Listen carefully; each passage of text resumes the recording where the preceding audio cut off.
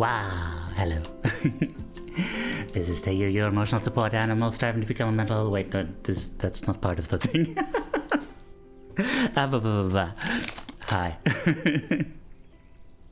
Hi. First of all, Connie, thank you so much for the resub. Miwo, how are you doing? And, happy to see you too.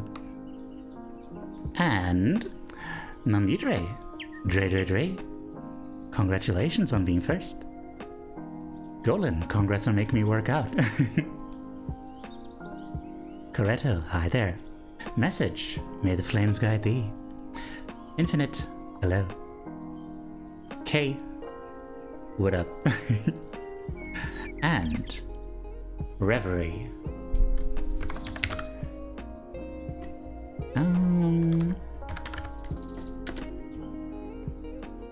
Congrats on being our new mod. Yay.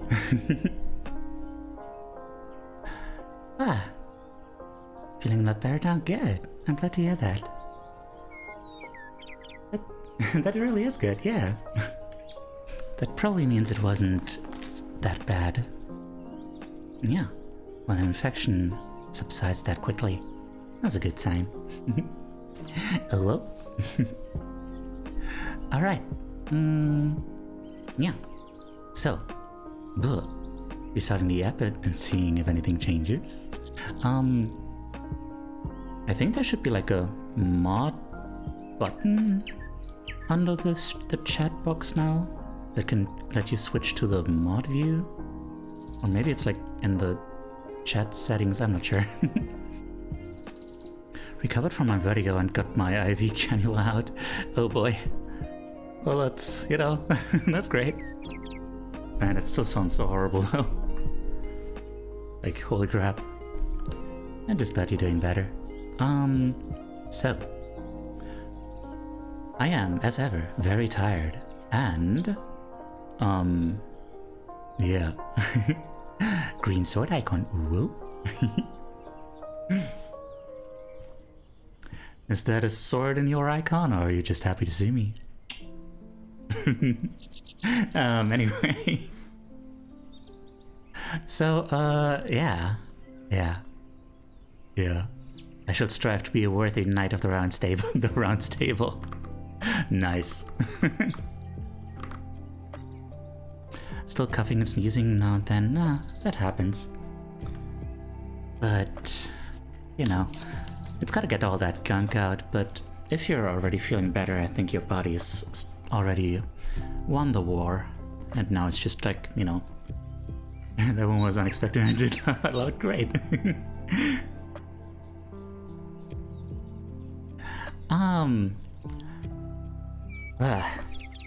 Man. One of these days I'm gonna stop feeling tired. I did go to the gym the day before yesterday. And yesterday I was feeling pretty good. Well, also the day, the day that I worked out, I also felt pretty good, for the most part. But yeah, the day after the workout is always the worst. So, I don't know. I think I'll just have to get used to it. Oh dear. Moa, thank you so much for the raid.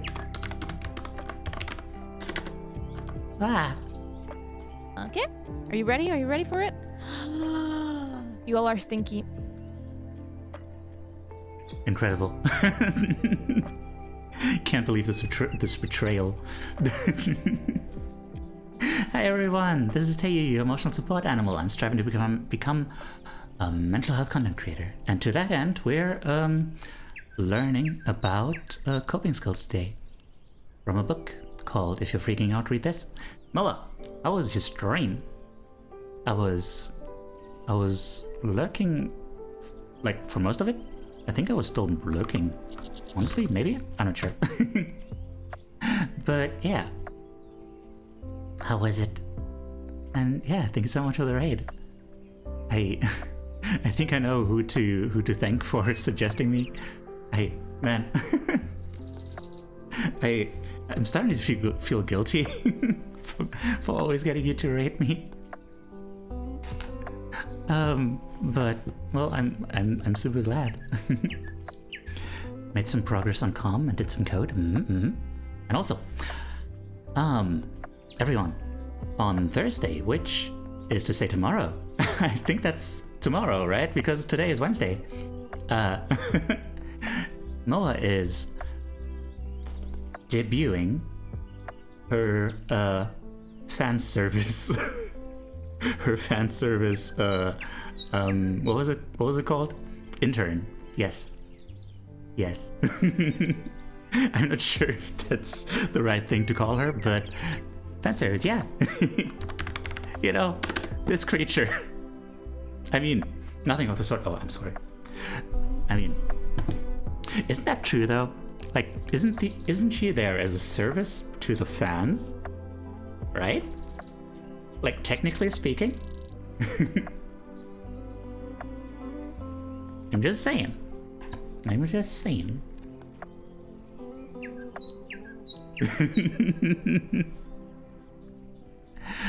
So yeah, everyone check out Moa. Moa is an old-time Twitch friend. I said old-time because like I'm calling the time old that we've known each other. Is that okay? And yeah, she's one of the most creative people I know. She does just all the things. And so yeah. If you'd like to join her on her journey of creativity and just doing all the things, then please do follow her. There's apparently no mod view on Android yet, so I've resituated myself in front of my personal computing device. I'm so proud of you.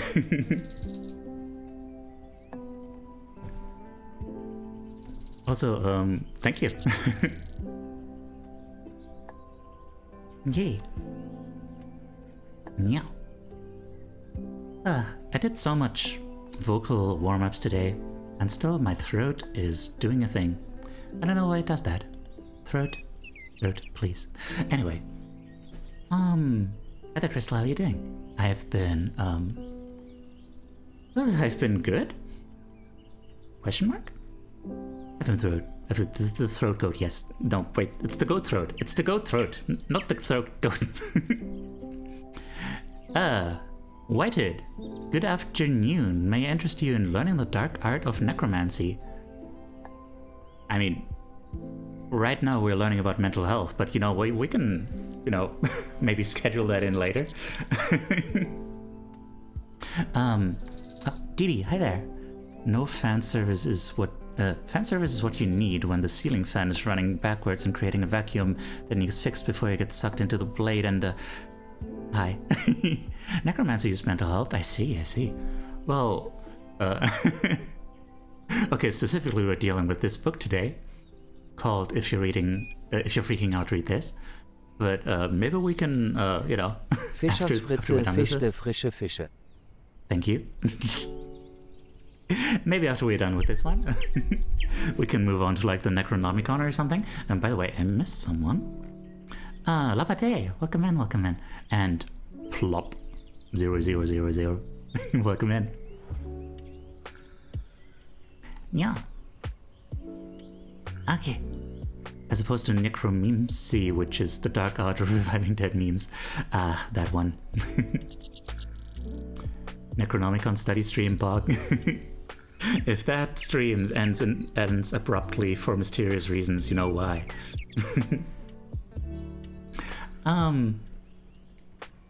Just sign this contract here and I'll teach. Do not read the fine print. There's nothing in the fine print. Okay. I see no problem with this. Thank you for the hat pat. Honk honk honk. Honk honk honk.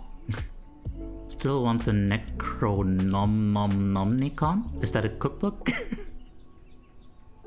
an eldritch cookbook?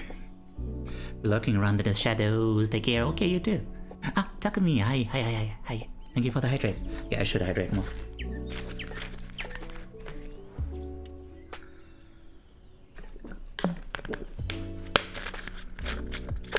Oh, thanks. I didn't know what to do with my soul anyway. Hi, Altarian. How are you doing? I actually own a Retronomicon. It's how I played my old games. Ooh, this is very convenient. Is that like an ebook reader that you use for games?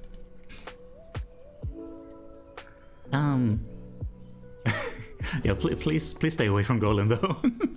Gonna have to dash. Oh, okay. Gonna visit your gran. Ooh, have a nice time. Doing fine, going to study. Hell yeah. I'm gonna try to do like a 15-15 split today for the Pomodoros. So, because you know, I feel like that would work well for what we're doing here. Because like I feel like after reading for half an hour, I'm starting to forget the stuff that I've read, you know? And also this would, you know, keep the momentum up a little bit more, I guess. Though I'm not sure how much momentum is good, because y'all tend to distract me a lot, but I just gotta get better about that. I think I just gotta draw a clear line. Gotta be like, I'm gonna be studying now, and y'all have fun. I do not take soul, people give them to me, they must be willing, hence the fine print. There was no fine print, wait, was there no fine print? There's nothing in the fine print.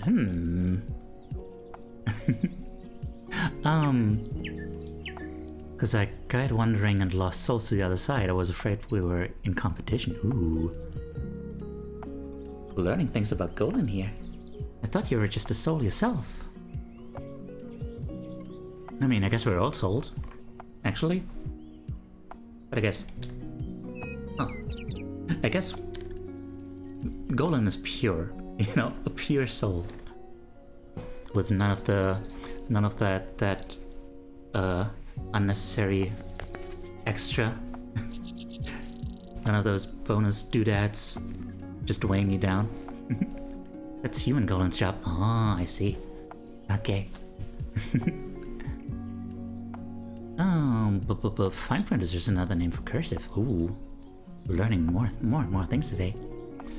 Soul Golan Entertainment on the other side. Oh. Soul Golan Entertainment. God. I didn't know you had a whole conglomerate and stuff.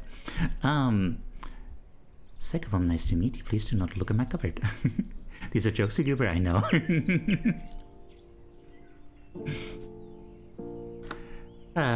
One day we will all learn the fine art of playing along with jokes and realizing when other people are playing along with jokes. It's rough. It's rough terrain. Like it's really the competitive like hello greedy. The competitive meta of communication. Yes. Greeny. Should I show everyone the thing you made? Should I do that? I've got it downloaded and everything. Should I? Greeny made a thing. Hang on, first of all, let me give Greeny a shout out. You guys want some? It's orange. Say, Hi there, Mrs. Suck. no. Happy to make your acquaintance. And Spasmo, hello. No pressure. Not a thing, anything but a thing. Sure, okay. I'll help you though. No, this is no joke, I'm really a necromancer, huh? Well, that's fascinating. You don't meet a lot of those these days. How are you doing? How are you doing, Miss Suck? You have a cute little nose? Or nose ring?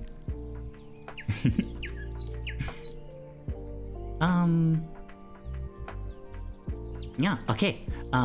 So. A vampire could also be considered a necromancer. Oh. Okay, so. Greeny made a thing. Let me show you the thing. Yes, yours? Hang on.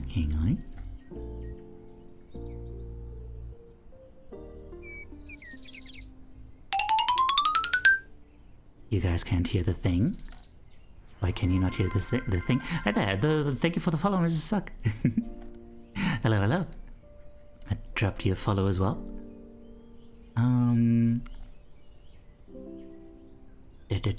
Local file, restart, something. Speed? Why can you not hear it? Why can you not hear it? What is this? It's a thing. It's a thing that Greenie made for me. Just... Oh man, I learned so much yesterday too. Just... Hang on, give me a second. I need to figure out, why can you guys not hear it? Why can you not hear this thing? There's supposed to be sound here. Ah! Enjoy, I'm gonna head out to work. Okay, take care. See you. Also, Uzi, hello there. You had a xylophone, you did? Oh! Was that the thing? Is it that you can hear it, but I can't? Hang on. Oh, okay.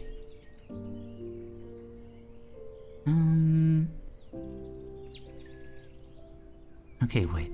You should be able to hear it if I do it like this. Do you hear it?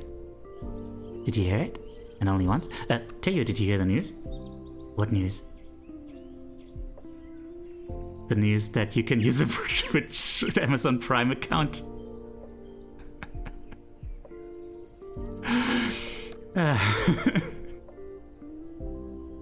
Did you know that if you have an Amazon Prime account, you get a free Twitch subscription once a month?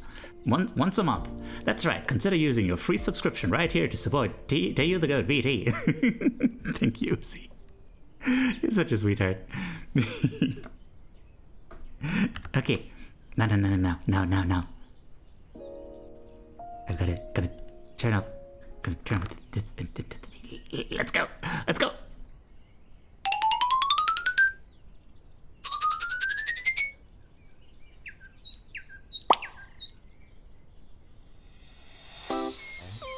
What? Hey, this is Teiyu, your emotional support animal. What up?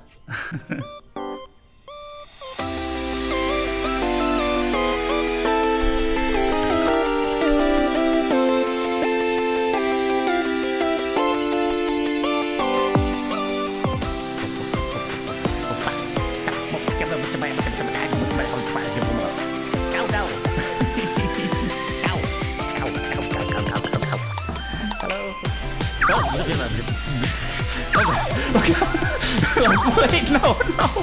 Right? It's, right. That's what you were talking about. Oh god. Okay, so wait. I can't even tell if my controls are reversed. They are reversed. You sound like you would be a wonderful dad. You should find a nice lady goat and make 2D4 babies. Hang on.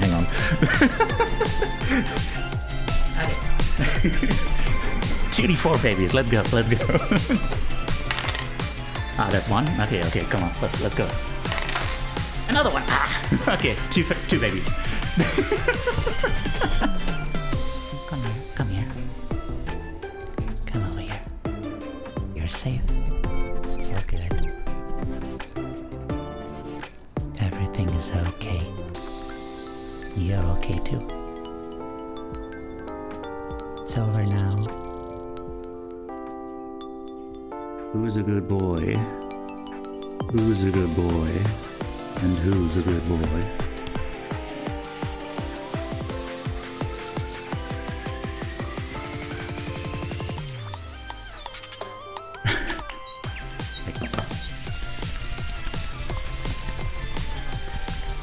You cute!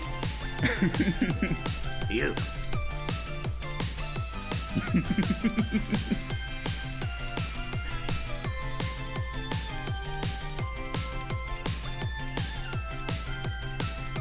You cutie!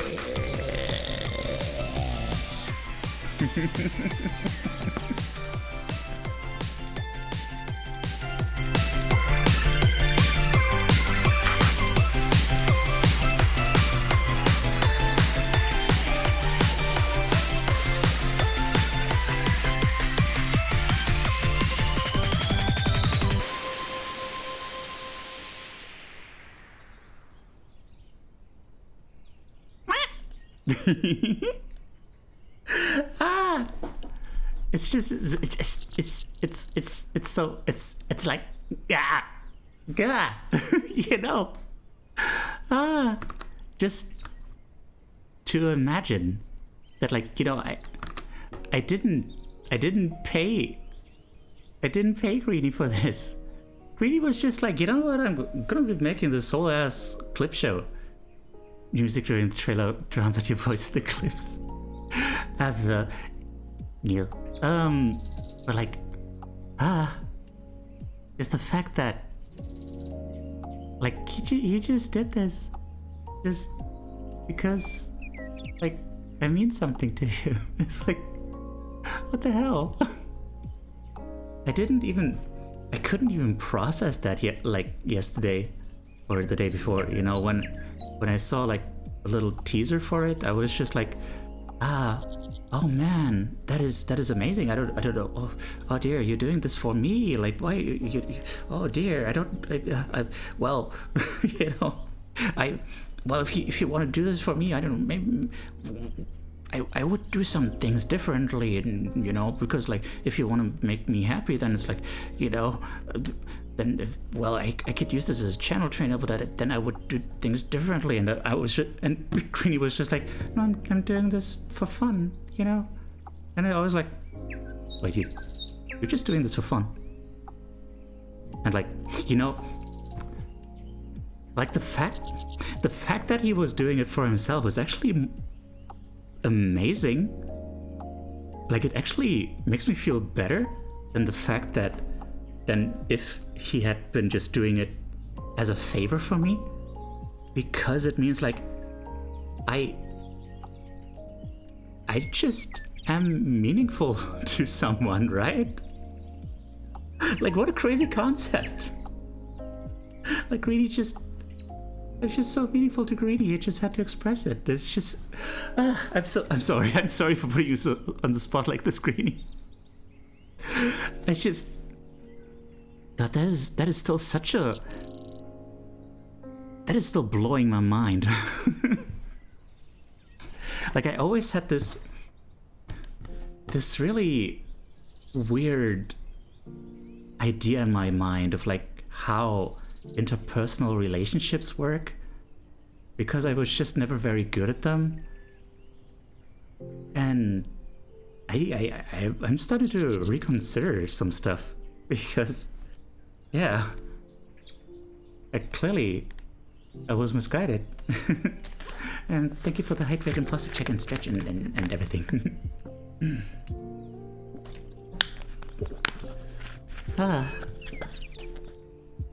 So yeah.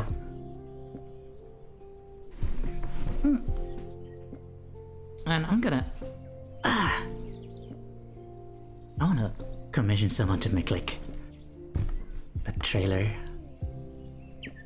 another one, and stuff. But yeah. So, yeah, Greeny, thank you so much. You've given me more than you can imagine, honestly. All right. Wow, what a change in energy. Also, wait, did I miss something?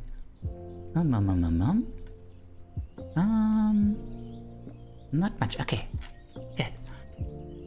So, we're gonna start working now, I guess. Let's go.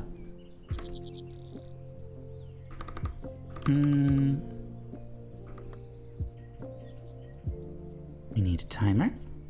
15-minute with 15-minute sessions with 15-minute breaks. Also, you know what? Let me do a thing here. Let me do a thing right here on stream.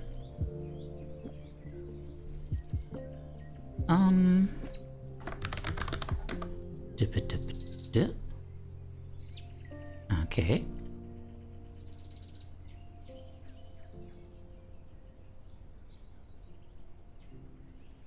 And now focus mode. Focus mode. Focus mode. Oh, that's focus mode. Okay, wait. Sorry, I'm being really disorganized here.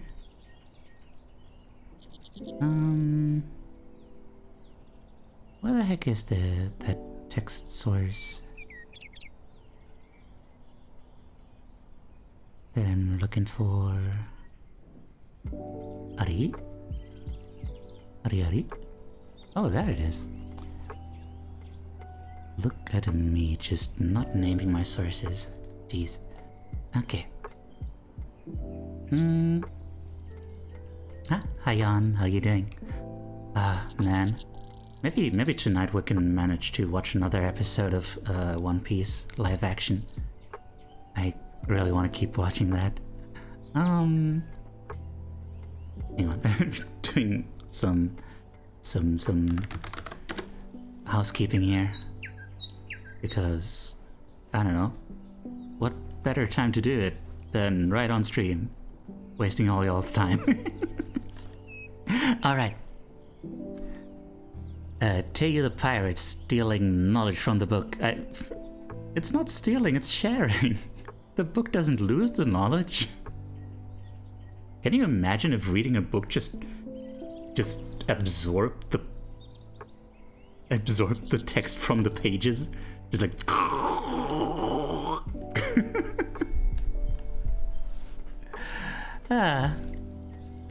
Also, you know what? Friggin', let's give a shout out to Uzi too. Hands on this mission, so... Oh my goodness gracious, look! Metallic Look! Somebody set up the teddy bears! Oh! Look! Let's turn on the light. Somebody set up the teddy bears wearing little hard hats and hammers, and they got a little Nuka-Cola, and there's a radio and a little stepladder. Oh. Okay. Okay, where's my print screen? Take this. Screenshot. Aw. So cute. You're so cute.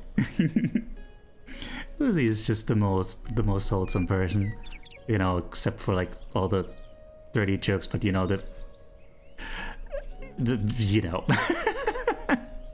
you know, if you're here, you can deal with that. All right, now let's freaking go. Let's do the thing. We're gonna start. 15. Oh, that's as many as we can do. Okay, let's go.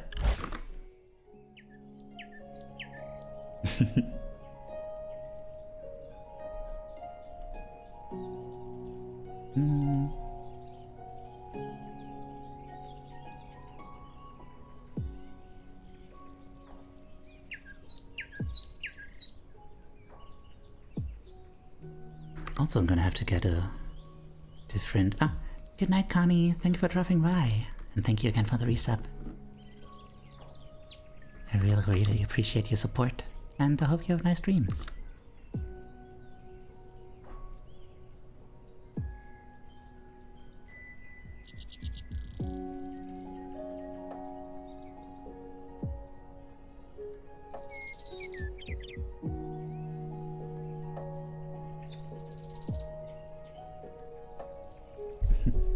Colon 3.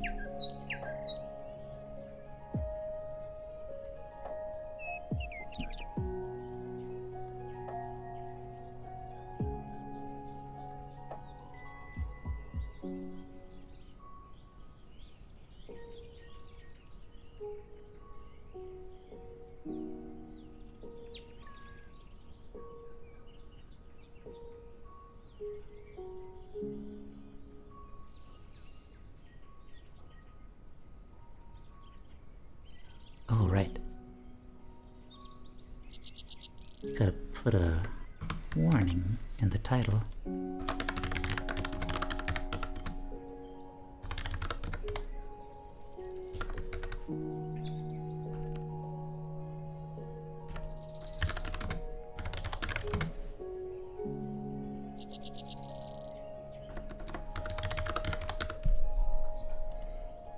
Because yeah, be aware, everyone. This book deals with some very real shit, to put it mildly.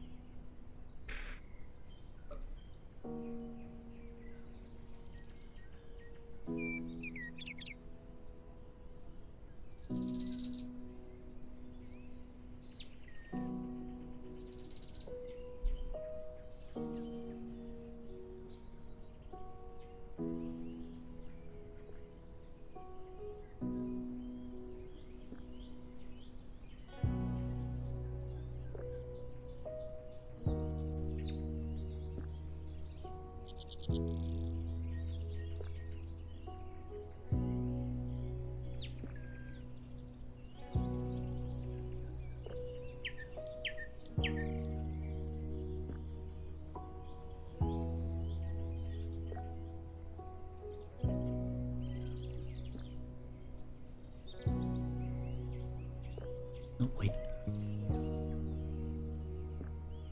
This isn't accurate anymore.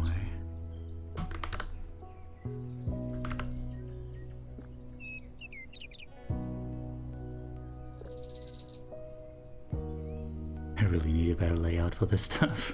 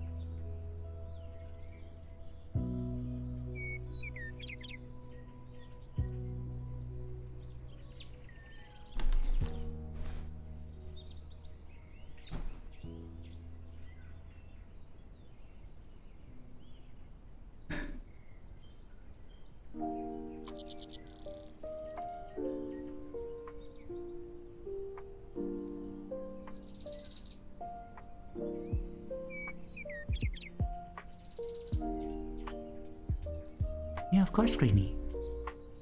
Just tell me and I'll retweet it and stuff.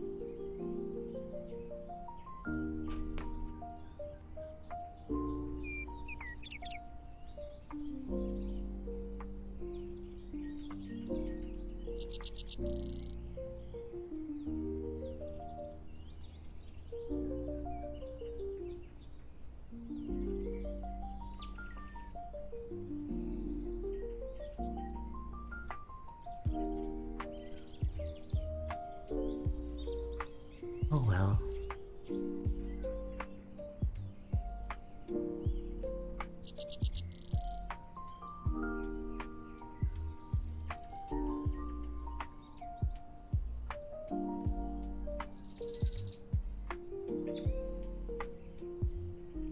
Guten Morgen Teiyu. I woke up with a headache and frankly an indecent mood, but I hope you're well. Aw. Hope you get better soon. Good morning. Nice to see you again.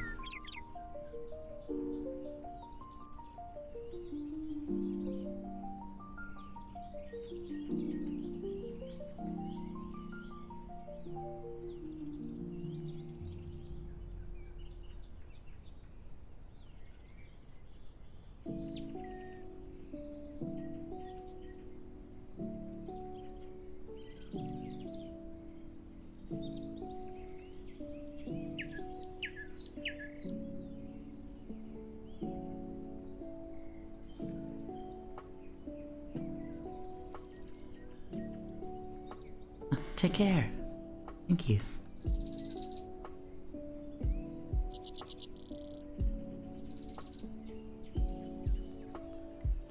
Ugh. I really need to stop putting my fingers under my mouth, because then my phone thinks I'm sticking my tongue out. Of course now it's not doing it. Hi Kashka, how you doing?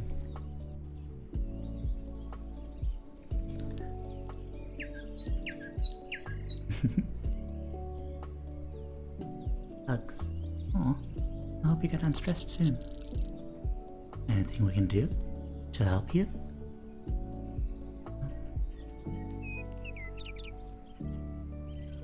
Alright.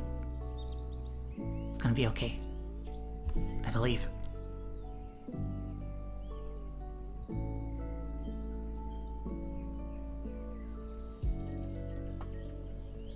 Of course I was gonna show it in the stream, Greenie. Oh dear. Good luck getting up at 5 AM. Okay, hang on, I need to focus. I need to focus. Ah. Just 5 more minutes.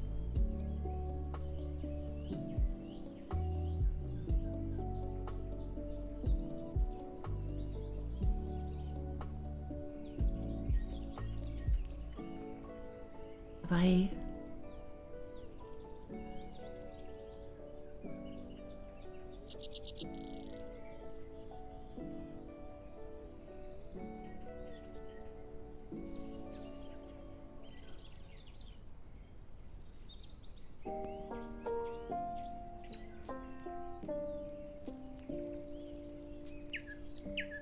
The Duck Fetisha, welcome in. How are you doing?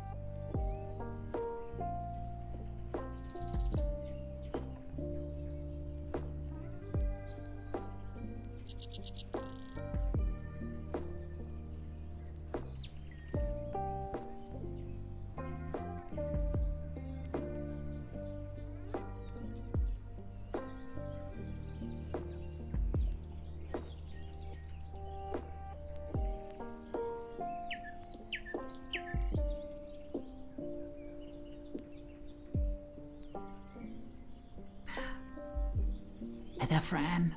Hello.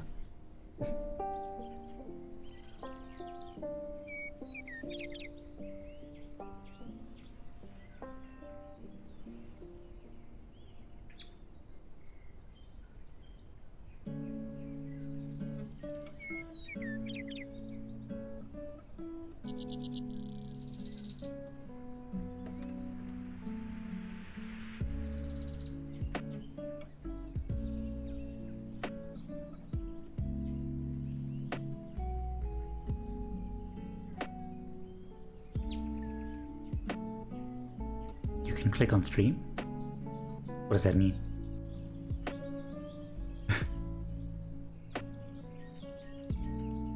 What? Should I be scared? Oh.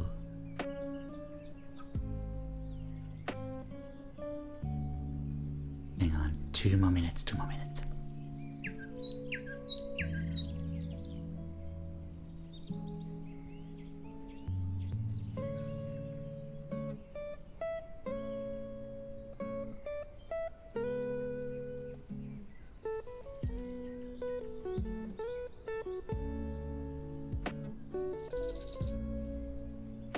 I guess so, I guess I should get rid of the crowd control thing. That was just for one stream.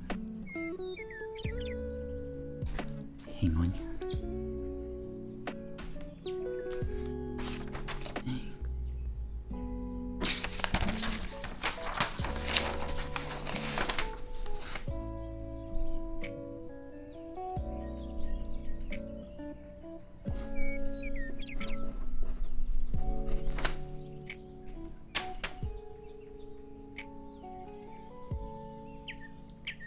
Oops.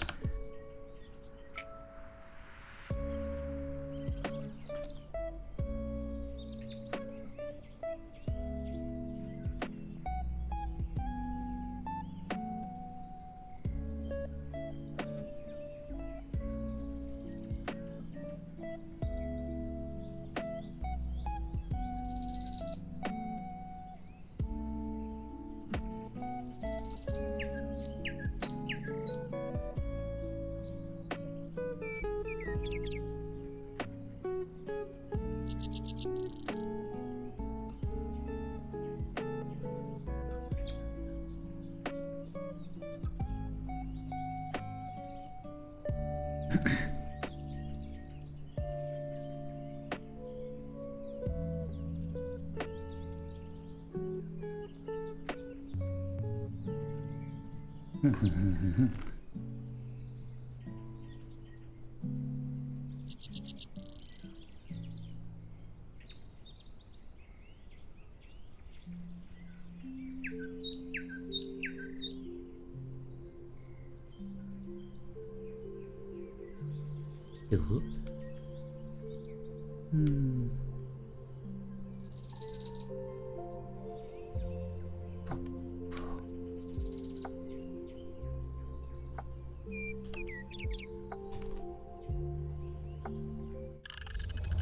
Okay. Hello, I'm back. Okay. Okay, let me scroll up and catch up on chat.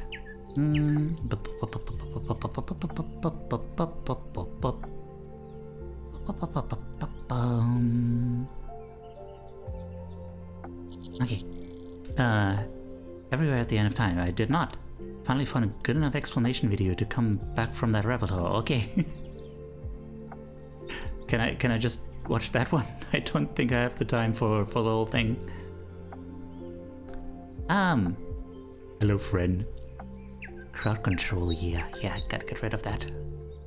The only thing I have left to do is listen to that 7-hour musical behemoth. You haven't done that yourself? You're telling me to do that and you haven't even done that yourself? Also, Metallics, hi there. How are you doing? I don't think I've said hi to you yet. Catch up on chat, where? Damn it, it's in the kitchen. I forgot to bring it. Ah, well. It's always ages when I catch your streams, but I like seeing that not if I see that set up in my Discord, seeing your regular stream. Aww. that's really touching. Is it always so early for me? I either sleep through your streaming times or work at shop those days. Unfortunate, yeah.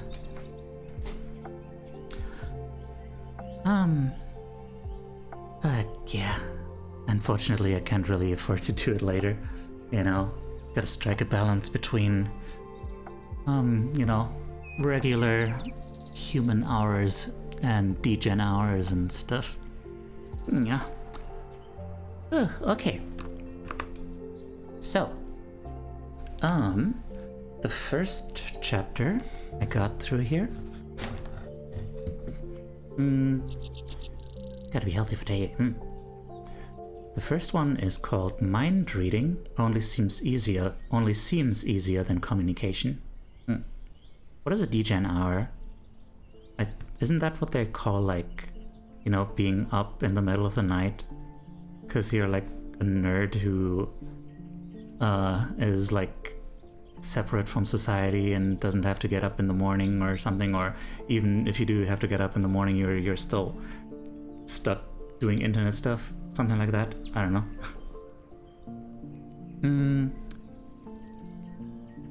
So yeah, this one is about for one thing,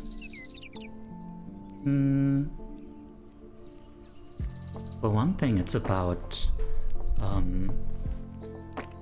first of all admitting that you even have a depression problem. Like,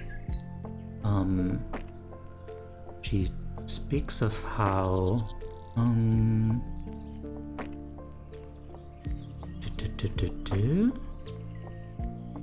hang on, no.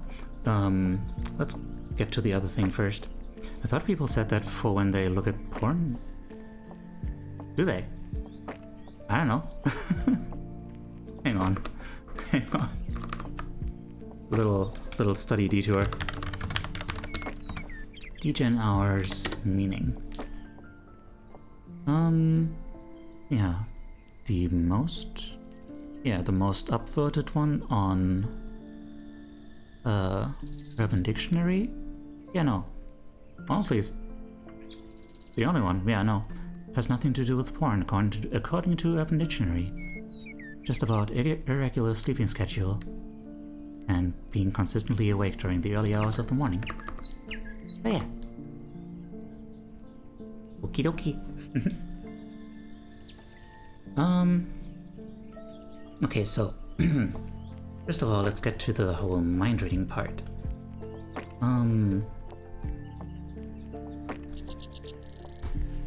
The author had this terrible habit of just kind of wanting people to mind read, and that's common. That's a common thing.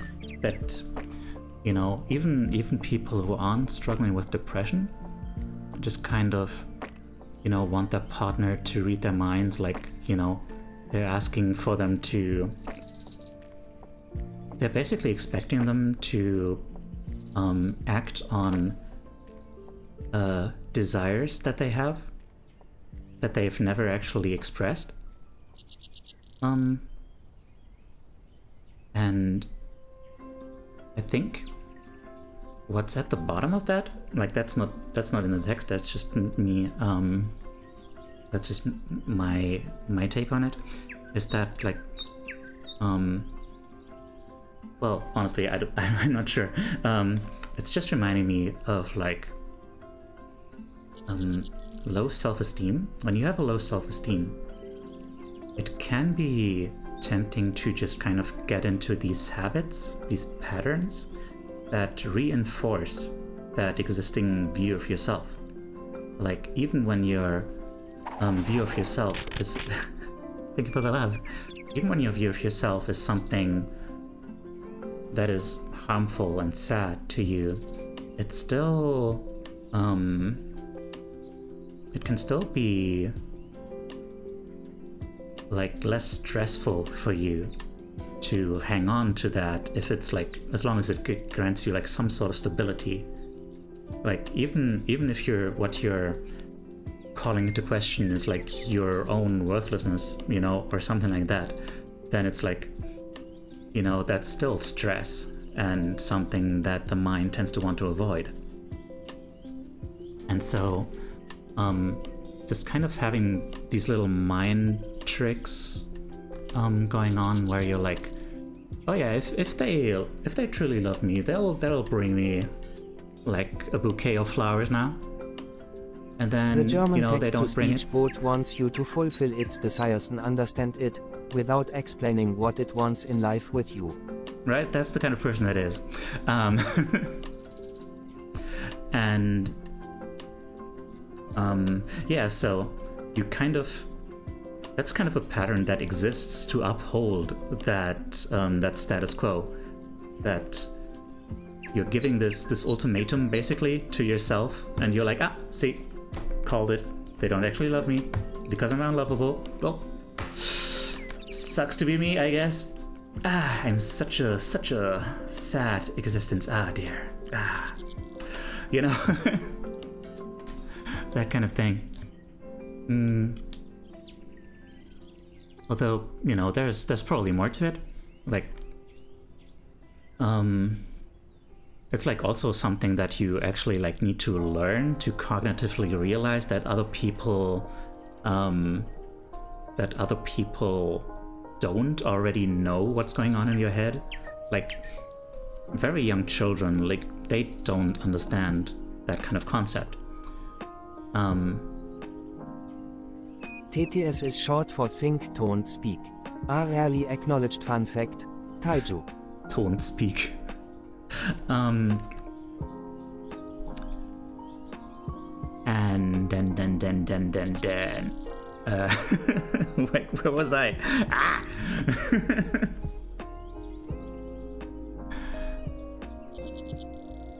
I lost my train of thought.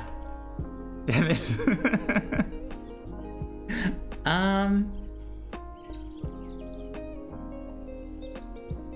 Can someone help me? I seriously forgot what I was talking about. Oh no. Right. Little kids. Right, they don't know that there's a distinction between what you know and what other people know. And so, like, I think that kind of stuff, like, when you're in a bad place, that kind of, you can kind of revert to older patterns, in a sense. Internal Emotionally? ultimatums cause you to feel bad. Internal ultimatums cause you to feel that, yes. I mean, more specifically, I was on another thing.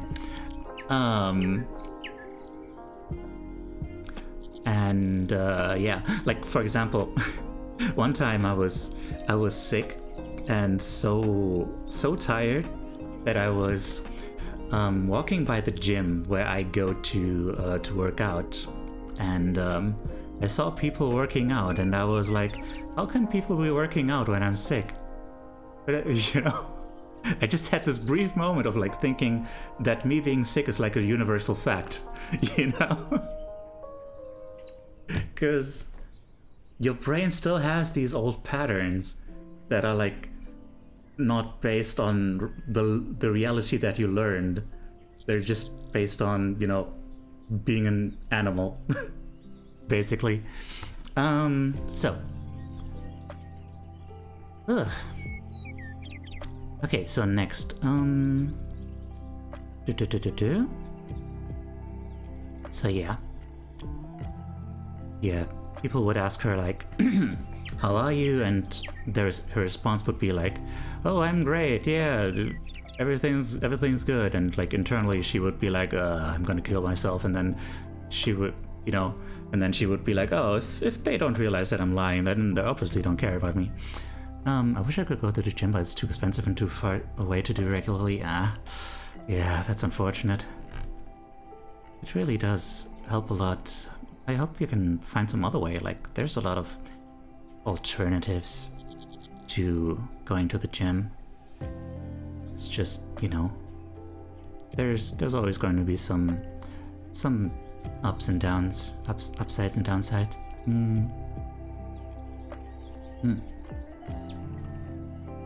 Okay, so here's a whole list, like, for you to get active with. If others could read my mind, they would know. And then you should write down examples like, they would know, for example, that I had a terrible nightmare last night, or they would know that I think I'm getting depressed. And then once you've written those things down, you can, you know, get active and be like, hey, I'm gonna share this with a supportive friend or a family member or a therapist. I think it also comes from how people around us behave during childhood. When we're 6, sometimes everybody around us knows and is concerned about us. Everybody as in those in our direct vicinity, like family. Maybe, I don't know. And then there's this whole thing that I mentioned before about not really kind of admitting to yourself that you might need help. Like, she used to think that she needed to wait 6 months or up to a year before telling people that she was actually depressed. Like, you know, any earlier than that, and it's just like, oh, it's just a phase or something, you know, it's just having an off day 90 times in a row.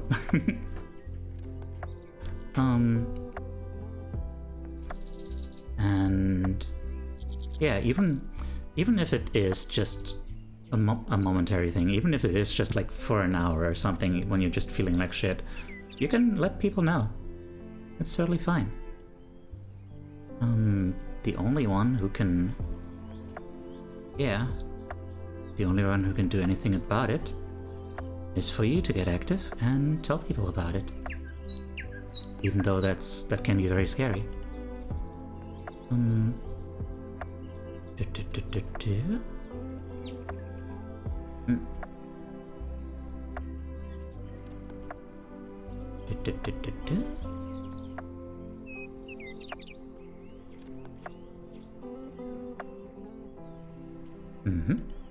Yeah, it's important to communicate your feelings and needs explicitly.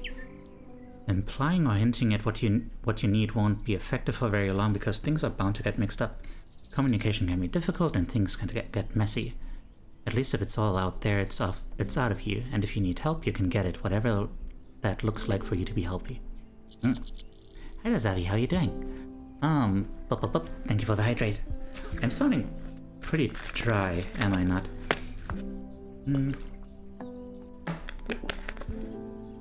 I just tell people I'm good because I don't really want to burden people with my issues most of the time. I still don't find my own issues with other people's time and keep to myself when I have something I'm considered burdening me. Well, hang on. Let's go back to the previous chapter. That was about that.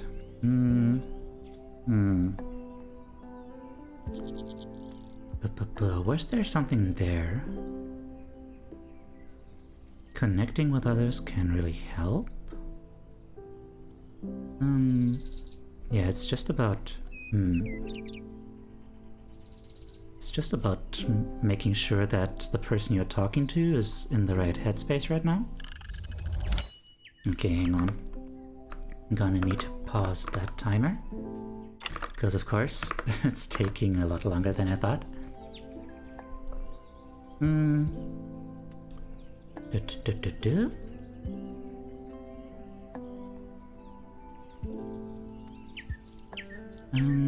Yeah. I thought there might be some stuff there for how to deal with that thought, you know, the thought that you don't want to burden others with your troubles, but I don't know. I guess just, you know, find those people who are okay with that and cherish them.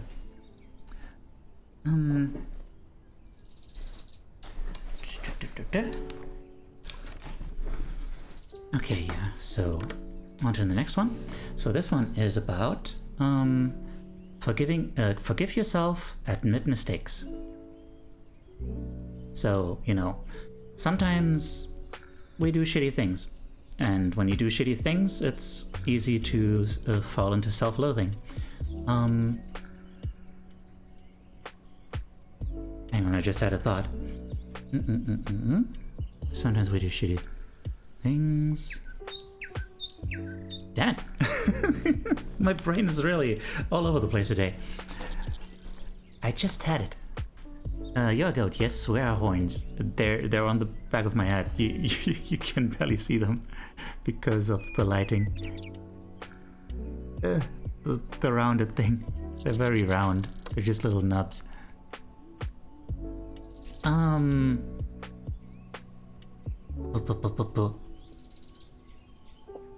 Man, I can't believe this. I just had a thought. I just had a really good thought. And it's gone. It was there for like 1 second. I go.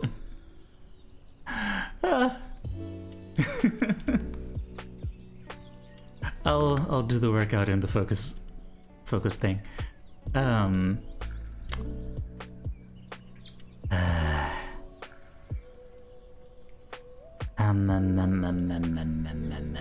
Well, I don't know. Hopefully it'll come back to me. Okay, so forgive yourself, admit mistakes. So, it can be easy. It can be easy to fall into self-loathing when you do, when you make mistakes. All right. Here's the thing. I don't remember where I read this, but it's actually kind of an uncomfortable truth that, like, trauma, initially at least, doesn't make you a better person. In fact, it usually actually makes you a worse person.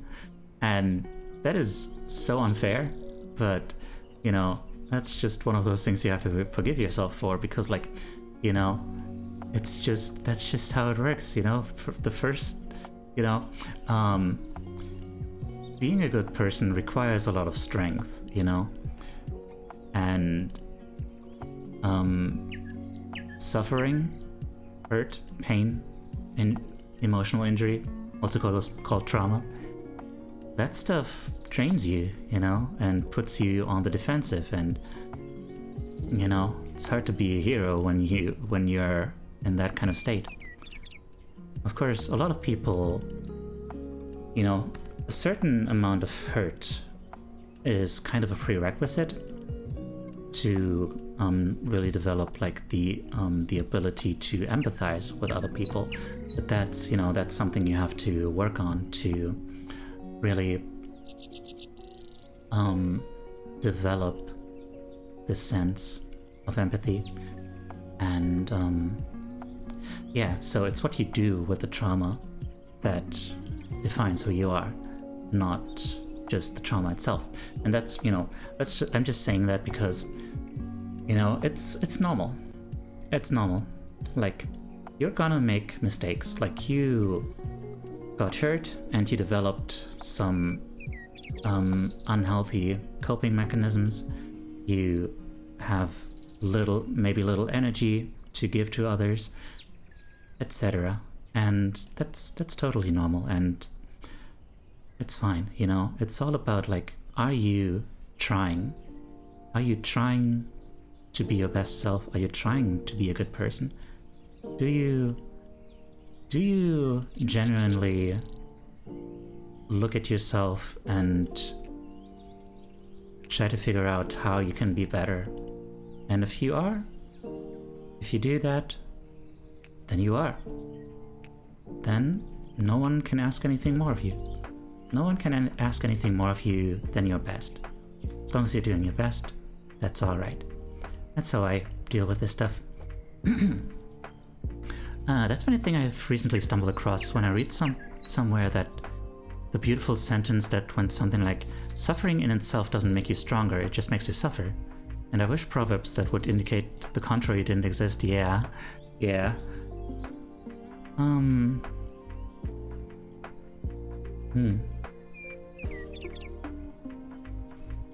Okay. So let's scroll back through this. So, here's a little tidbit. Part of personal growth means admitting when you are shitty. This is about showing up for yourself and showing up for those around you. So, how can you undo self-loathing?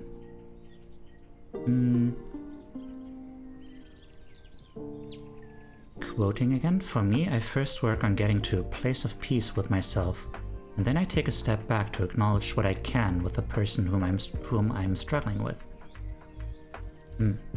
So first of all, you gotta deal with the negative voice in your head. And to do that, you need to balance them out with some true and positive self-talk. So for that, you're gonna have to come up with balancing thoughts for each of your negative thoughts, right? So if you have a particular negative thought about yourself, you've got to come up with something to balance that out. Like, for the example she gives is like, if you think that you're terrible at skateboarding, you change that to, "I'm excited to continue getting better at skateboarding." I think something...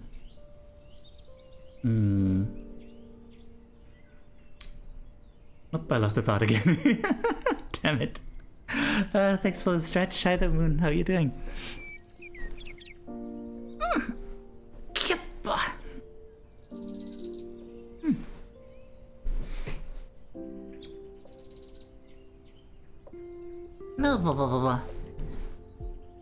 I regularly get enraged and pissed. I tend to get angry when I get upset. That's been really the only way I learned to deal with the bad. And I tend to excuse this because my parents forced me to bottle it up, but just lashing out like I did was hurting me and everyone around me. Yeah, I'm glad you recognized that. Yeah. That's the first step. And like, that's not easy to do, you know, even just recognizing that, like, you know, recognizing that you did something wrong without just turning it into this whole thing like, I am the most horrible person to ever be horrible, and that's me. I am the night. I'm a blight upon this world, though. You know, like that's not helpful, and like you did that, but you know.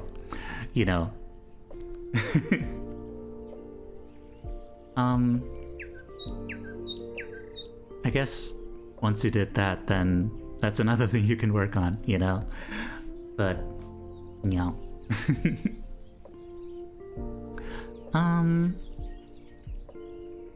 Blah, blah, blah, blah, blah. And also, yeah, write these balancing thoughts out so you can keep referring back to them.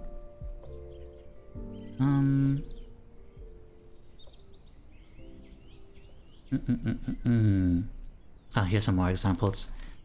Negative phrase, I will never get this right. Balancing thought, I learn more each time I do this. Negative phrase, nobody cares about me. Balancing thought, I am unconditionally worthy of love. I think if like a positive balancing thought is too much to ask for right now, like it can feel too hokey maybe, try like a neutral one, you know? Like if you don't think like, if you can't believe yourself when you say like I am unconditionally worthy of love, you know, which you are because you're a human being, you know? Then just try like, I don't know, I am no less worthy of love than like that other guy who sucks, but people, you know, still like him well enough or something like that, you know? Or, you know, I'm not worthy of hate, like as a start. I don't think I deserve being hated. It's just now when I'm less terminally depressed, wishing to die in bed every day, looking back, it's way easier to identify. Oh dear. Big hugs, dude. Okay, what else was there? Okay. Yeah. And by implementing that stuff, you'll be able to better acknowledge your wrongs without feeling shame. And then, yeah, then you can better apologize while staying in control, and, you know, don't expect that you'll necessarily get an apology back. It's about, let me quote, you need to clear yourself of the negative behaviors that hold you back. Acknowledging these behaviors aloud can help relieve them and help you move forward. That's what it's about.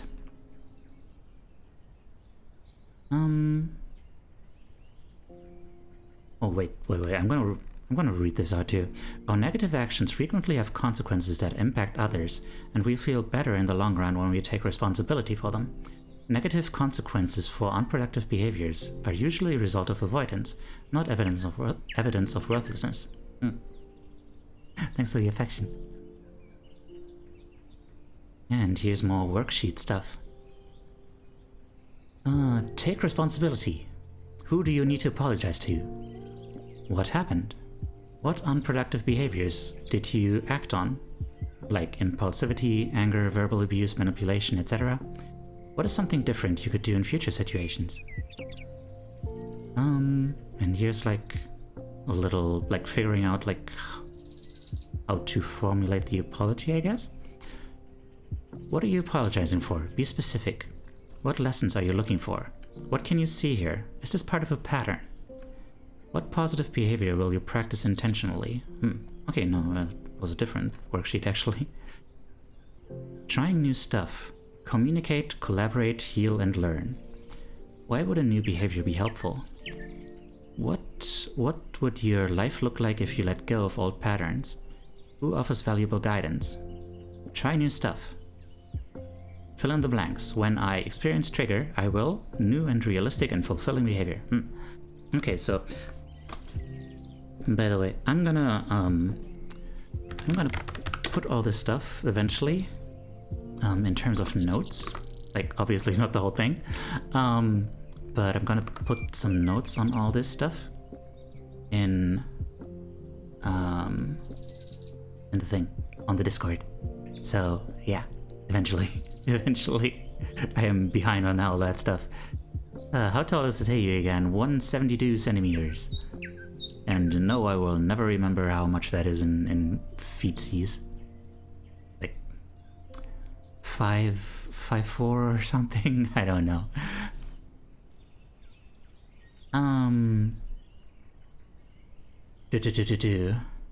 Another thing. How could this teach you to be purposefully kind? How are you going to be less shitty now? About 2 feet? That is incorrect. Right, Amaze? What are you doing? How are you shedding your ego? What can you tell your brain while hearing the kind of feedback that sucks to hear? Like, here's a self-compassionate phrase to tell your brain. I am inhaling, I am exhaling, I am learning. I must allow those I love to express their true selves. Yeah, some self-compassionate phrases. Oh, another one? Replace the word but with the word and. Like, I love you, but you're driving me up a wall. And instead of that, you can be like, I love you, and you're driving me up a wall. Or, I feel happy, but I keep having negative thoughts. Instead, you could be like, I feel happy, and I keep having negative thoughts. Because, like, you know, it's one of those reframing things. When you use the word but, it discredits the whole thing that came before the but. Don't make puns here. But if you say and instead, you are allowing for both of those things to be true, and you know, you acknowledge that sometimes emotions are just complex, you know? Sometimes life and emotion are just complex. That's the thing that happens. Okay. Right. Now let's go back to the thing. Focus mode. Go.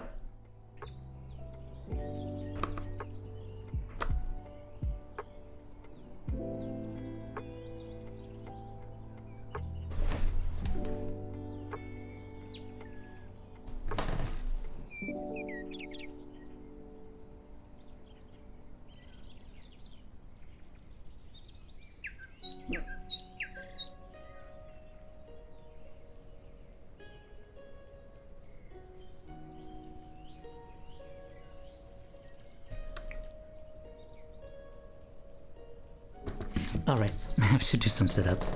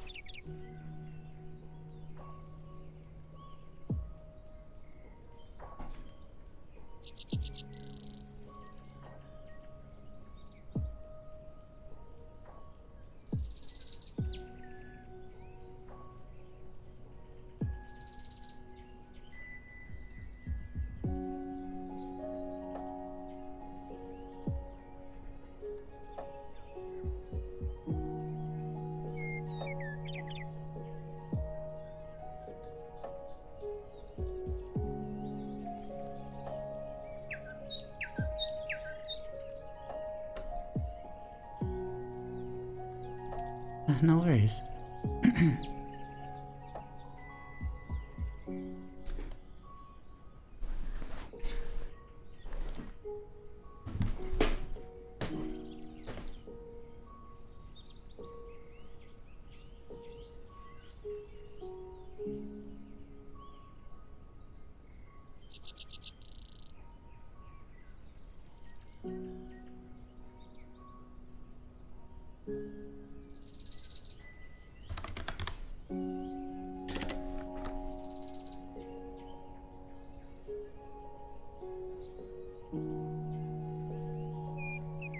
Bye-bye.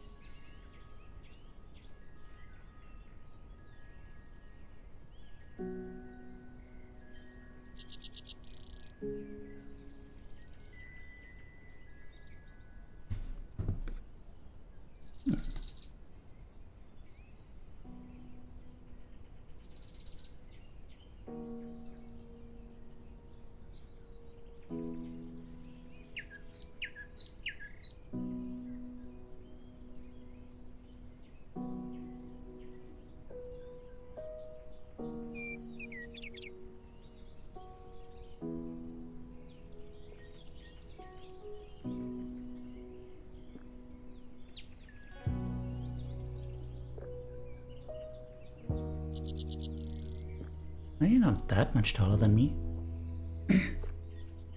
Silly Cooper.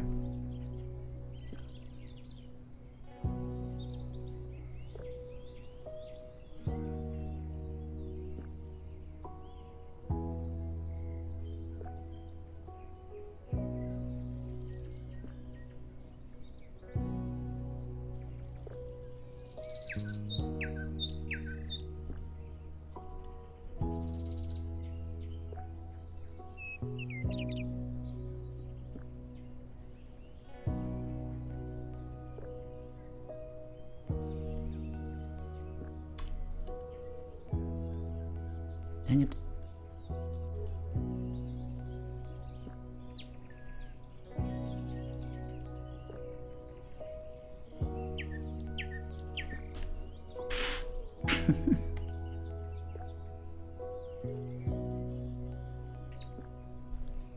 You're not even a head taller than me, come on.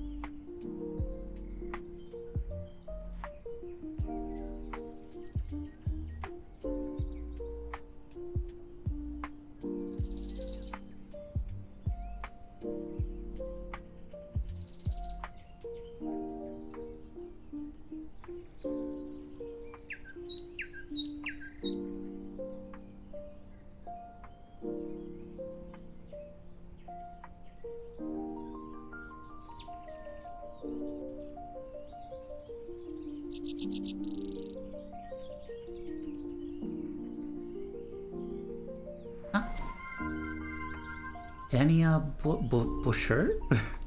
Dania Boucher? I don't know how to pronounce your name, but hello. Welcome in.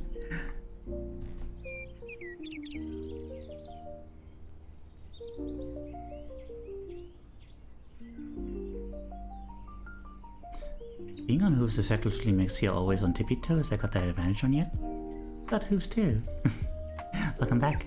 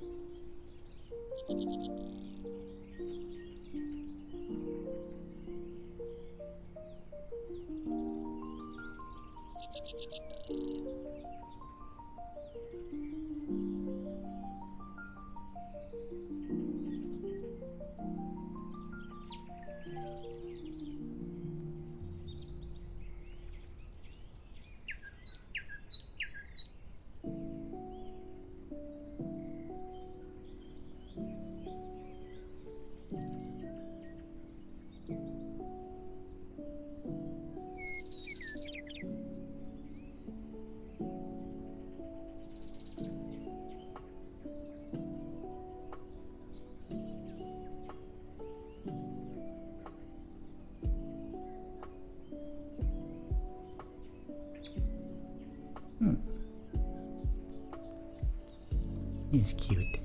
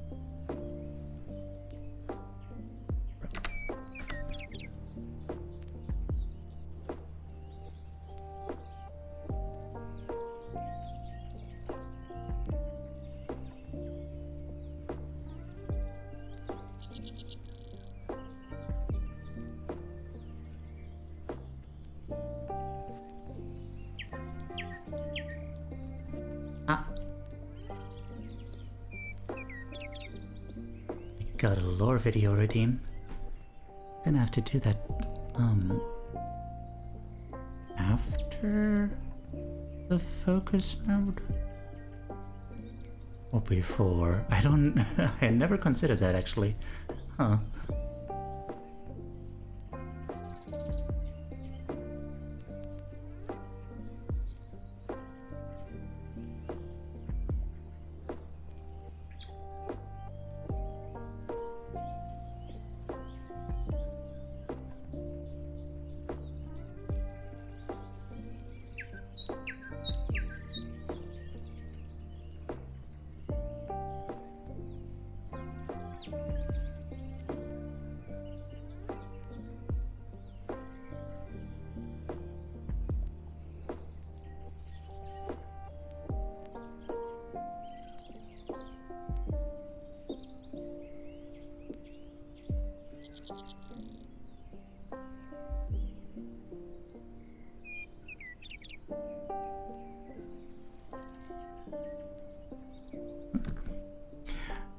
Goat, what would you like to promote?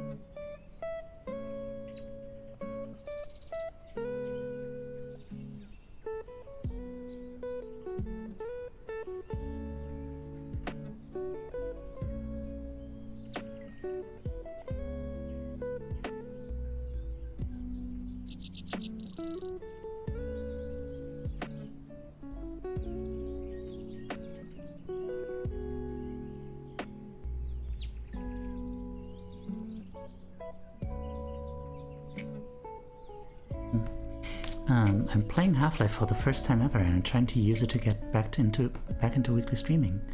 It's a fun game. So far I only managed to softlock myself once. Nice. Proud of you. Took a few major hiatuses due to events online and IRL. Alright, everyone give some love to Goat. Actually, my most long-time supporter. We've known each other since my first stream. So that was crazy.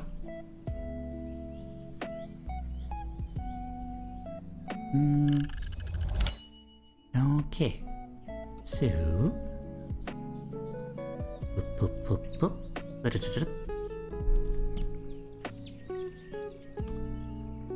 Wow. Thank you for the hydrate.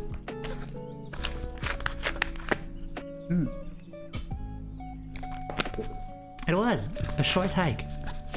The game where you're a bird. Okay.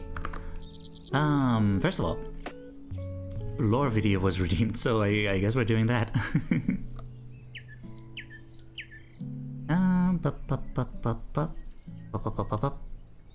Well, get ready, everyone. This is myself. Thank you. That down there, that's a little guy. Not sure yet what they're called, but there's a lot of them. Everyone who stays at our community center has one of them magically appear one day. They seem to be connected to our souls, growing and transforming as we ourselves grow and learn to be who we are. We live together at the Goat Community Center. So anyway, about this guy, right?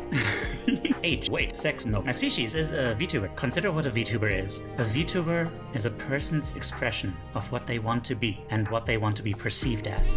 And if you go deeper, you could argue a VTuber is a concept. It is immortal and unlimited. Like a divine entity, it can exist independent of time and space, within the minds of whoever invites it. However many people have perceived the VTuber, as many people hold an instance of it within their soul. Teiyu is an embodiment of love, sincerity, understanding, forgiveness, hope.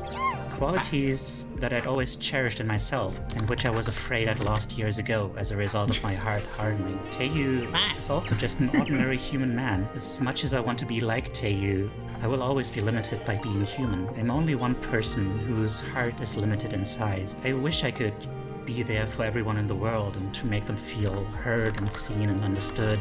You know, that is, of course, impossible. But Teiyu has no limits. I cannot be there for everyone and love everyone equally, but Teiyu can.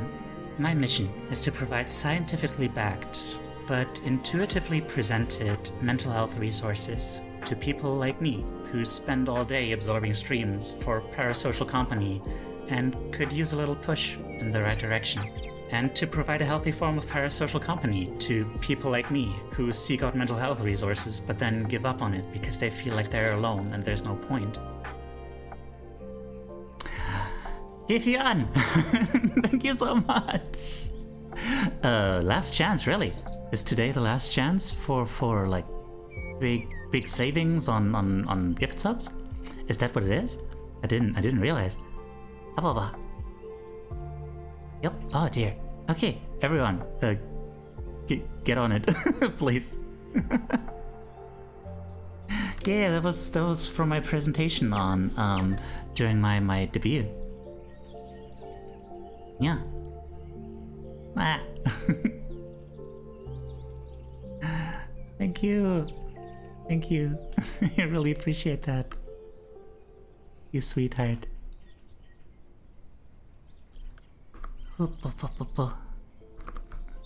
gotta work on more emotes to make those subs worth it. Ah dear. Okay. So, speaking of which, The next chapter is about gratitude. Have you ever named those sprout-looking guys? I think we decided on buddlings, but I think we'll have to have a like a poll on that, you know, because I'm not entirely sure. I don't think we ever like officially decided on something.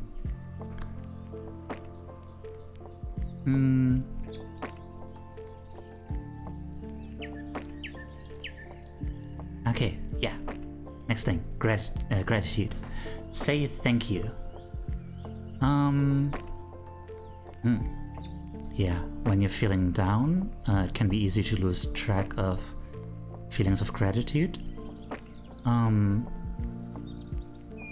So it can help to focus on your attention on something around you that you're grateful for. You know, just can be some really small thing, like, you know, I don't know, like your Nintendo Switch or something, or your even just a really nice pen that feels good to use. Something that you're happy you have. If they're connected to your soul, can we call them soul sprouts? Because they're there to grow and change? I don't know. So that's an idea.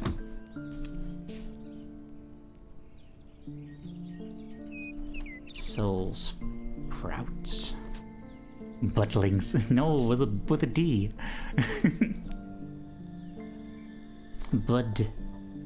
Buddlings. Because like they're based on seedlings, but you know, they're little buddies.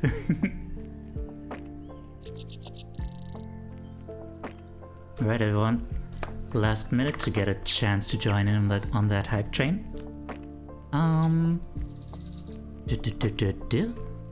Meanwhile, yeah, once you've found a thing to be grateful for, you can describe the characteristics of this object. Like for instance, it's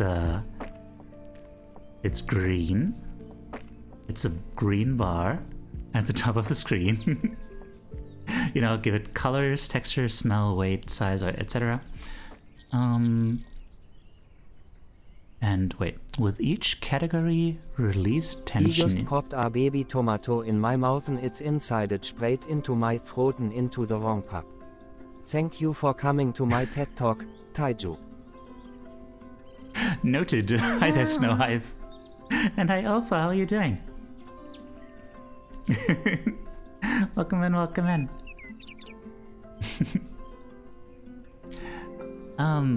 Yeah, thank you for the hype train.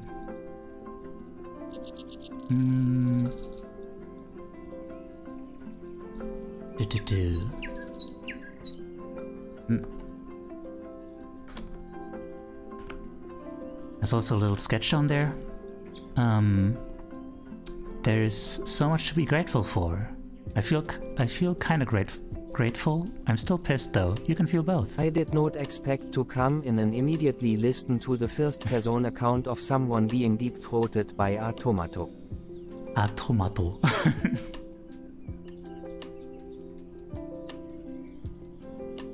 2 minutes and food is done. Hopefully that one goes down the right pipe.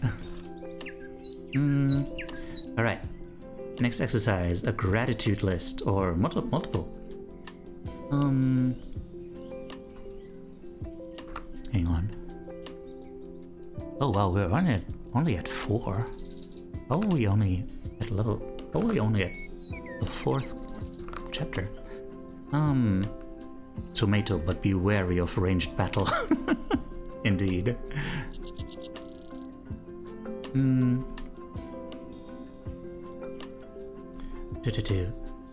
A wonderful way. Right. So you can start practicing gratitude by making a gratitude list every day. She's kind of intense about it. Like she started with like 25 items every day, which, you know, at that point you really have to do the small things, I guess. I have something in my journal for that. Like I do 9 At the end of every day, I write down 9 things that I'm happy about that day. Not 9, 3. That's a different number. How did I say 9? Why did I say 9? Otherwise I am good, having one Kankersäure or as we say Apten in Germany, and I think that is wunderschön, in Arbeitsspot in my cheek, but I went to the Weihnachtsmarkt today with my neighbor and they walked around with me for a while and got me a baked potato, heiße Maronen and a Glühwein. It was fun, a lot, but fun. Nice. I'm glad you had a nice time.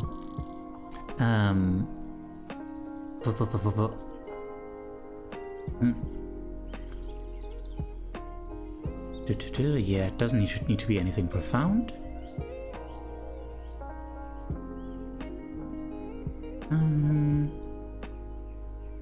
Yeah, she used to do like 25, she's down to 5 every day, and just really soaks in that gratitude each time.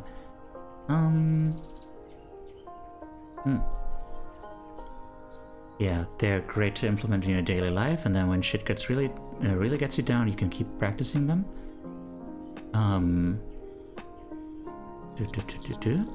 And yeah, when you're in a dark place and you can't think of anything to be grateful about, you can instead look back at stuff that you were grateful for before, and can help you weather that storm. And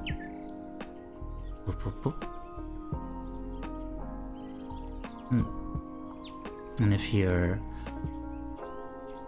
when you're acknowledging what you're grateful for, you've got to really take your time and study that gratitude, that feeling. If you're thinking of a person, imagine giving that person a hug. And if you are thinking of an object, study it in your head and really, feel that gratitude in your heart. It's about mindfulness, apparently.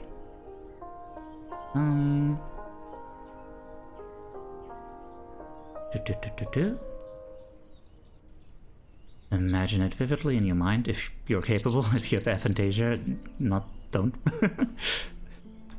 Take a long inhale and thank it for existing. Recall your favorite memory with each item on your list. When you put a person on your gratitude list, let them know. It will make your friendship smile. And write sentimental thank you cards. Yeah. Oh, hang on. Tomato. Be aware of tomato. They are red for a reason, because danger.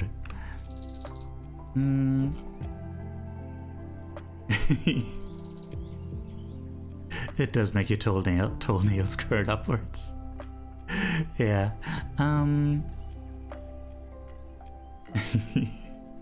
Reverie also gets it. Wish I understood a lot of languages just so I could communicate better with everyone I love to interact with. What is your opinion on feta cheese? Sheep or goat cheese? It really elevates a lot of salads. And I'm grateful for it. Because salads are really hard to eat. But sometimes there's just enough in there that it's like, okay, but this is a good experience. I'm happy with this.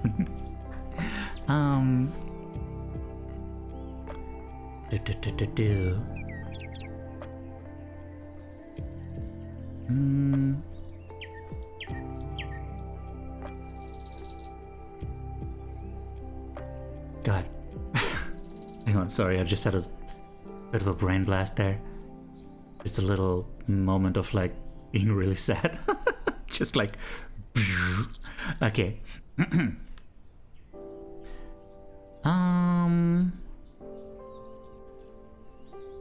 What?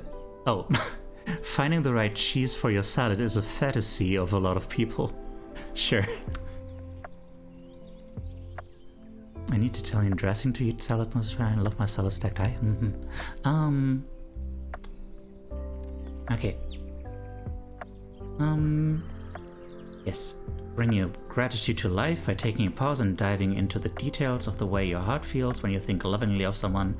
Then you can say thank you. Just thank a person for existing.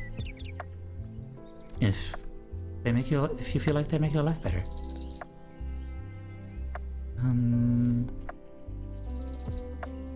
Or, you know, just do something nice for them to make them feel appreciated, depending on your love language, you know.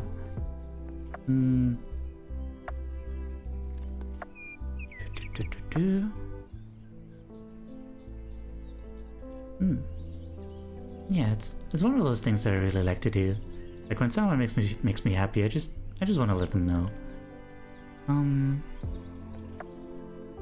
Yeah, here's another work page. List 3 people you're grateful for. 1, 2, 3. Pick one or all of those people and write 3 things you appreciate about them. ABC for each one. Think about this slowly, let your shoulders relax into your gratitude, let yourself acknowledge how cool it is that these people exist. Existence is weird, nice humans make it weird in a good way. Say, hey, if you've ever wanted to die, I'm really glad you didn't. I really like that phrase. Here's a cool one. Happy jars. Oh god, that jars took on such a bad connotation in recent years. Hang on. Pause.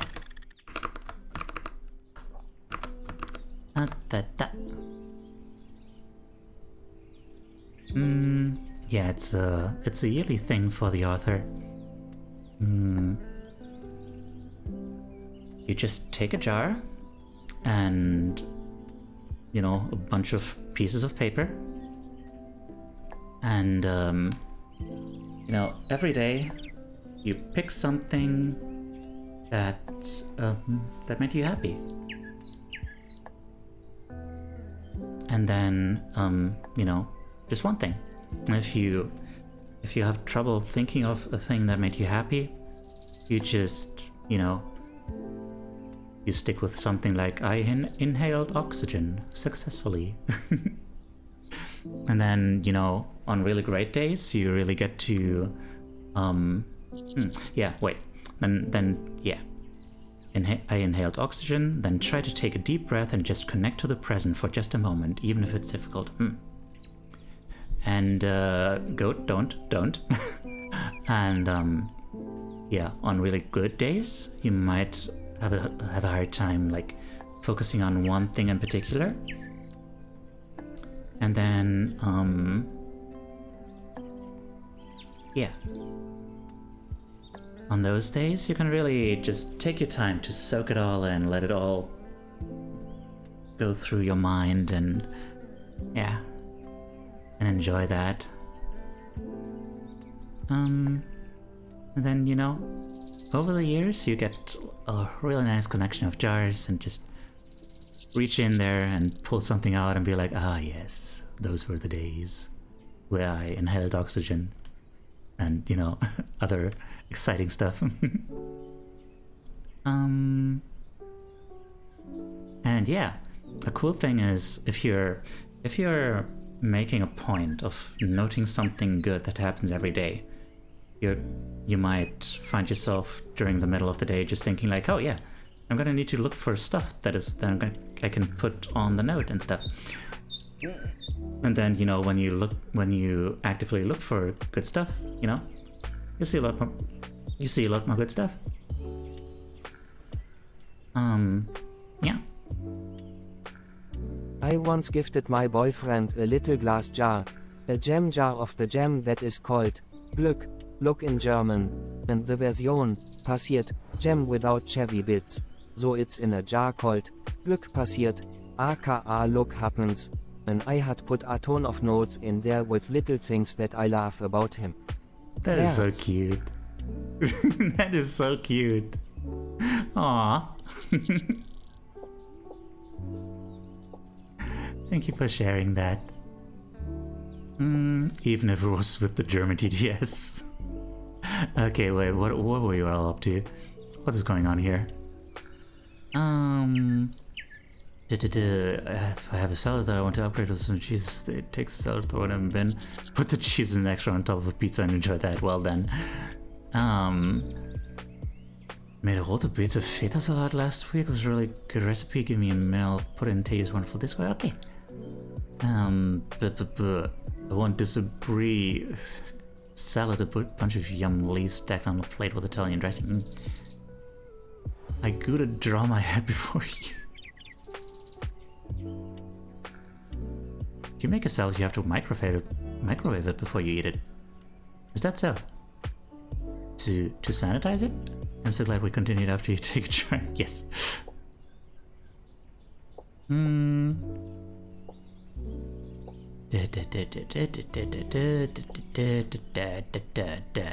Midnight snack Teiyu.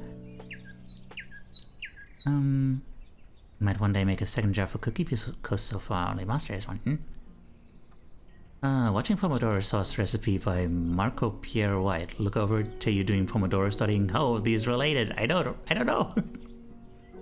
Hey Pavlov, how you doing? I hope you enjoy your gift sub. Okay. Yes.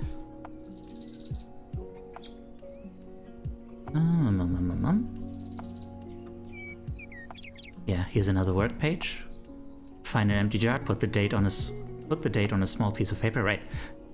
Not just a good thing, but also the date of the good thing. On the same piece of paper, write your favorite thing from the day, put that piece of paper in the jar. Now you have one more piece of evidence that life is cool.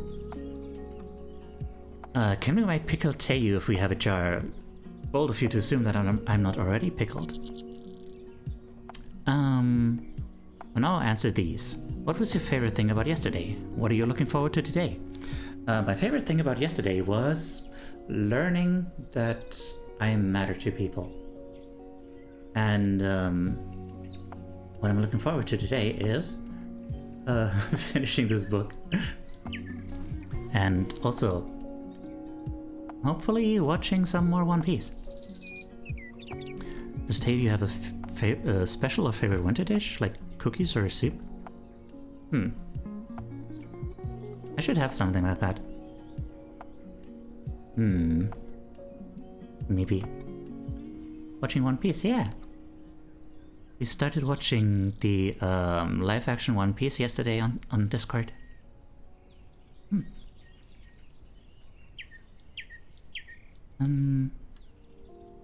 I really enjoy, like, what's it called? Lachs-Lauchsuppe or something, like salmon soup with like salmon, or not necessarily salmon. I'm not sure if it was necessarily salmon.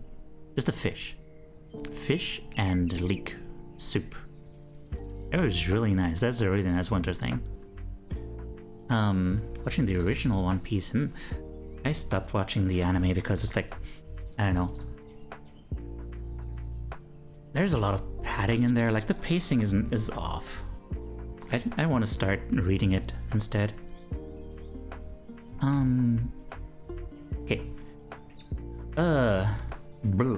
Live Action One Piece, did you mean Lebendhandlung 1 Teil Teiyu? Reverie, no, I did not. I did not.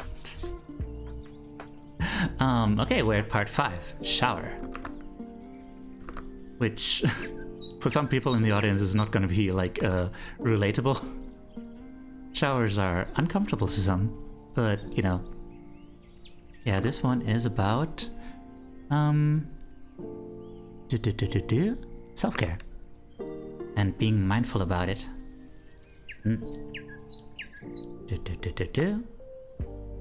Yeah, just really use that nice smelling body wash. If you don't have any, that's okay. Focus on your breath and how the water feels. Clean your belly button and your toes and let go of the darkness you're able to at this point. Moisturize, put on any clothes you want. And yeah, the next chapter is basically all just what we already had in Atomic Habits.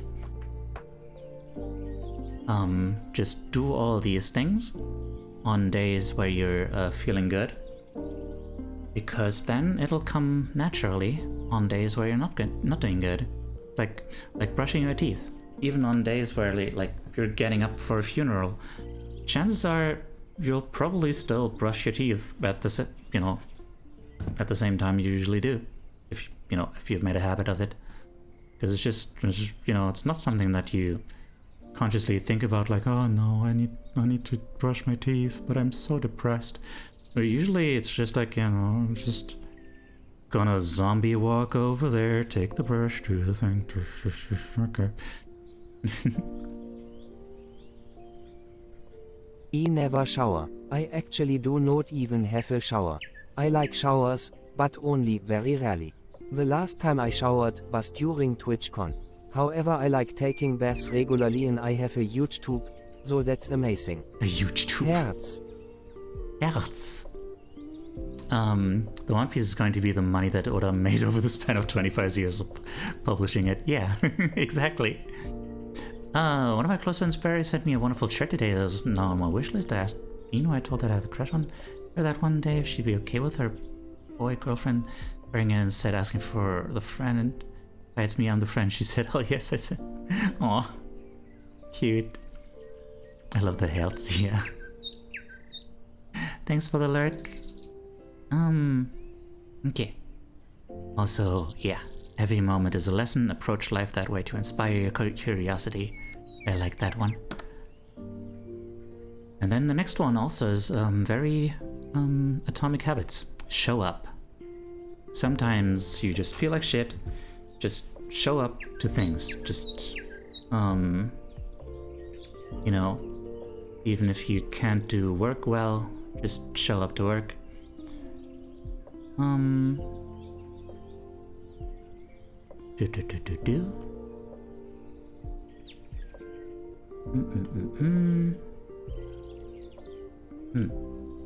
Yeah, basically that. Oh, wait, there's more. I don't think I ever saw this one. Brainstorm ways that you can show up for your life and loved ones. Circle the ones that you like. Add your own. For example, call someone to be on the phone while you get out of bed. Take a shower. Go on a walk if you're feeling stuck. Take notes of things to remember if your memory sucks. Encourage your friends as they grow and learn. Take a dance break. If you don't want to dance, play a song and daydream about your amazing dance moves. Think 10 minutes at a time. Oh.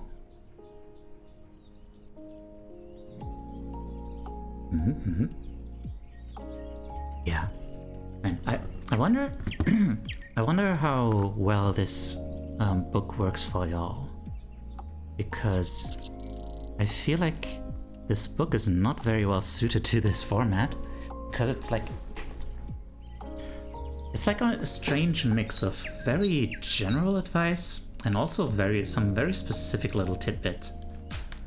So it's hard to really convey that in this format. I wonder how you guys feel about it. But yeah, we are done with the recap for now. So I'm gonna go back to focus mode.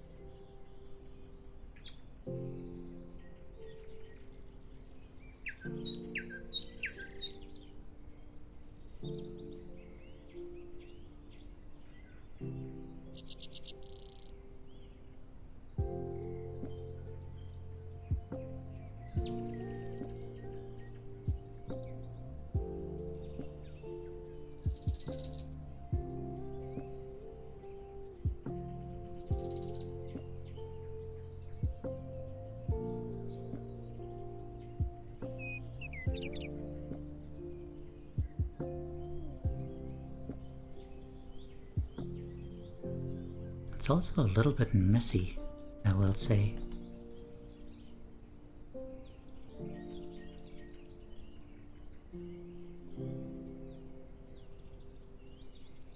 Sometimes I have trouble following the through line. Although part of that is on me, probably.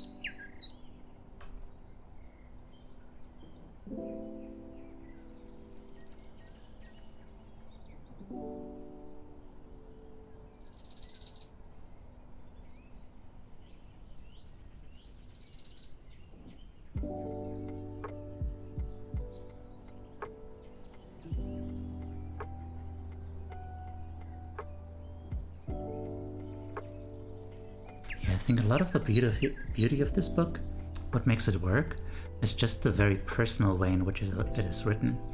So, yeah. Next time I should, like, more carefully vet what book I use for this kind of stream. Make sure it's really suitable.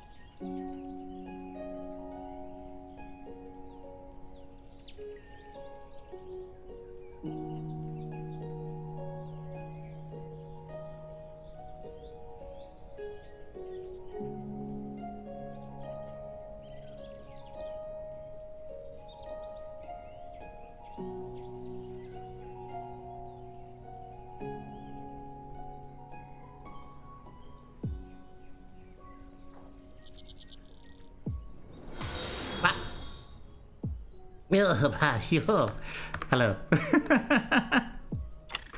Oh dear. What up? Blah, blah, blah, blah, blah. Hi. Hey, Zen. Hello. Let me give you a shout out. Hello. Get some water for uh-oh. Furry goddamn it, you're late to being early again as per usual, bitch. Get fucked. But I was doing so well. Still gotta drive home, be an absolute fat ass, and eat 3 chicken sandwiches and shower. That sounds very good. That is also perfect timing. Hi everyone. Welcome to a stark contrast to Aizen's stream, probably.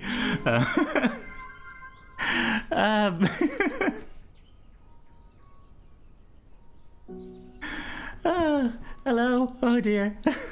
So many people in chat. Hi, this is Teiyu, your emotional support animal. I'm striving to become a mental health content creator. We're doing a study stream right now, and my brain is full of noodles and like, you know, soup. It's a finely tuned broth. A finely tuned broth, tuned to nothing in particular, honestly. I sent them to you to get better vibes. I mean, I wouldn't say they're better. They're just very different, you know. We are different flavors of Azraelish. But yeah, oh dear. Hi, thank you. What up? Underscore Papyrus. There's an S missing there, but hi, welcome. Thank you for the follow. De Gabrioche. Thank you for the follow. Shion Blue. I've seen your name around a bunch. While I'm sad? And Popcorn Pops. Everyone, thank you so much for coming and joining the herd. You're part of the herd now. Yeah, randomly everywhere. I feel that. I am like all over the place here. Yeah, have a good rest. Have a good rest. Thank you so much for the raid. No worries, no worries. You go and take care of yourself. That's what this is all about. Wait. First, would you believe? Like a minute before you raided, I was like, oh man, I kind of gotta pee. I wonder if I should go to my BR back Herzlich screen. willkommen Raiders. We have Einswild Taiyu in this stream, a very kind and dependable emotional support god. We love our Taiyu and we hope you will love him too. He's definitely worth the stay. But yeah. No P only raid, yes. And I was like, oh man, imagine if I, you know, just put like a little BRB screen, like just a little BRB text, like somewhere, you know, and then someone raided in here while I was away, you know. Imagine, like, wouldn't that be crazy? Anyway, you go to bed now. Have a great rest. Yeah. A BRB screen or a BRP screen. Okay. Anyway, yeah. Thank you for the gigantify. Okay. So let me scroll back up. Popcorn Pox, Catboy Raid. While Lou, I am sad. Lou, please tell me, sad person. Please tell me how to pronounce your name. I don't know. Blankai Mindbill. Welcome. Thank you for the follow. Shion Blue. Eternus Tenebris. Blankai Mindbill. Bash Butterbean. Savio. De Gabrioche. Thank you all for coming with the raid. Thank you all for coming with that Catboy Femboy raid, apparently. Noted.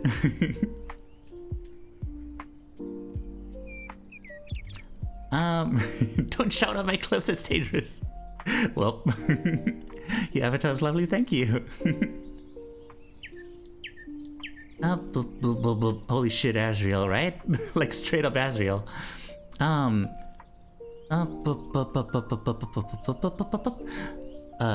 Earlier when I told you about the Half-Life stuff, do gotta get to that later today, so I gotta bounce here soon too. Okay, take care. Take care. Have a good stream. Hi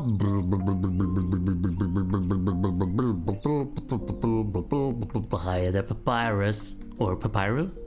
I don't know if you were just missing an S or if, like, that was a conscious choice to be called Papyru. I'll respect either way. And hello, Frisk. Oh my god, the band is all here. Yeah, the dark noodle high. Wait, what? Oh. I'm sorry, I was just fascinated by an emote called Wife, which is just that gator person. Noted. The avatar is seriously lovely, thank you. I designed it myself. You know, I used to be a 2D VTuber, and I made that one myself. I did not do the 3D modeling or anything, but you know, because I can't. But I did do the design of the thing. Yes, I did do that. I did do the design. Did the design. Yes, hang on, let me show you. Let me show you.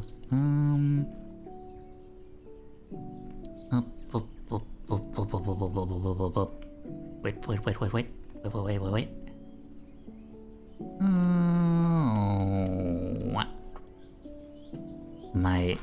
There's something wrong with the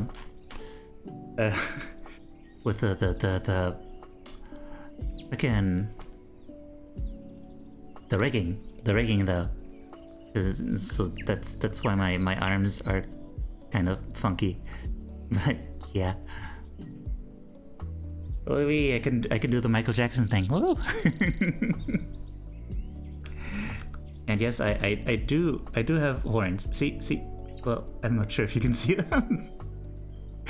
They're there. They just kind of blend into my hair, and they're very small. Also, I really need to change the camera settings. Anyway, yeah, this is me. This is a little dude. Yeah. I am so out of it recently. I don't know. I'm sorry, y'all. But yeah, the point is, hi, I'm here now. I'm done here again. I'm sitting to, you know, to not make it so noticeable that my arms are fucked up. Okay, I'm back. Hello. Aizen's vibe is chaos indeed. My vibe is also chaos, but you know, just the kind of chaos where nothing actually happens. You know, I'm like the slow type of ADHD. Like my brain is such a mess that I can't even pick out thoughts to get distracted by. It's just like a big old fog. Also, Jan wants me to sing. Okay. 2 minutes, let's go. Let us go, sing for 2 minutes. I am randomly everywhere, Shy and Blue says. Thank you very much, thank you very much. I got a request for a stretch and a hydrate. There's some good timing. I remind you for about the both of those chaotic things. kind of chaos Teiyu. The kind of chaos Teiyu. Indeed. I am stretching now because I was redeemed. I am doing a deep stretch and touching my back. I hurt my back, but just a little bit and in the good way. And now, popcorn pops, I sure hope it does. I shall eat now, though it's late, and I'm part of a few herds. I am glad to hear that we like to get around here. Ba-da-da-dum. It's midnight for me, hang on. Go to sleep soon, maybe, if you want to, otherwise don't. There's 60 seconds left and this is German, oh yeah.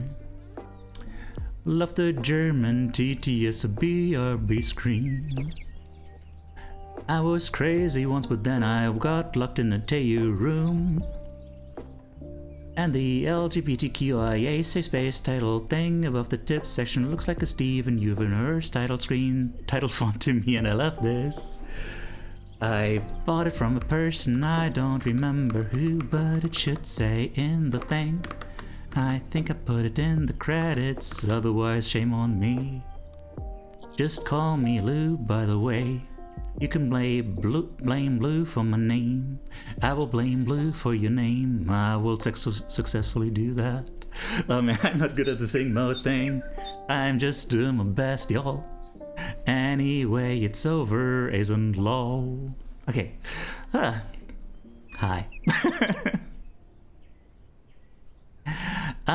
Brioche. Oh. The R rolling you've done is really interesting, I don't mind. Brioche. Daga brioche. I don't know, I just assume anything that's not English has a rolled R. Are we breaking or studying at the moment? We're, I guess we're taking a break of studying, but like an unplanned one because I got a huge rate. Missing an S2 to name cap, okay.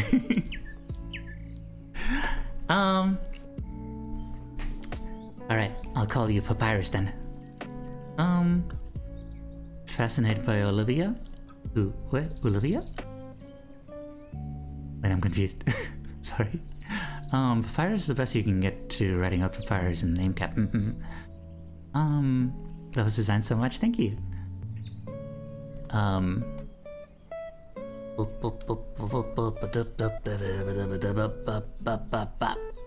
What is happening? I don't know, man. He was crazy ons.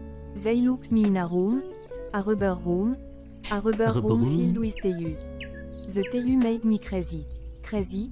He was crazy ons. Oh. They looked me in a room, a rubber room filled with Teiyu. A rubber room? The Teiyu made me crazy.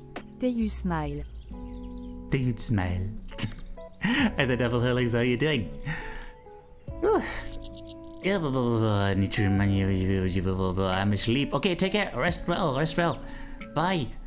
Because you're seeing your walls moving. Yeah, that's a good indicator that you should sleep. Need to wash, walk, get energy, return home, and set up my computer, and actually do the thing. Have fun. Yes, have the fun. Craft salad, good. Okay. Speaking of that BRP break, I'll go and do that now. I'll be right back.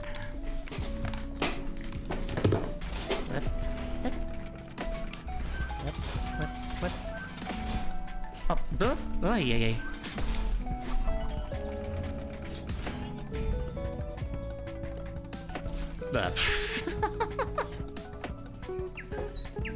I don't know. I have no idea what I just did. I'm just, hang on. I need a pee break. I was a little concerned for a moment. I thought it was gonna blow itself, like...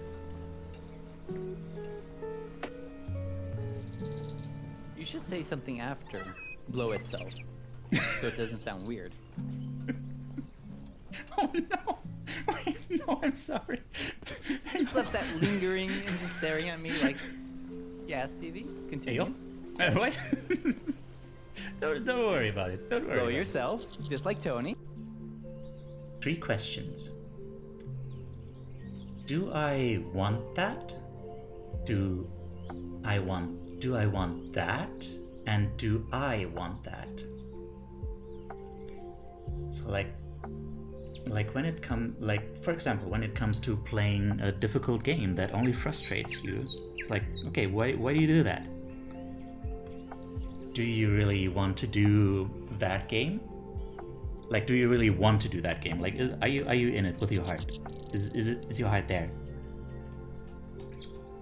And do you want to really want to play that game? Or do you just want to play a game? Like, why is it that game? Is that really the one that you want? And possibly the most important, do you want that? Or do you just feel like you're supposed to want it? It can be tempting to fall into the trap of thinking that someone is going to save you, but ultimately you are the one who has to see the light and stand up to get it, you know? And it takes a lot of strength. Like, even if it's something that seems so simple as just getting up and doing it, it can feel very hard because of everything weighing us down. We can feel like we have the whole weight of the world on our shoulders. But it only feels that way.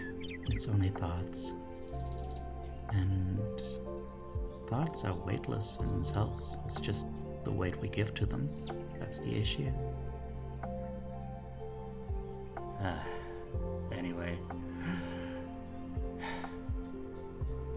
Anyway, let's go. Hey!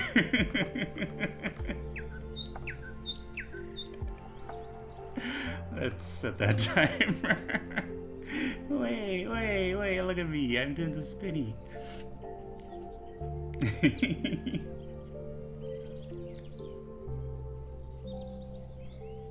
It can be tempting to fall into the trap of thinking that someone is going to save you, but ultimately you are the one who has to see the light and stand up to get it, you know? And it takes a lot of strength. Like, even if it's something that seems so simple as just getting up and doing it, it can feel very hard because of everything weighing us down.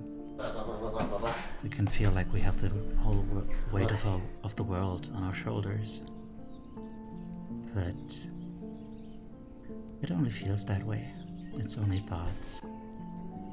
And thoughts are weightless in themselves. It's just the weight we give to them. That's the issue. Yoru's evolving.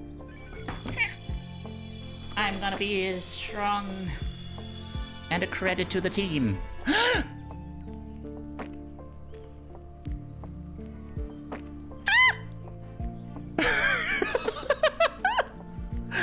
at him! Look at him! He's beautiful! I failed to read the Pokédex entry.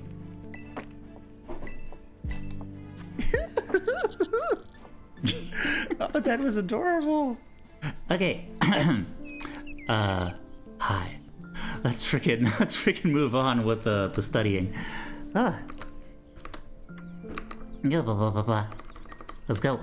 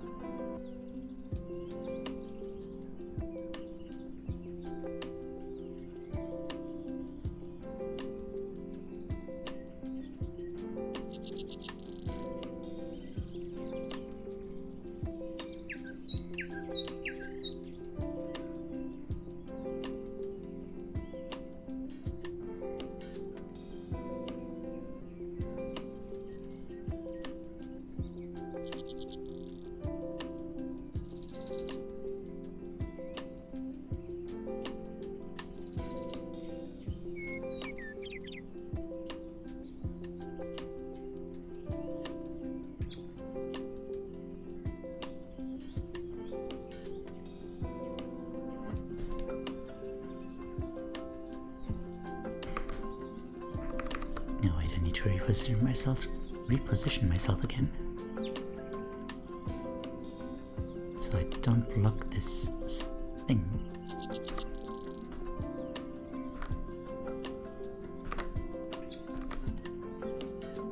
That thing. Thing.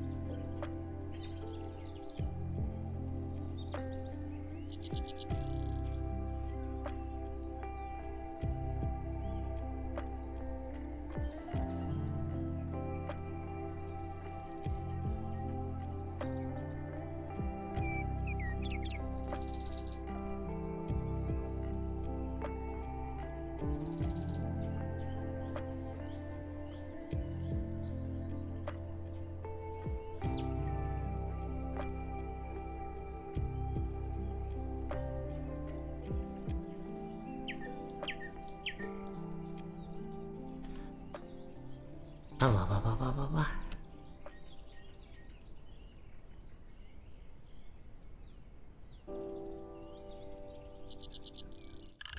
Okay. Ga-ba-da-da-ba-ba. Hello. We are now we're now in chapter, what chapter are we in? Right, we're still in the self-care chapter. And this subtitle, this sub-chapter title is Aim for Consistency, Not Certainty. Which I guess means try to be consistent with your habits. You can't predict the future. Something like that. This one is another one of those that is kind of hard to really put into words because it's like a vibe. Right, so let me try to summarize like each paragraph. It's okay to want to live an ordinary life. Yeah. She set out to write this chapter about how it is okay to live an ordinary life. It's okay not to travel the world and go on adventures. And, you know, just having a few friends and a steady job would be an ordinary life. But she realized there's no such thing as an ordinary life.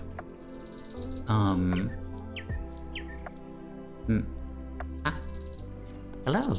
Funny going in chat. I've been lurking a little bit, but I haven't really said hi to until now. Oh, hi there. Thank you for saying hi. How are you doing? Yeldabaoth Rex. That's a hell of a name. Hi.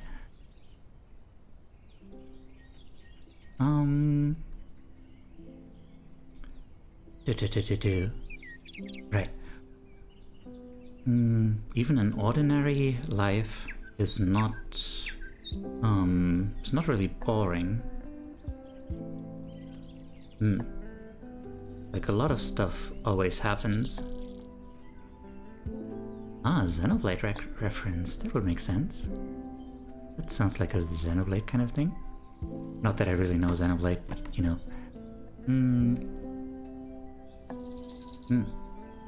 Yeah, you might have an ordinary day or ordinary couple of months, but then big drama happens and, you know,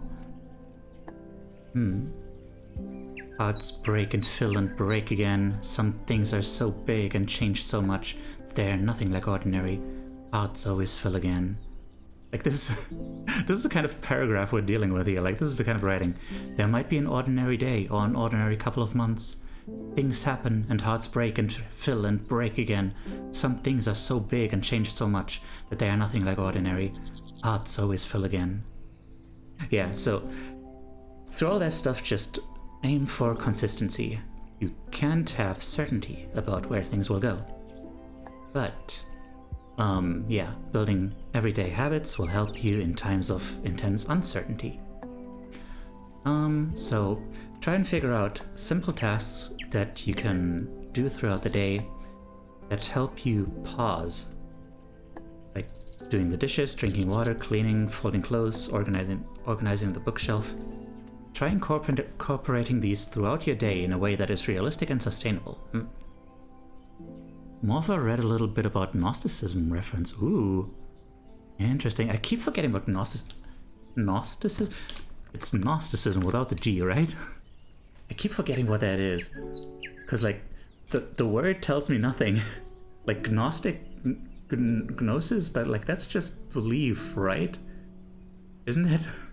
Doesn't that just mean belief?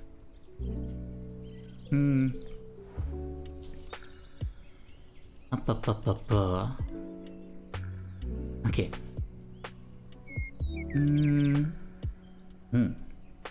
Yeah, we're back to the teeth brushing. Today sucks, I'm still going to brush my teeth. This phrase was interesting. Consistency is ordinary, and ordinary can be fun to explore. Like that's an interesting thing. Like, people can think like, oh, when I have like a bunch of habits and structures and stuff, it's gonna make my life less free. But depending on your needs and stuff,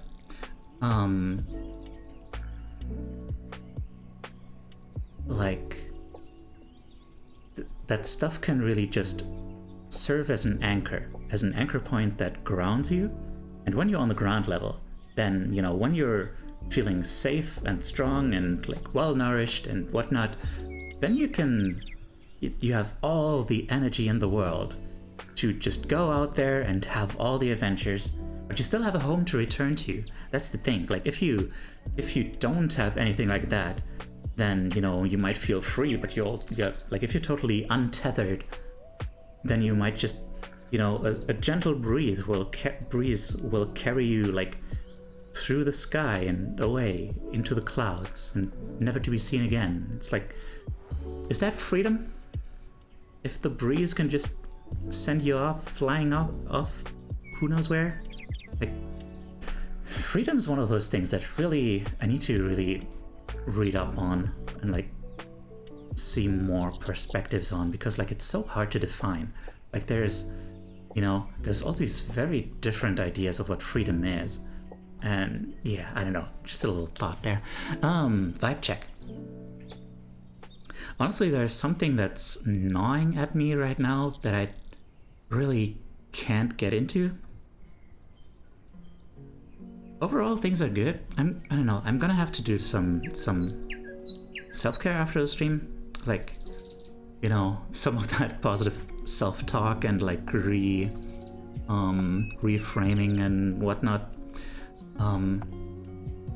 But yeah, I mean, by all means, today has been pretty good, honestly. Just, there's some things that like are hard to get over because of the old like, insecurities and whatnot. But yeah, thanks for the vibe check. Okay.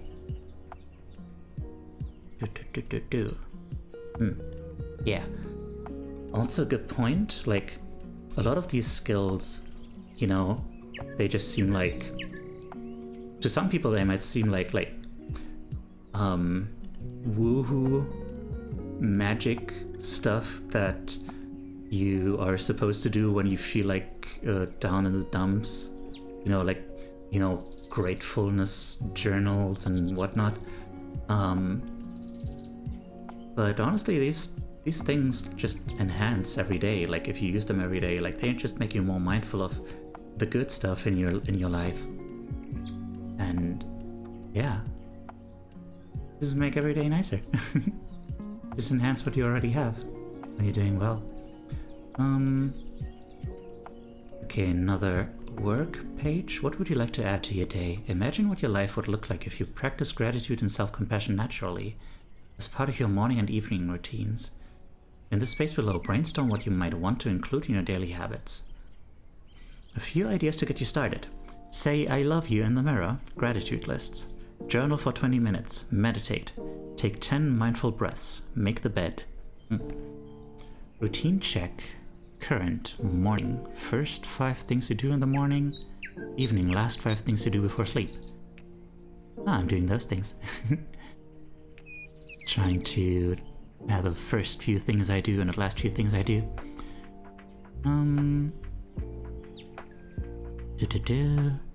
What to add? Gratitude list, etc. Walk the dog, jumping jacks, meditate, read. What is your ideal routine? Things that make life cooler. Just a list of nice things. Circle what you want, add your own. Medication, positive affirmations, fun exercise habits, emotional intelligence, quiet thinking time, some kind of spiritual practice, easy party themes. What? Energy healing, books that inspire growth, a consistent routine, therapy, dance breaks.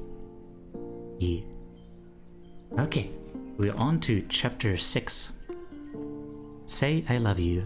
Love yourself. Oh, right, no. Give yourself the approval you seek. There we are. I just kind of have to read this one out.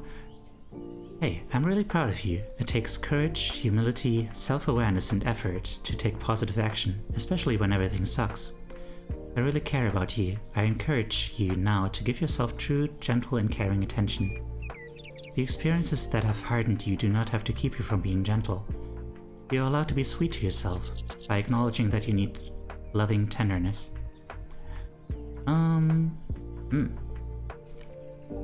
So, here's a list of things you should try saying to yourself. I give you permission to need love. I'm proud of you for exactly who you are. There's nothing wrong with you. I'm learning to love you. Nothing needs to change in order for you to be fully loved. And now the thing about this is, if that makes you uncomfortable, you're on the right track, because it's not supposed to just be something that you just say, If it has an effect, it's gonna be uncomfortable at first. Well, not necessarily. If you really hate it, then you shouldn't do it. For some people it doesn't work. It's not the right thing. But yeah, if you can, apparently this can really help you.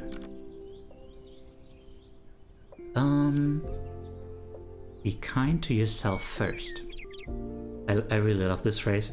You are a small being with a huge heart, and you truly are doing your best. This one's basically, you're doing your best. You're living life every day with no roadmap or idea of the future. That sucks. It's scary. It's okay. Be kind to yourself. Another few quotes there. Like if you have a job interview tomorrow, you're preparing and imagining. You might think that you're going to get the job. You might even be afraid that you're going to get the job, or you might be afraid that you don't get the job, or I don't know. Anything can happen. You can't tell the future. Just love yourself. Just right now, just look at yourself in the mirror and say, I love you. Hang on, hey, Teiyu, look at me, Teiyu, I love you. I love you. You're a good dude. Doing your best. And I'm proud of you for that. Yeah.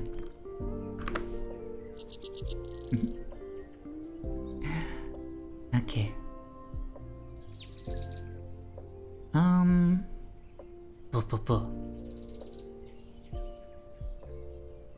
Work page. Be intentionally kind. List 10 things you could do in your daily life to be kind to others. And next, list 10 things you could do in your daily life to be kind to yourself. No. You can do what you want. You can be who you want. Being kind also just happens to feel really good. Yeah. When you open yourself up, you're allowing love, vulnerability, connection. Give that gift to yourself. You deserve it. Feel good. And also, you matter. Your ego does not. That's an interesting distinction there. You matter. Your ego does not. So, yeah. What is the distinction between you and your ego? I guess, your ego is all about, I guess your ego is about, comparing yourself to others. About, measuring up against others. About, some kind of judgment, some kind of value placed on you. But it's not about that. It's about just you being you. Just as you are.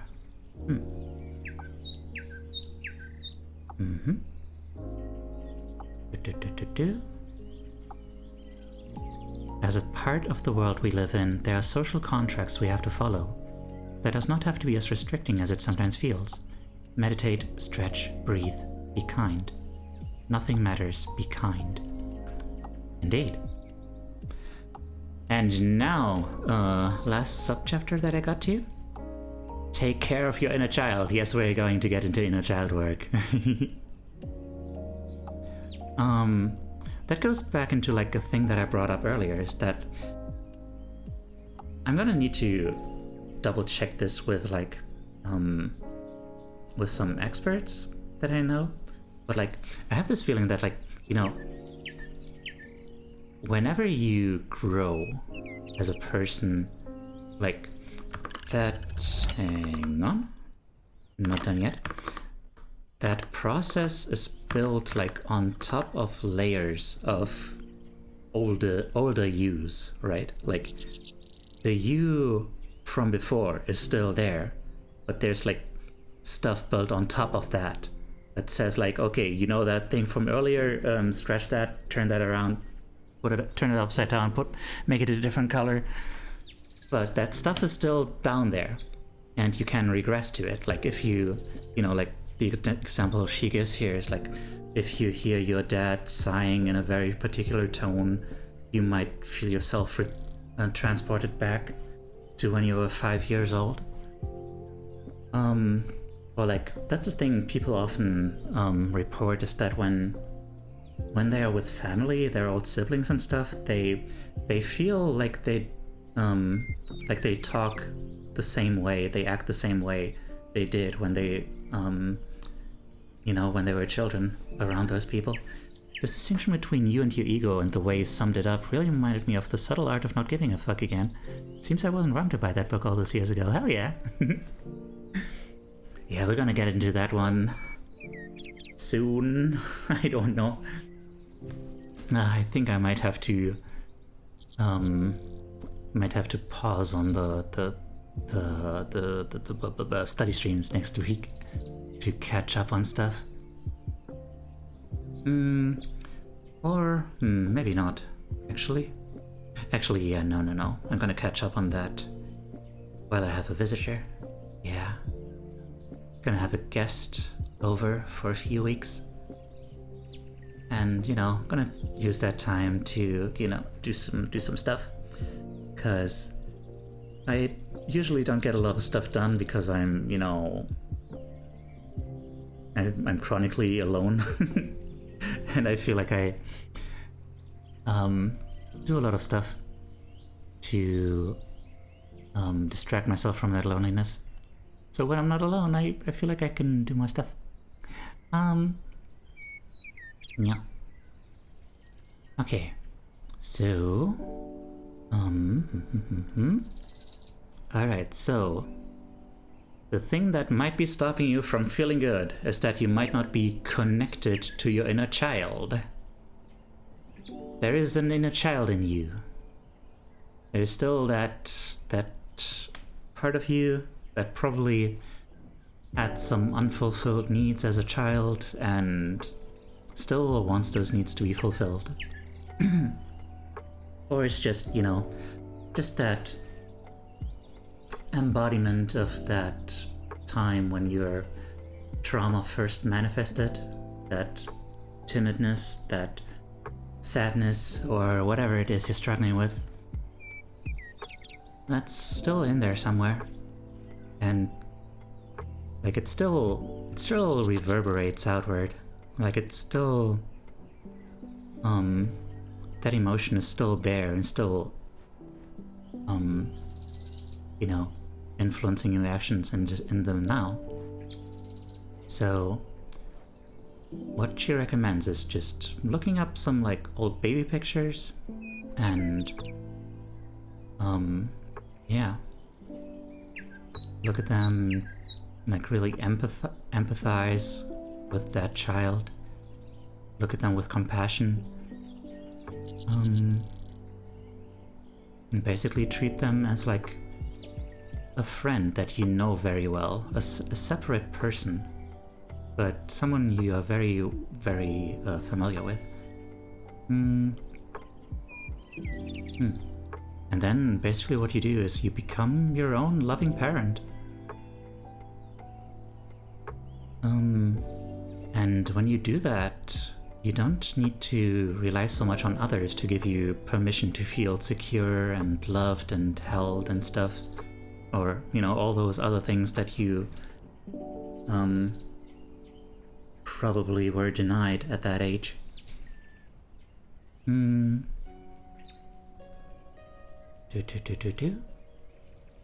So yeah, so for example, before you go into some scary situation, you can talk to your inner child, basically.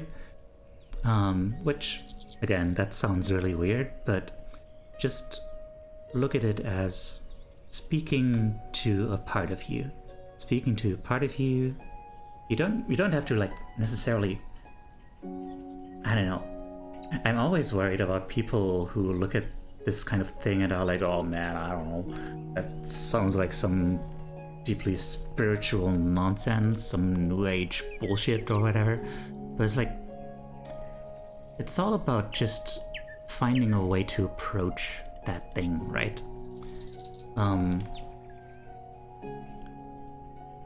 You're basically talking to yourself and just getting your thoughts in order. But the way to do that most intuitively, in a way that really easily works for you to also bypass all those things that make you say like, hey, I don't deserve this stuff. Okay, but what about this child? What about this beautiful little child here? Look at him. Why does this child not deserve your attention and stuff? So yeah, just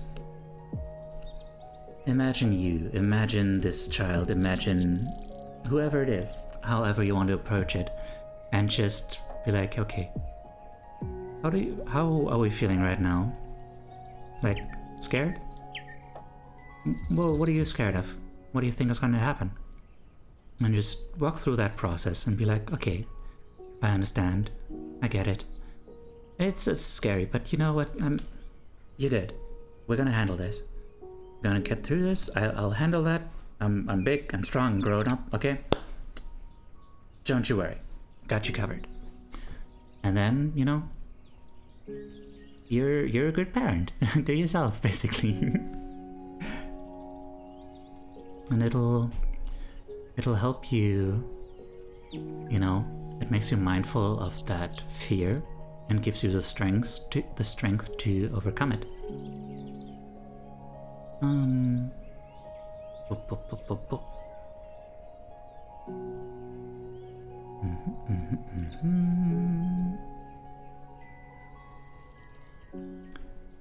In that, hang on, quoting again. In that moment, see that photo and that child as a different person from you who you know very well. In that moment, what did that child need that they were not getting? What was that child happy about? You might notice a stronger connection with some ages compared to others. Like, you know, she feels especially connected to her 5-year-old self. Because, I guess that's where she got a lot of that trauma manifested or something. Yeah. Just ask yourself, what is this child, this 5-year-old, this 17-year-old self need to feel safe and loved right now? And that is how you practice self-compassion. Which is actually very similar to the way that what was his name?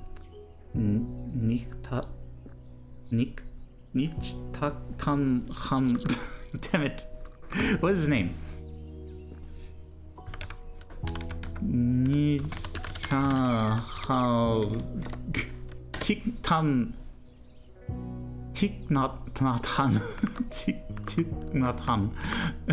Nietzsche. No, I know how to pronounce Nietzsche.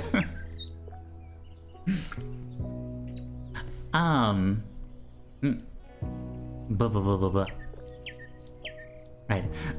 Yeah, because his way to teach someone to be... Are you casting a spell? It's Vietnamese. And I don't speak Vietnamese.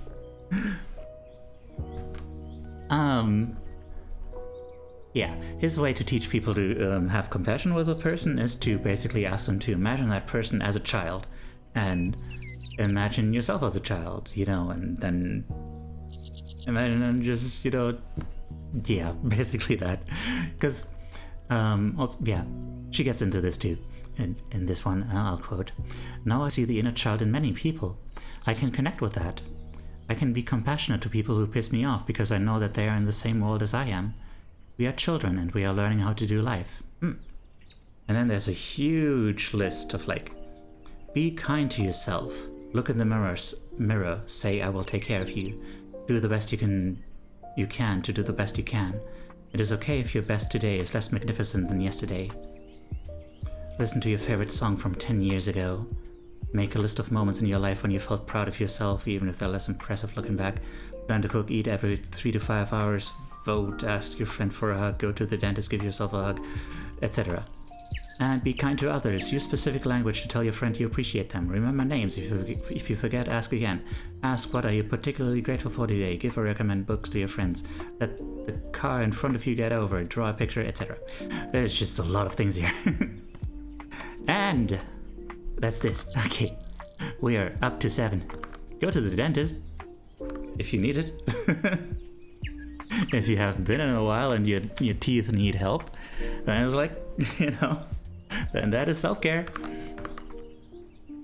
Okay, onward, back to focus mode.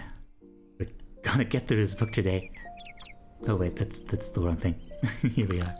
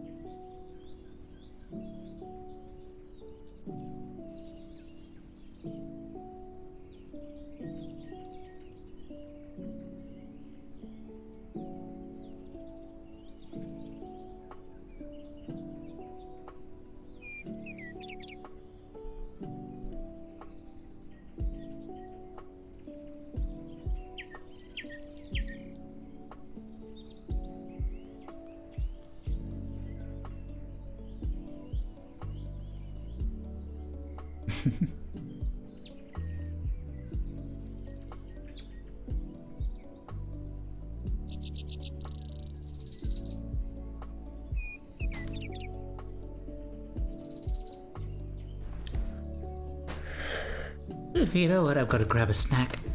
Ugh, be right back.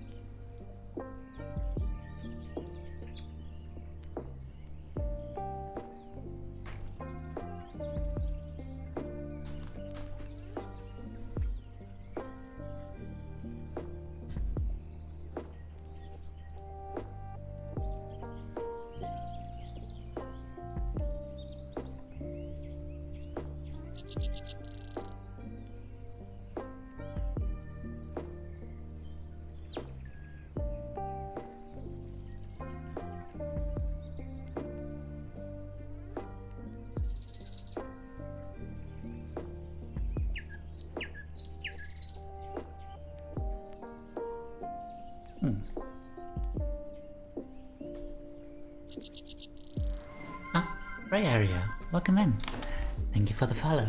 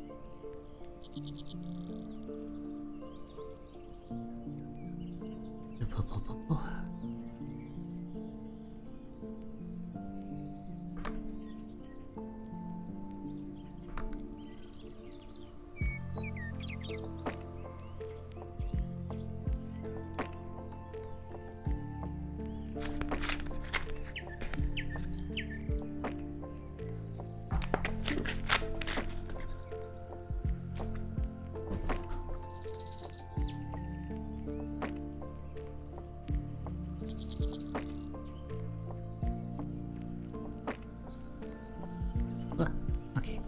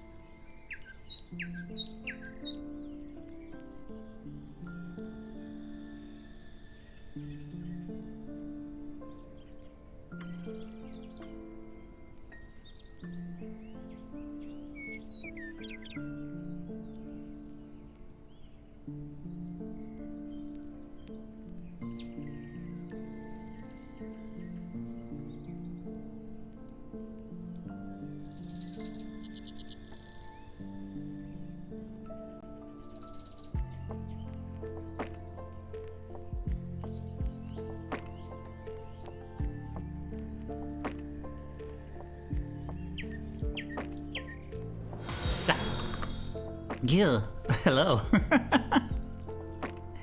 Ah, ra ra ra ra ra ra ra ra. Good day, good day, good day. Hello, hello, hello. Hi, Legacy. Thank you so much for the raid. Blah, blah, blah. How are you doing? How is Atlas? Wait, hold on. There we go. Perfect. Give me money. What was that? How was Atlas? I've been hearing a lot about that game, or you know, mostly seeing a lot about that game because you know, this is get out. You can make cute furry dudes in it, and also there's a notable aged up female Ralsei person in it. Been playing it pretty non-stop since Saturday, hell yeah. I take it you enjoy it then. Sorry about that. Angela, my beloved. Ah, man, they knew what they were doing. Like when you look up that game, the banner it uses on Steam is just like straight up, you know, just a furry, you know, just a furry lady with like, you know, you can barely like see her cleavage and stuff. It's just, you know, yeah. She's like, yeah, Atlas, this is the game. Cute furry lady with boobs. A tall possum lady. No, I'm not familiar with that one. I haven't looked too deep into it. I just, you know, I know there's a a speedrun for slapping Angela's butt and getting slapped in return. So there's that. But yeah, also hi, for anyone who doesn't know, this is Teiyu, your emotional support animal. I'm striving to become a mental health content creator. And Blegopi is a cute little dude who does the drums and the other games that don't involve drums, but sometimes, sometimes also games by using drums. Or was it drums, or was it? Do you play Mega Man using drums, or was it like a guitar thing, like a Guitar Hero thing? Guitar controller. Okay, that's a different thing. Okay, but you know. Maybe, is there a drum controller that you could use instead? I guess there's the Donkey Kong King of Swing thing? Right? People have done that, huh? Alright,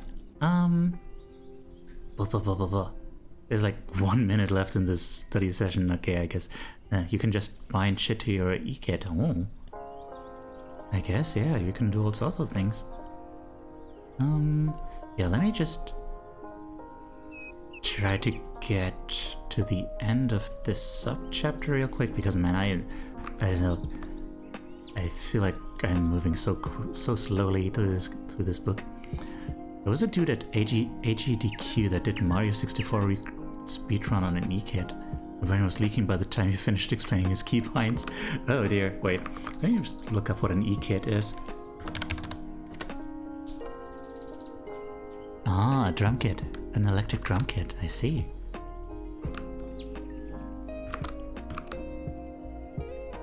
Alright. Yeah, let me get back to the studying for just a minute and change.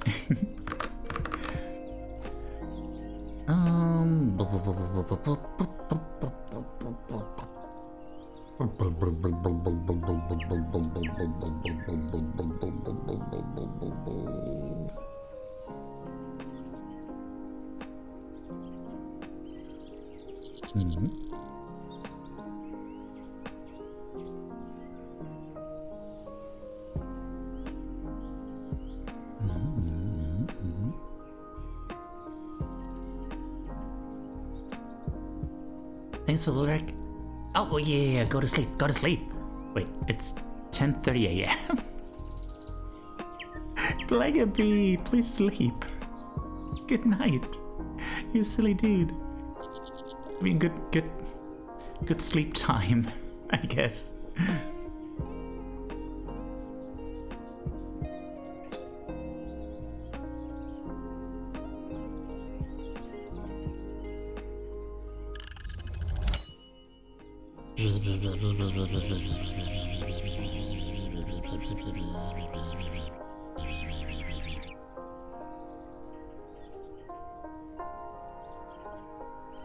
Hang on, just gonna finish three more paragraphs.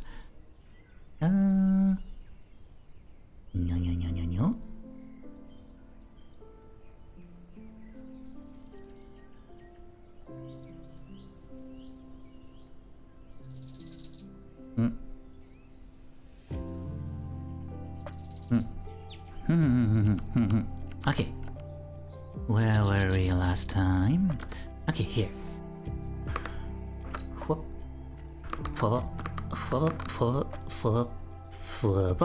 Hello, we're back. So, chapter 7 is about writing. Starts with a work page.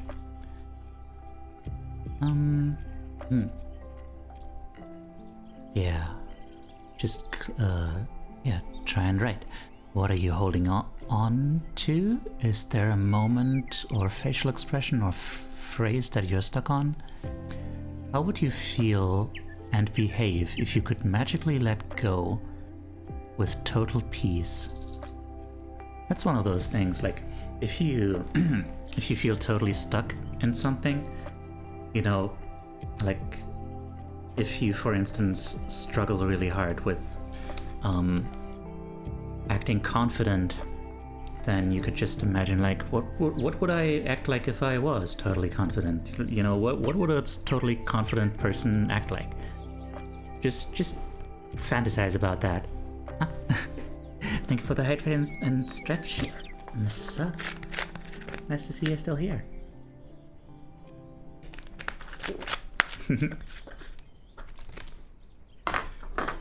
And stretch up.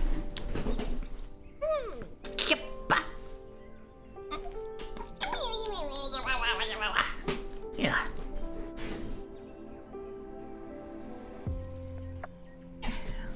Okay.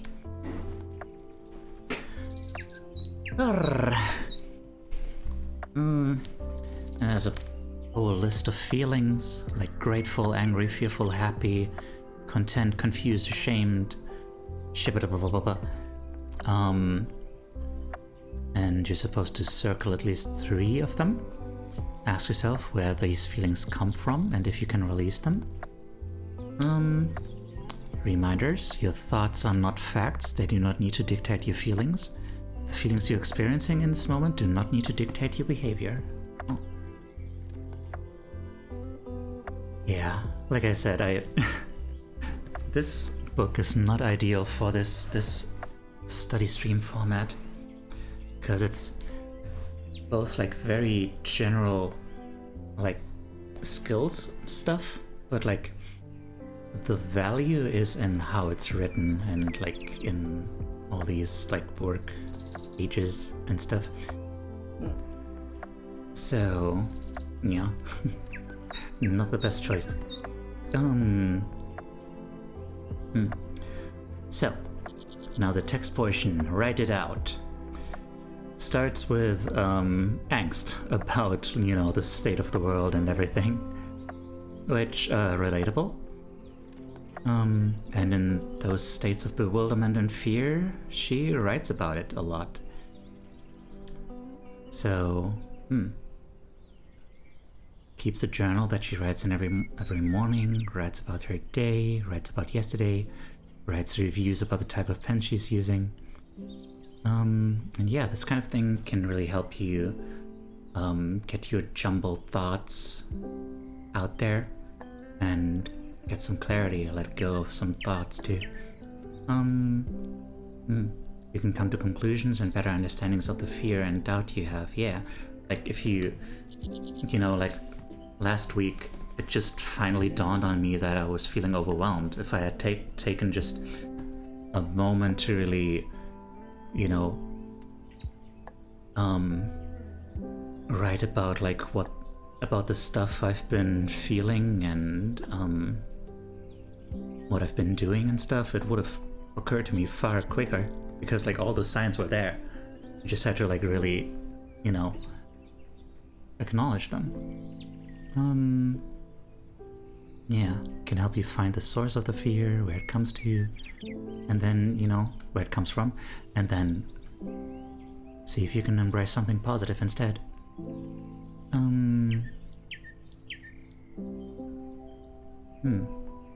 Also, it can act as reminders, like, you know, she was sure,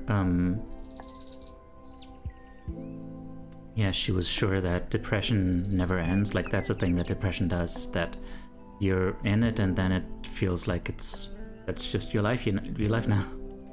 You're gonna be depressed forever. And so she put a flashcard on her wall in her bedroom. Depression is never forever, my dear.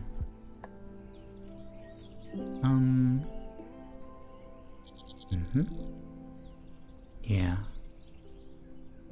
You wanna quote this one? Oftentimes I write about these concepts that affect me, and I come to an even broader understanding of the situations and my place in them. Whether the situation is my ended marriage or a stubbed toe, writing about it helps me separate my emotions from my core. They're on paper now. I can breathe better now. Maybe I can talk about them now.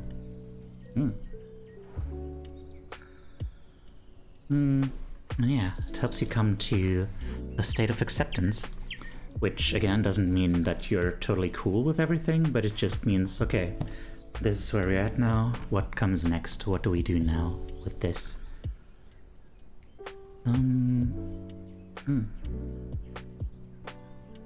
Yeah.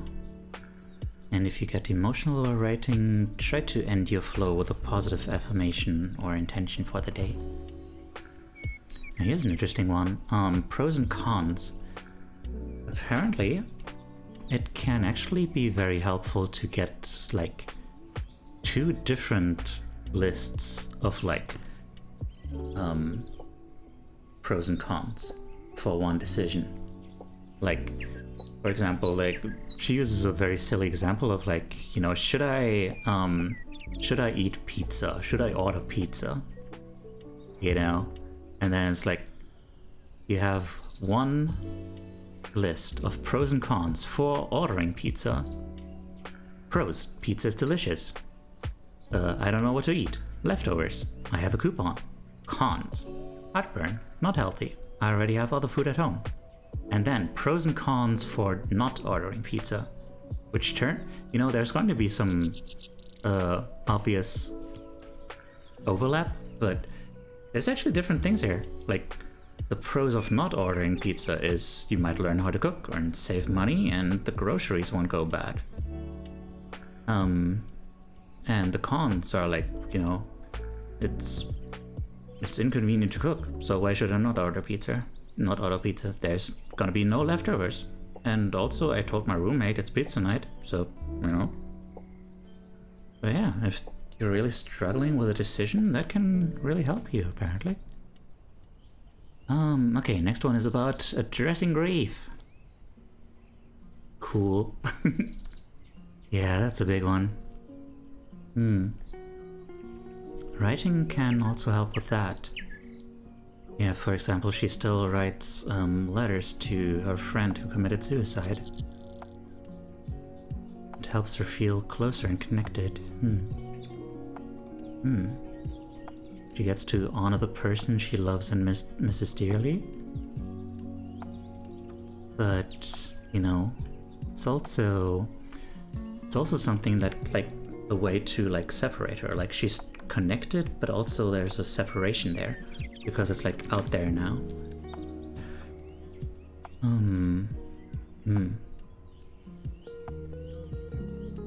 Or here's an interesting one.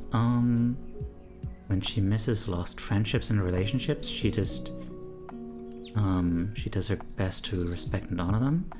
When a major life event happened, got a small box and put a few things in it that symbolized that time in her life. Lit a candle next to it and wrote a note that said, "I am honoring this while continuing my spiritual growth." It's all about, like, symbols and stuff. Like, you know, all that spirituality, what that does is just, it gives you a way. It gives you, like, a way to, like, channel your thoughts and emotions into something when it's, like, hard to make sense of them, when it's hard to, like, really grasp them, get a hold of them, because they're, like, slippery little bastards sometimes. Yeah. She can hold this grief as separate from her while still acknowledging and honoring it.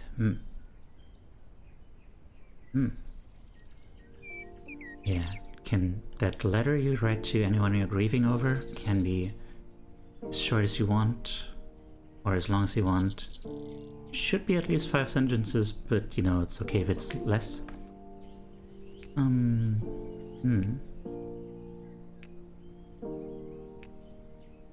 Take a moment to address the note to them, smile at the thought of them.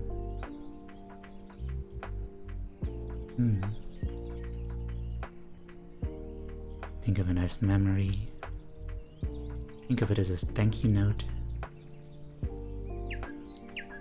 Yeah, you can even express anger. Like, that's a thing sometimes. Like, sometimes we feel angry at people who have left us, even if, like, you know, they didn't exactly leave us voluntarily. And you can feel guilty about that sometimes, but it's natural, you know? Like, emotions aren't rational, that's kind of what emotions are about, right? But, you know, that anger wants to be felt. Like, part of you is just frustrated. Part of you just wants to go like, God damn it, can I not just do something to make that not be the case anymore? Can I just, you know, there's that part of you that wants to fight to make that happen. But, you know, obviously it's impossible to get someone back if they're dead. But, yeah, part of you still wants that, and, you know, doesn't make sense. Doesn't help anyone to be ashamed of that. It's just, you take it, you are like, yeah, I getcha. I wish there was some way to just be like, to beat up some, like, psychopomp guardian of hell or something. Or let's say hell, you know, underworld. Let's hope they're not in hell. And just take them back and slap them around for dying, you know. But, you know, it's okay. It's okay. Yeah. And, another thing to do is to write yourself a letter. That's a thing she brought up earlier before, that she, in a time of like, and actually she was asked by like her, someone from the psychiatric hospital she was at, like, what is she going to do to make sure she doesn't kill herself? How is she going to handle it in the future? And, you know, they decided she's going to write a letter to herself. And it makes sense because, like, this is a really cool phrase. I agreed to write it because I wouldn't have believed anything it said if it came from anyone else. It's like, yeah, she is the only one who would get how hard it is to be her, right? And also, she knows her own bullshit. So she thought of all those loopholes that she would try to look for, like, you see, you might say that I'm lovable, but it turns out that I'm not, in fact. And, you know, sometimes she still thinks like that stuff I wrote is bullshit, but then, you know, the letter also says like, hey, I know you're gonna think this is bullshit, so okay. Just keep reading.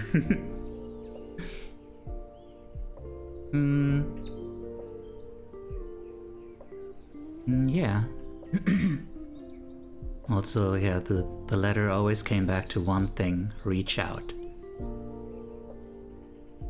And, you know, I guess it would also help us, like, in terms of being, like, just a tether to back to the time when you felt better. Self, I'm lovable. Also self, objection! And also self, denied! Almost done.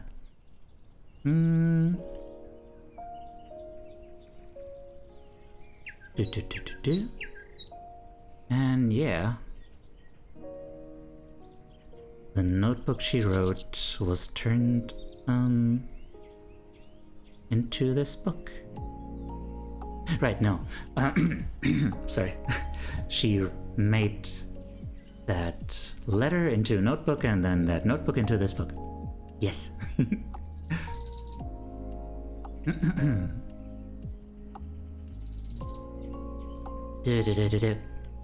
Okay. Isn't stuff. A letter to future you. Write a letter to your future self that will encourage and ground you in moments of self-doubt or stress. It's a letter for you to say, hey, you, it's you from the past, let me help you. I'll tell you some stuff that might help you out of this funk. Answer these questions to help you get started. What is your go-to happy song? Encourage future you to listen to it. What are some of your awesome character traits that angry, negative, sad you will believe and be encouraged by? What coping skills would you be willing to try? What are some nice things people have said to you? Say them to future you. Oh man. That just reminded me, like... And at the end of... Okay, hang on, I'm gonna pause anyway. And at the end of, like, that really horrible psychiatric hospital stay I had, another patient actually just gave me a note that said like, hey, don't worry so much, you're a good person. You know? And it's like, oh, damn, okay, nice. Which was especially helpful because, like, you know, like later correspondence with like the actual staff kind of was like, yeah, you obviously had trouble making friends and stuff, which is obviously not the case. So it's good to have some proof to the contrary.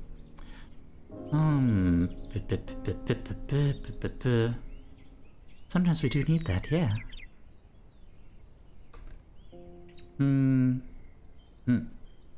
So here's some ideas for writing yourself out of your fury. Or, I guess fury is the suggested one.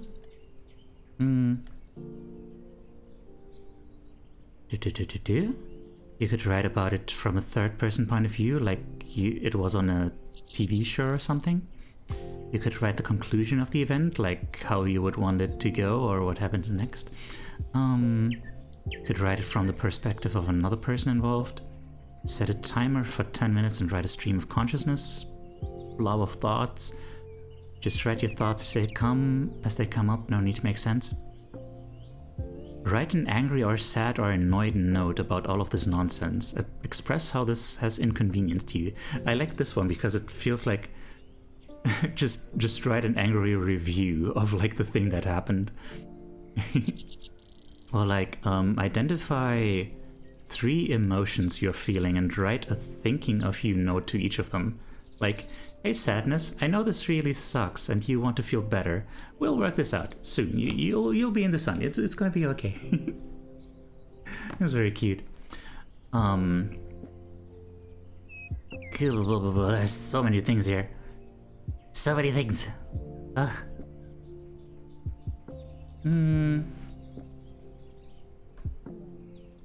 Okay. And we're dipping our toes into chapter 8.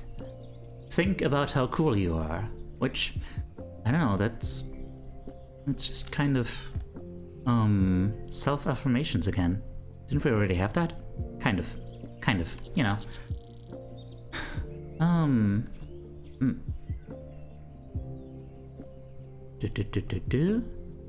Describe 2 times in your life when someone expressed appreciation for you. Give future you permission to truly feel loved. Let yourself believe it. Make a list of 3 cool experiences you've had in your life.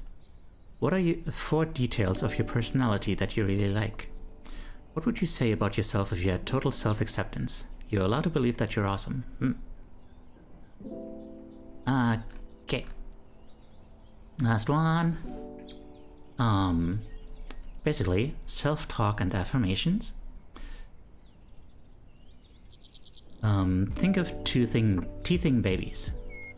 A baby with tooth pain would, tooth pain sucks in general, but like, especially when you're a baby who has like no experience with anything else, like that pain is gonna be the worst thing you've ever felt. But, that baby still makes it through this. Yeah, just be nice to yourself the way you would be nice to that baby. 'Cause, you're going through it. Whatever you're going through, it's not something anyone has ever gone through in that exact way. So, be gentle with yourself for, maybe struggling a bit.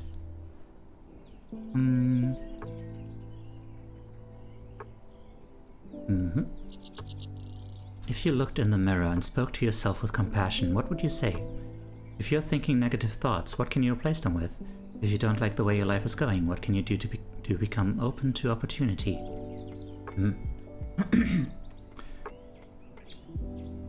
And yeah, you're encouraged to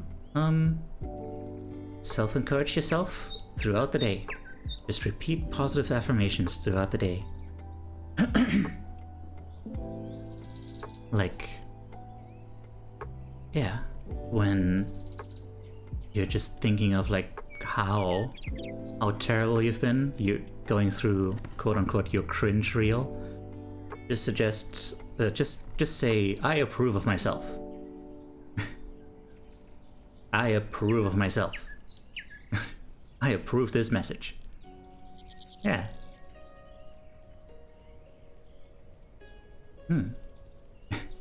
Apparently it's become so automatic that she just says it aloud without noticing sometimes, which...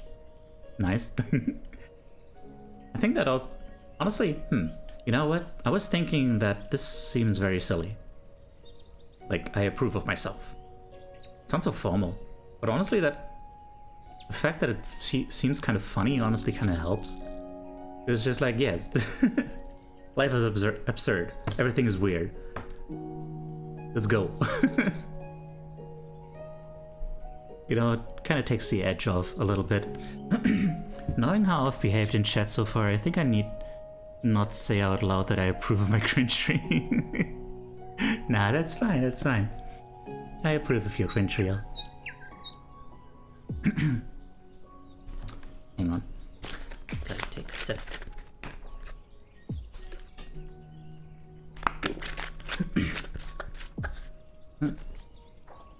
Yeah, you can Google positive affirmations. There's a bunch of suggestions out there.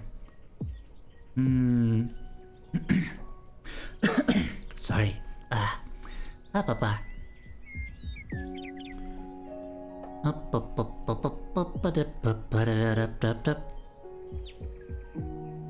When you expect the positive, it will frequently come. Supposedly. Sorry. Oh man.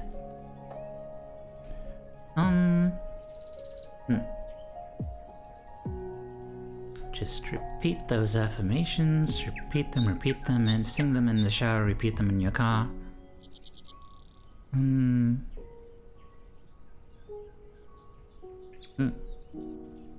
Wow.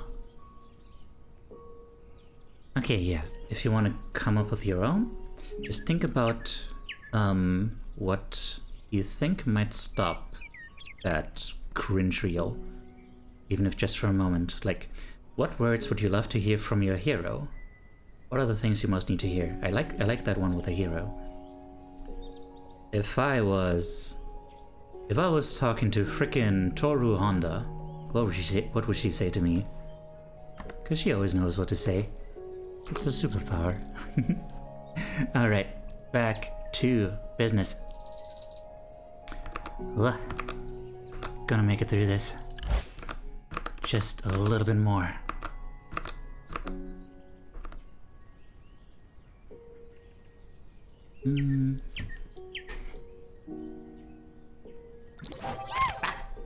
Hello. Hi. Been looking for a while from a raid a few hours ago. Really hope your model is late, so it's adorable and your channel vibes are amazing. Glad you're covering these topics by yourself in the community. Thank you, Persnickety. Thank you for the bit. I'm glad you enjoy it.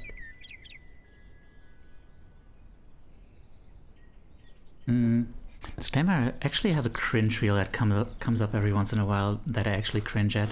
But those times are few and far between now. I'm glad that's getting better.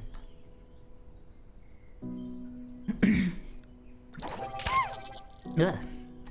Lots of Yiper bits, indeed.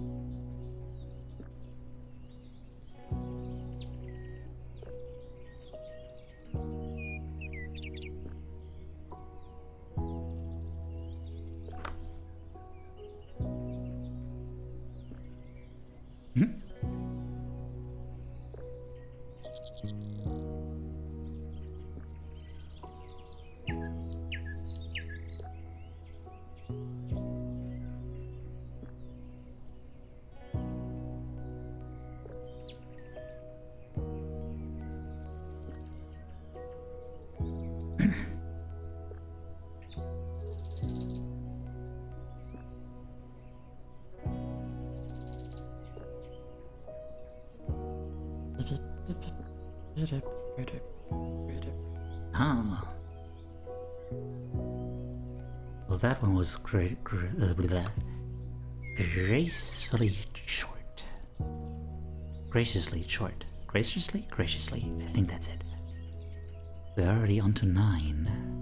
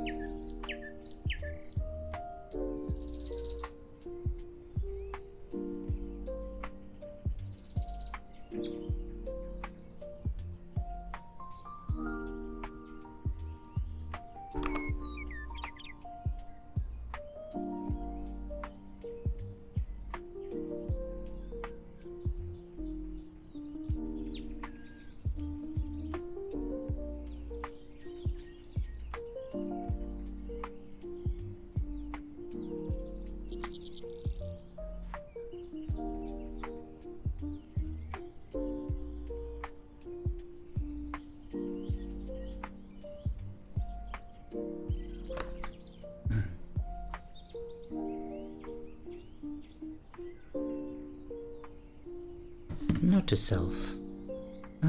Figure out a hotkey for muting myself.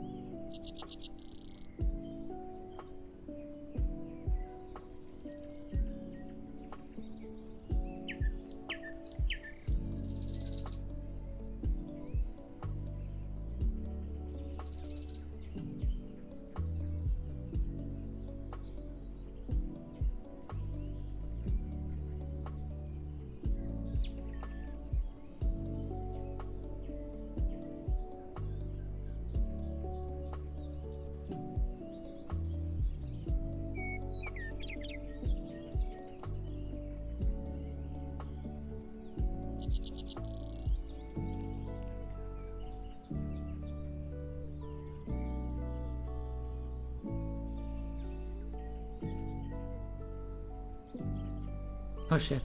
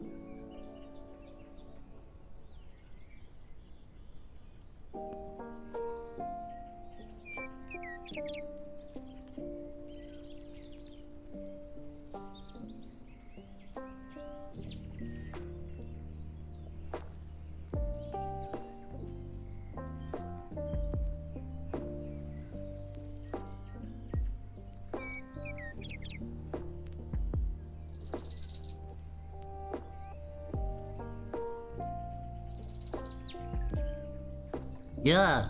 Hi there, Nate. What am I coping with today? I'm... everything. being me. Hi, Nate. How are you doing?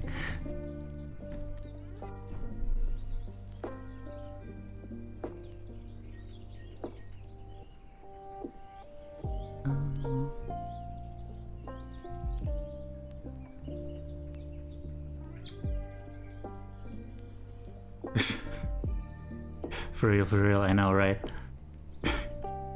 I'm sure you couldn't imagine what that's like.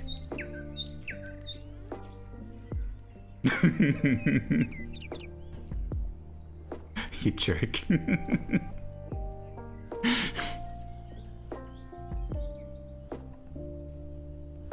Of course, anytime.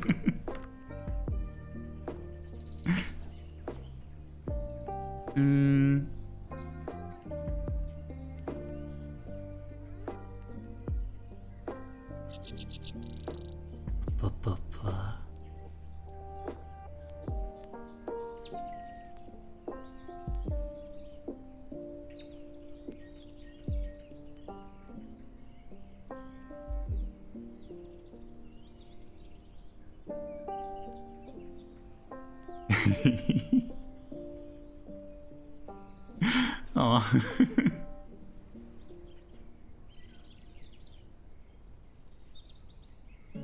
It's Teiyu. It's all good.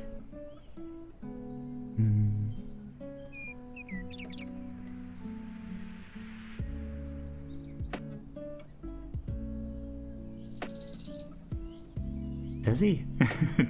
Does he though?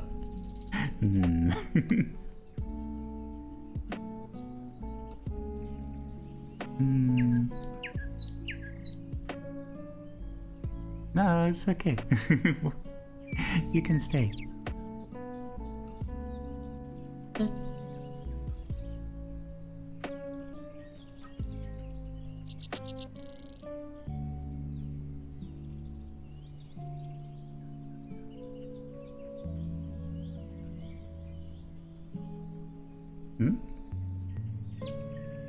Say it? Say what?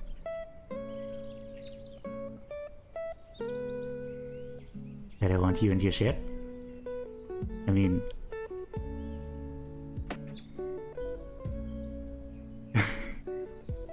I like you.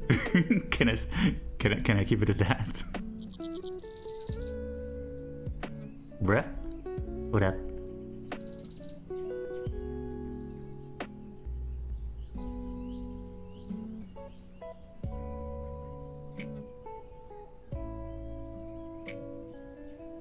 Liking me is liking your shit? Well, darn.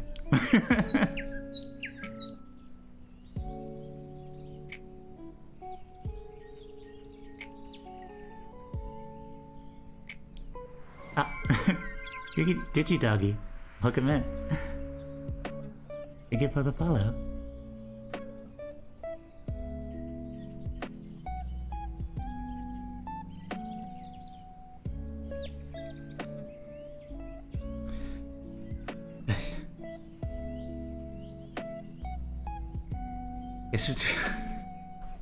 Jesus Christ. I'm trying to study here.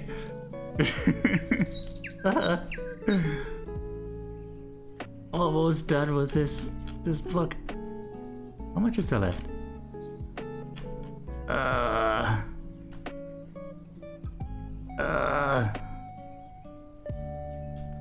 Few more pages.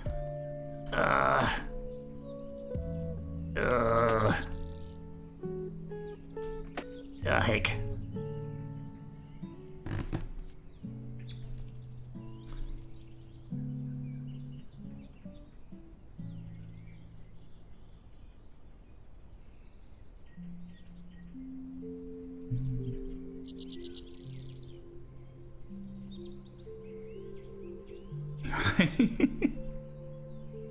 Maybe one day he'll be authentic. Open bracket without shame, close bracket. Which is literally the title of the subchapter I'm reading.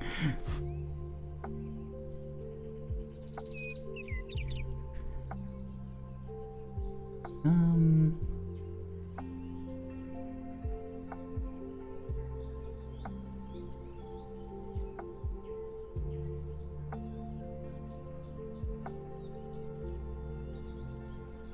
dear, okay.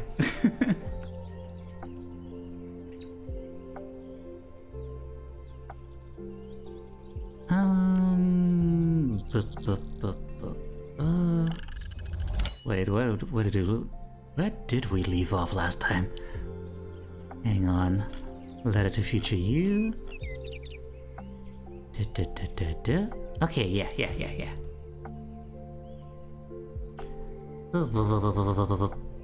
Hello, I'm back. Hi, Nate. Did I ever tell you how much I love your shit? Am I doing it right?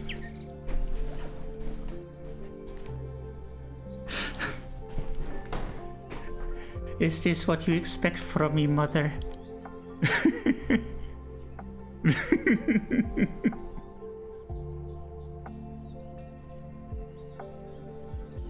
Anyway.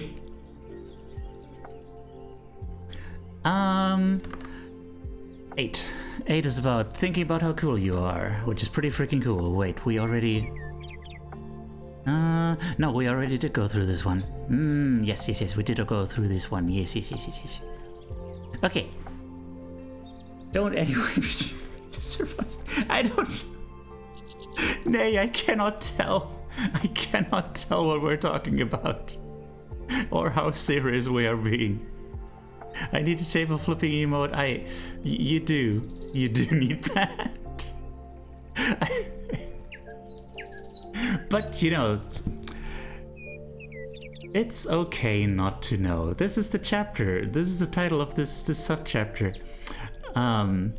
It's okay not to know, cause like, you know, in you know, she never.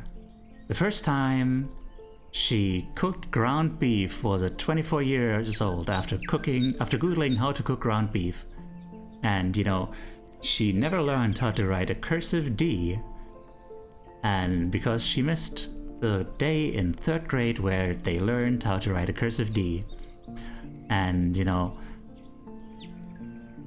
now she got in the habit of just saying, you know, when she doesn't know something, that's okay, because she was missing that day. And I was, you know,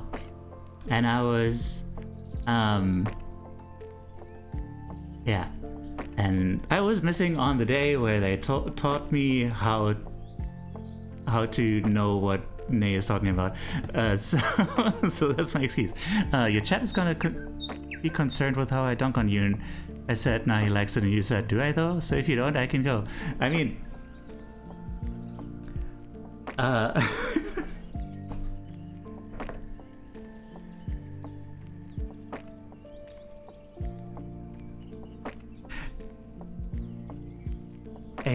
I mean, sure. I could deal with a little bit of Duncan. Call me a Dunkachino, cause something Chino. Anyway, bruh,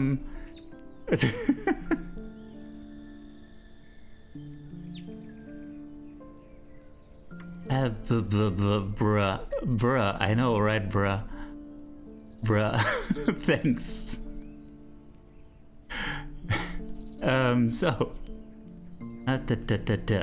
yes, so, forgive yourself for not knowing things. It's fine to not know things. Knowing things is not about, does not say anything about your character. It just means you didn't get the chance to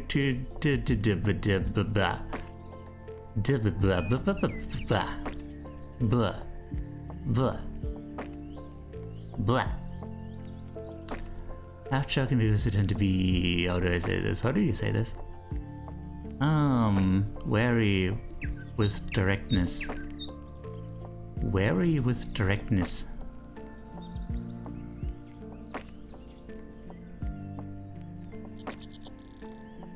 I don't know what that is directed at right now. Wary with directness. I guess. I mean, yes, True. You're uncomfortable with how I shoot straight at you sometimes. Yes. Yeah. Because sometimes I still have trouble figuring out, like, how to take it. Gotta take a while for me to, like, truly figure it out. Smother the goat with support. You can just ask? Okay. I'll try. Ugh. Yes, smother the goat with support. Yes, do that. Like, I know how to interpret that. Okay. We're on to chapter 9. Relax. What is this one called? Create focused peace and intentional rest. Nice. I'll be fine, thank you. You too. I also wonder with how you feel I said this. Yeah. I'm having a bit of one of those insecure days today, so yeah, I'm just kind of trying to power through. No. So 9, relax. I tease the people I enjoy. Thank you. I'll try to remember that.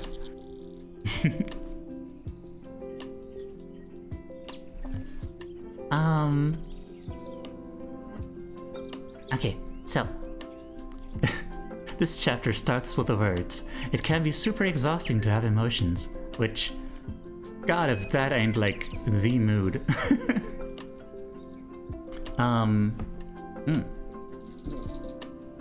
And also, yeah, you're doing a great job. If you're thinking that you didn't do a great job, try to see it from a different view. You're reading a book about coping with emotions, so trust me, you're doing a great job. That is so this, right? Like sometimes,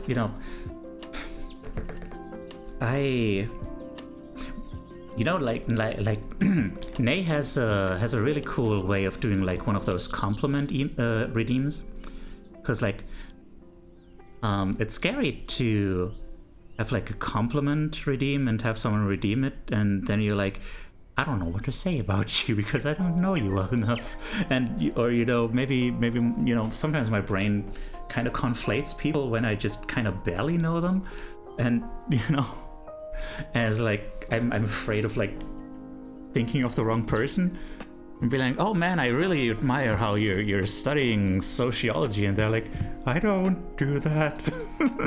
It's like, ah, shit. But like she has a thing that is just like, what's it called, like say sweet things to me, talk sweetly to me, and it's just like, yeah, and just affirmations. And I was say something sweet to me, and I was like, I had been thinking about like,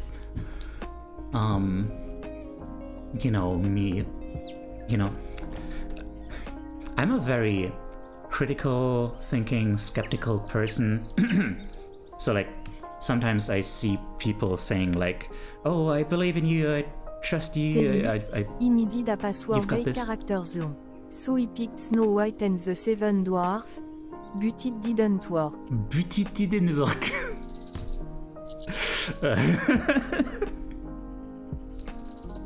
Thanks, Susie.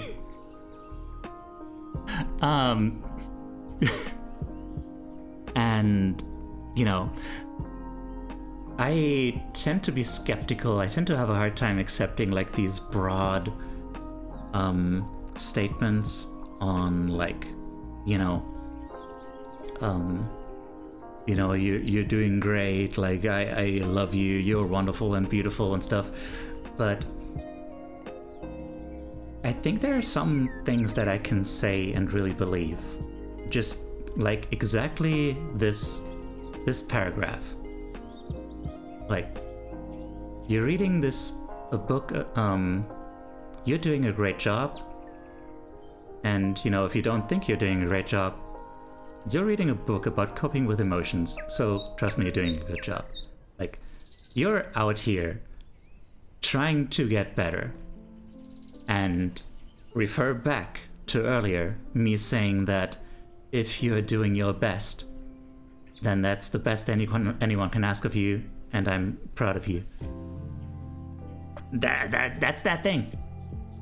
And it, you know, so if you're here and you're paying attention and you're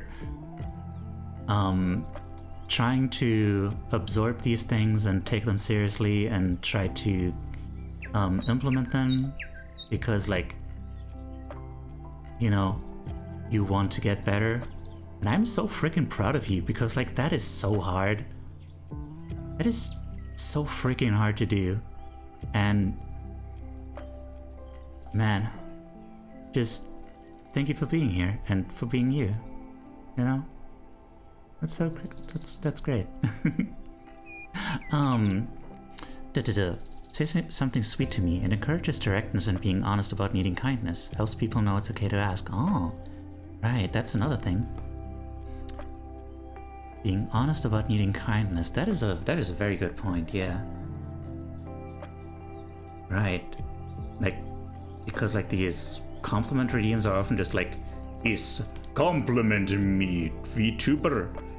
But then it's like, yeah, if it's more like, say something sweet to me, it's like more honest, right? It's more like, hey, would you like say something nice?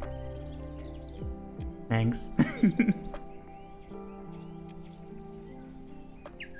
And that's, yeah.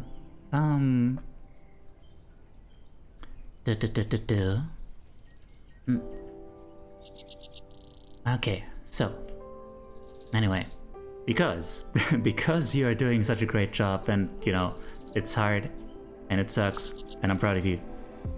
But you need rest. Give yourself some time to relax. Yeah, intentional relaxation is productive and helpful and necessary.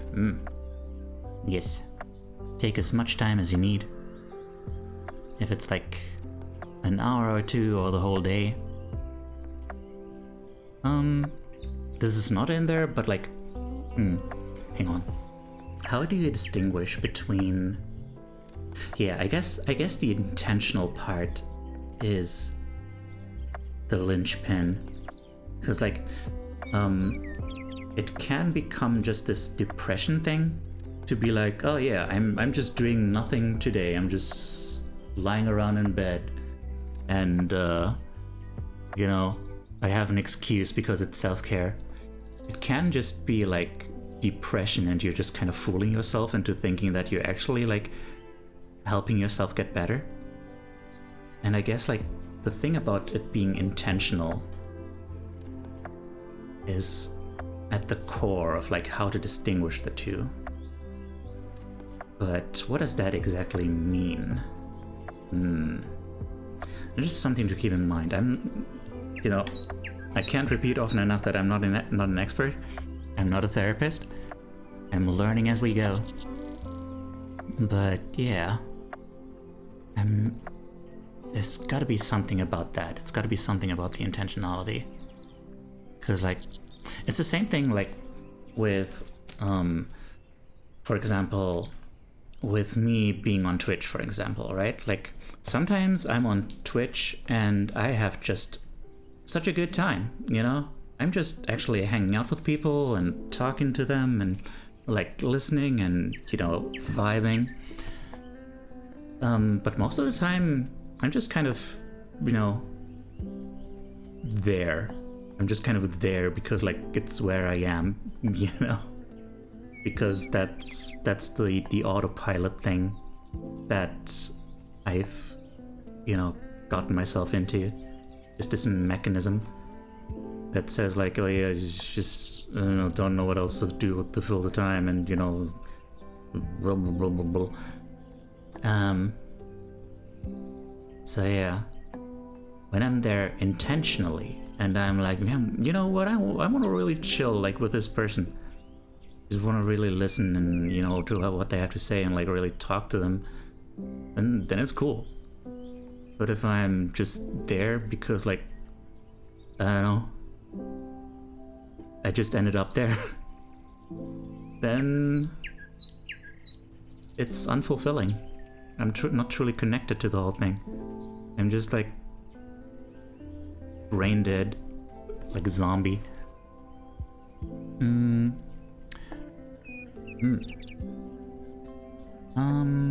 So here's a list of some ideas for ways to rest. Like listening to music, playing an instrument, dancing, eating or cooking your favorite meal, drawing, drinking tea, throwing paint on a canvas, going on a walk, swimming, doing a craft project, drinking tea, going on a drive. Was there tea twice? Yep, there was tea twice. I guess, you know, a lot of these are like handwritten. So I guess it was just spur of the moment stuff. Hug a comfy blanket, slide across the floor in your socks, sing a song, put together a puzzle, pet an animal, etc. When you need to scream, this one is about anger. I'm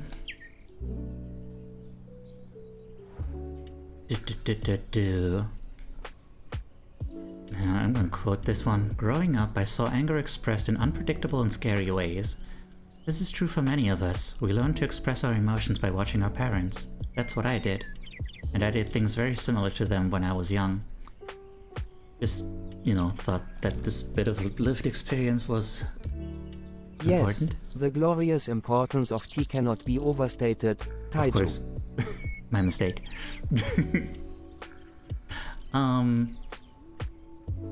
So...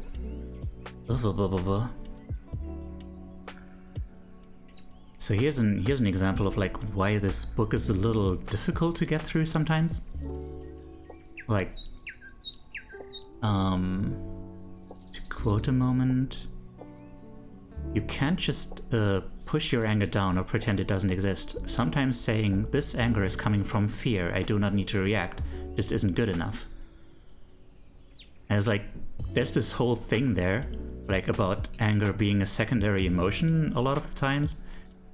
And it's just like implied.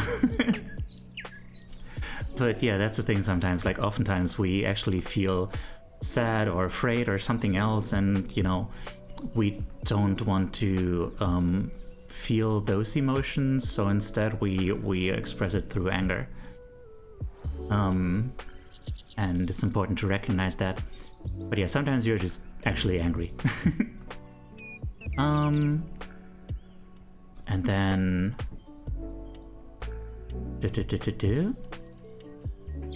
Here's a weird thing.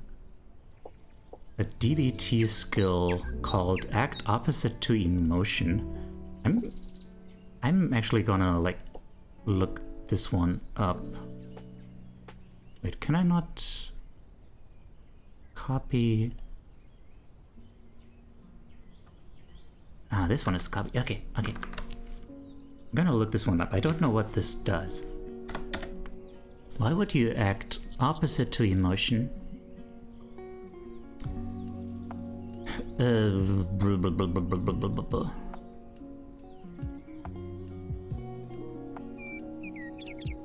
I'm just gonna straight up read this out, because this is from the website DBT Tools. Opposite action skill. All emotions activate us to respond, and the type of activation is biologically wired. The opposite action skill allows us to choose to respond opposite from what our biological skill would activate us to do. They get us ready to act. Here's some examples. Thirst tells us we need to hydrate. It activates us to drink water. Hunger tells us we need to give our body fuel, etc. Switch it up. The three emotions listed above are helpful to our survival, but those that follow require thought before we act, and opposite action may be helpful. Anger gets us ready to attack, and it activates us to attack or defend. Opposite, show kindness / concern or walk away. Shame gets us ready to hide. It activates us to isolate. Opposite, raise your head up, give eye contact, shoulders back. Fear gets us ready to run or hide. It activates us to escape danger. Opposite, go towards, stay involved in it, build courage. Remember, 1. If you want an emotion to stick around or increase, continue to do the action as above. 2. If we want an emotion to go away or become less uncomfortable, do the opposite action. 3. If you want this skill to work, you must use opposite action all the way and believe that it will work. Huh. Interesting. Because like, huh. Hey there, it is, how you doing? Because like generally, you know, generally, the advice is that your emotions want to be seen, right? But I guess this isn't necessarily mutually exclusive. Like you can, right, the way you respond to an emotion is separate from actually acknowledging and feeling that emotion. You're stressed and need to sleep in the worst way. Oh no. I'm giving you big hugs. Just the biggest hugs. Take care of yourself, okay?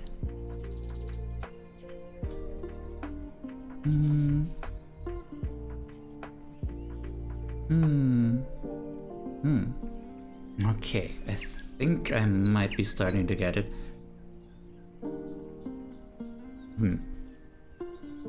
So, if you want to hurt yourself, go buy yourself flowers instead. If you want to text someone something mean, write them a thank you note that you don't have to give them. Oh.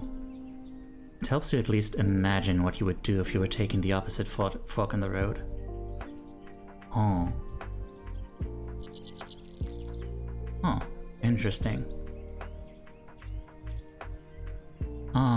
Here's a list of things that might help if you're super pissed off.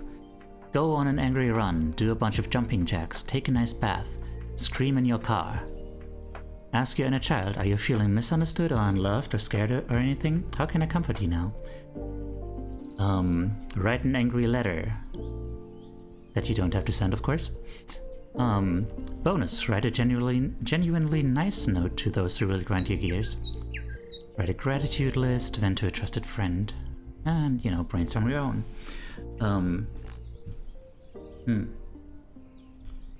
Instead of sending that impulsive text someone else about your situation. Instead of saying things that won't serve the situation or relationship, take a pause.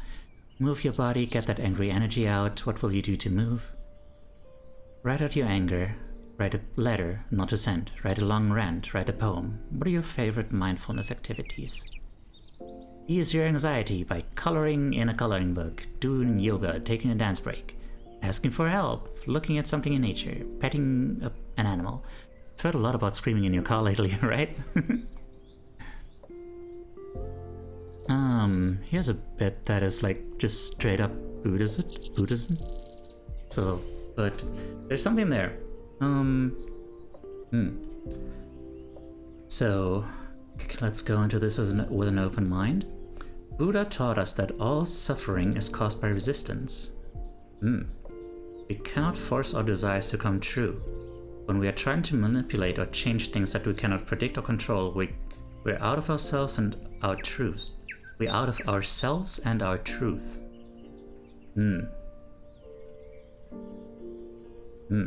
Clinging to what we once had or want right now will not bring happiness to us.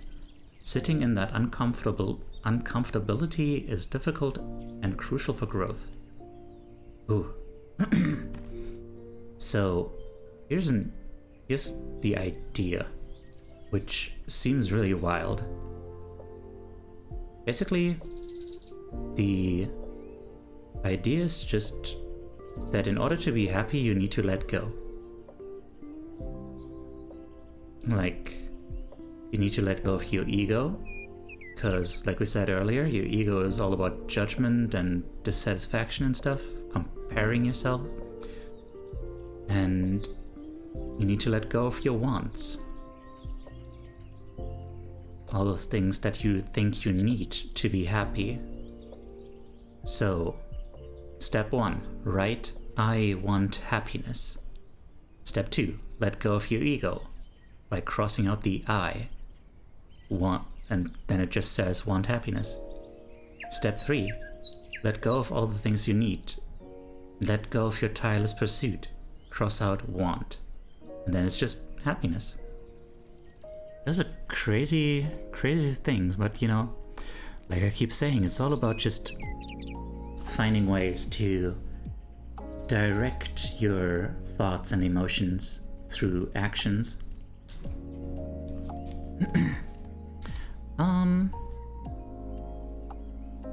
Okay. And with that, hang on, how many pages are left? Beep deep deep, beep deep deep, beep deep deep deep deep, beep deep deep, beep deep deep, beep deep deep dip dip dip dip dip boop.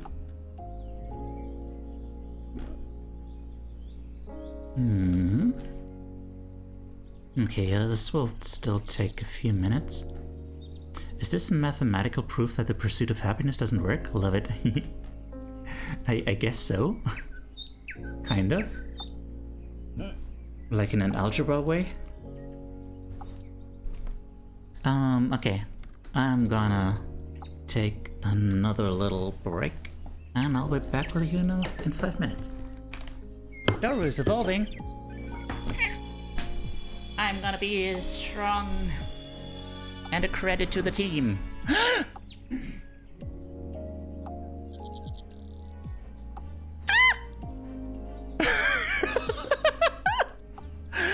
at him! Look at him! He's beautiful! I failed to read the Pokédex entry.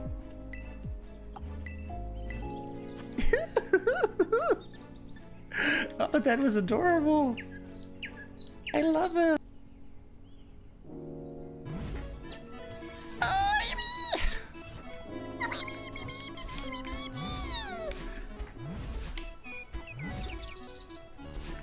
Ugh. Come on, dude. At least get on.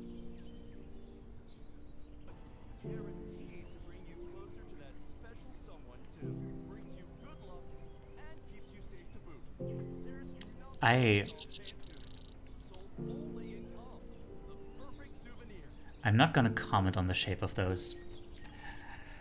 I'm above that. I claim. Yes.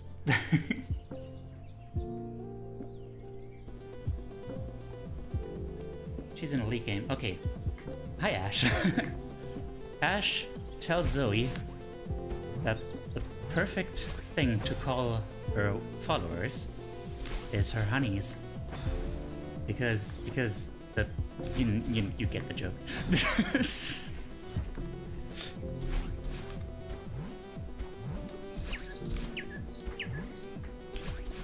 You're her honey? Okay, well, fine. We have that exclusivity contract. See if I care. Ah, wait!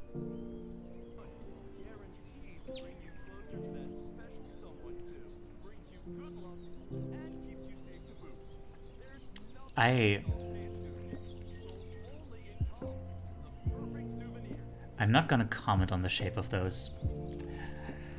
I'm above that. I claim. Yes. What kind of samurai are you? Stevie Stabby, balls now sliced D. Oh. But I don't want them to be sliced. I need my balls intact, or else I'm gonna roll.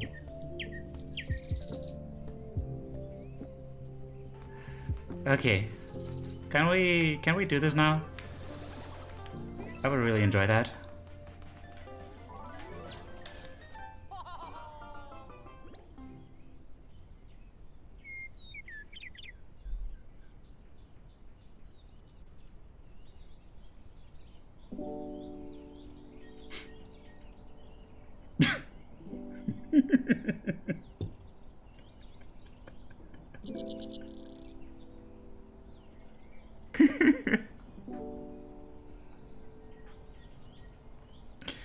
Bam.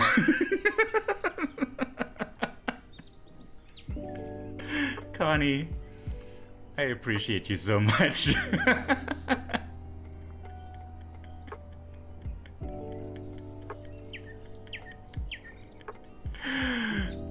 I'll just put this like You know what? This replaces my logo now. There.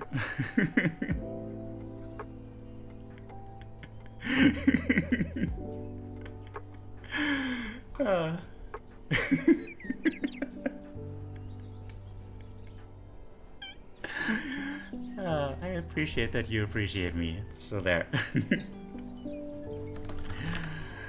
Hi.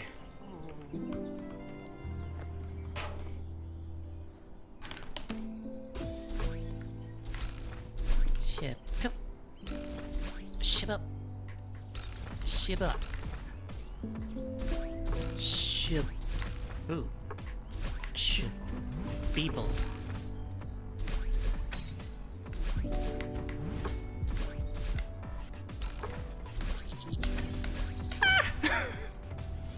I panic.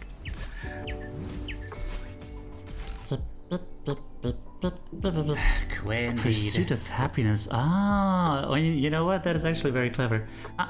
All tasks done. Need to now stop lurking. Get going. See you later. Take care. Thank you for the like. Yeah. Take care. Love you too. Pop, pop, pop. Okay. Yeah. Gonna turn on the timer, but we're probably not gonna need the whole 15 minutes for the rest of this. It's just one chapter left. And the conclusion.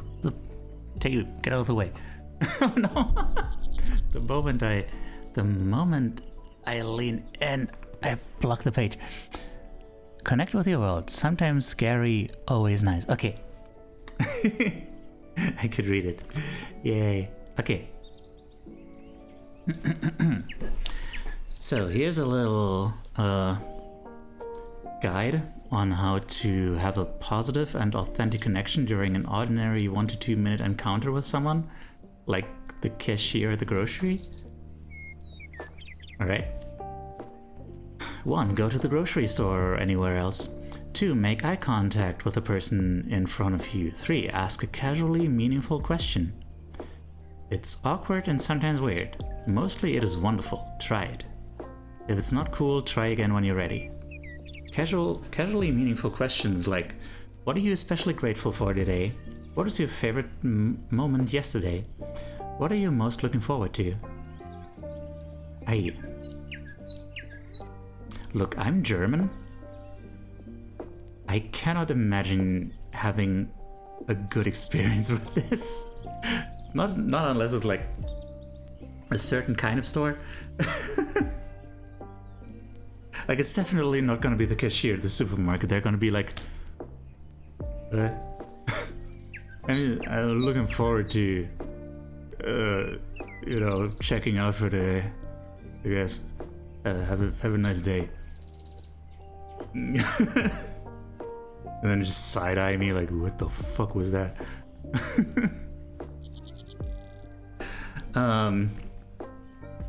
But yeah, I don't know. Obviously, it depends on, the situation. Like, if it's a big supermarket where, there's probably going to be people waiting behind you in line, like, that's not the best environment for that. But there are probably places where that works. So be authentic without shame. So big thing is that happy people are authentic. Authenticity increases joy. Yeah, it boosts your self-compassion, gratitude, and knowing that really gave a boost to her self-compassion, gratitude, and authenticity practice. Rather, yeah, when you show up in situations as who you really are, you'll just feel better. You'll share, you feel bigger, more whole, and connected to your existence in a really peaceful way.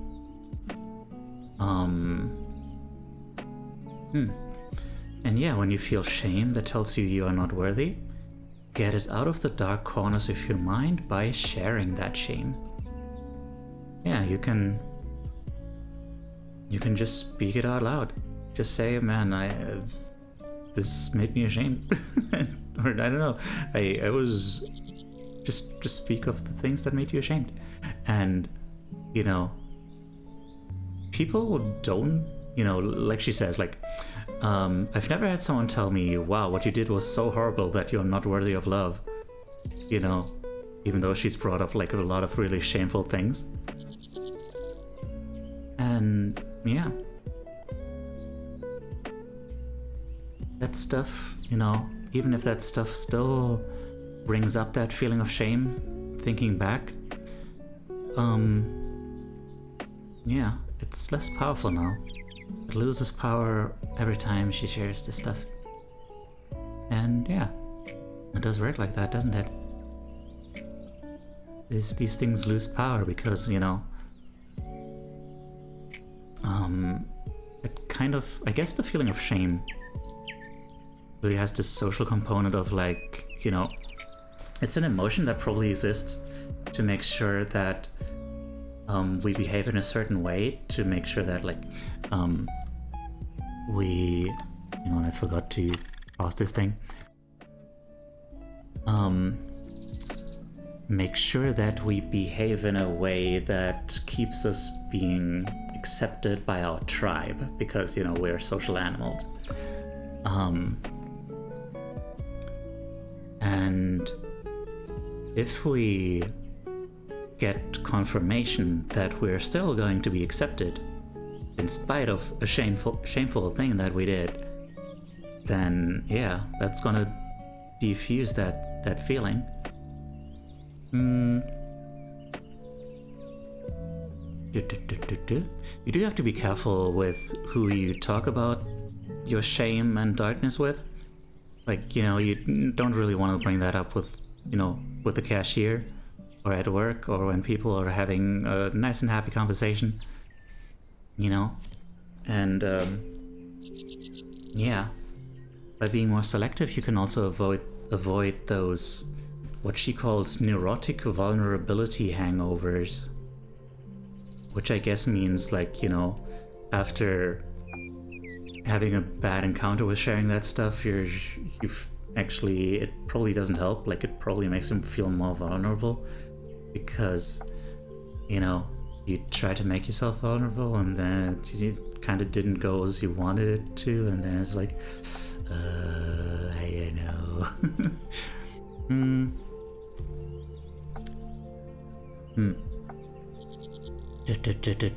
Yeah, some pieces of yourself are just very intimate, and you know, you don't have to bring up 1000% of all of you every time in order to be authentic. It's like, you know, it's like when people are being like brutally honest, as they say. Like,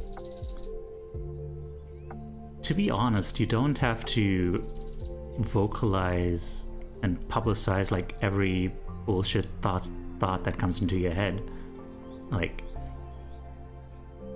if you took that literally, like, you would just be constantly spouting train of thought bullshit, you know? No one is asking for that, and that is also impossible. Like, there's so much stuff going on in your brain. Like, how would you even publish all of that? How would you even put all of that out there? And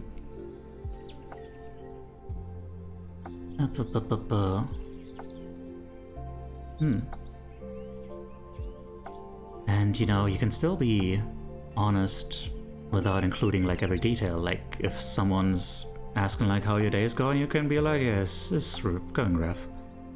You don't have to go into like the details of like you had a PTSD nightmare and, you know, or why you had PTSD and blah blah blah blah blah. Just like, you know, things are rough. Things are rough.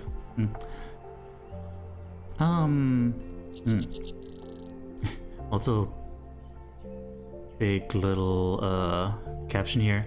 Your pain is real, no matter how many cars you have. Little thing there about like a little story there about someone being like invalidated for pain. And here's some pointers. I know about and care deeply about the suffering of others. 1. That was 1. 2. Yep, my quality of life is very good, but I can be grateful and sad at the same time. 3. I am in so much pain, I want to die. And no amount of perspective will cure my darkness. 4. I need you to tell me my pain is valid. And I need a hug. Pain is painful. Acknowledgement allows healing.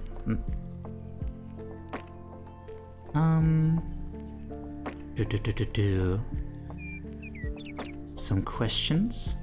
Really painful, painfully real. What pain are you feeling that you're ashamed to share with others? If you could finally vocalize your smallest and often scariest fears, what response would bring you comfort?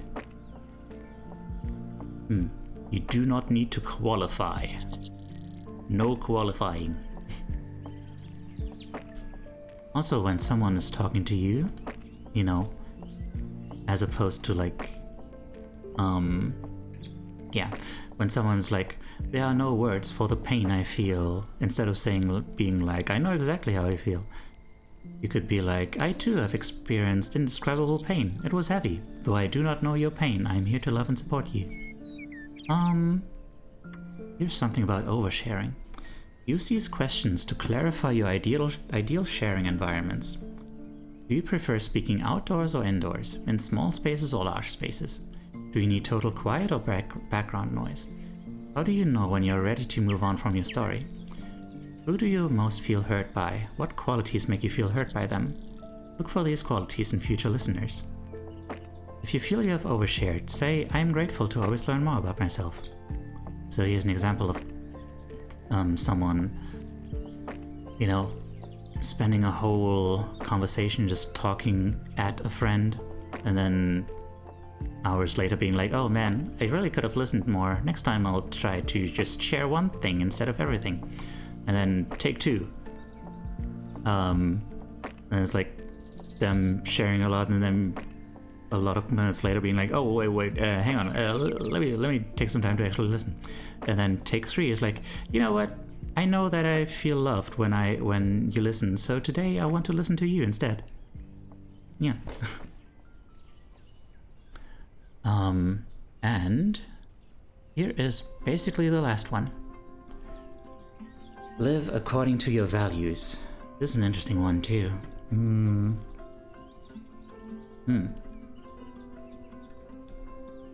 Yeah.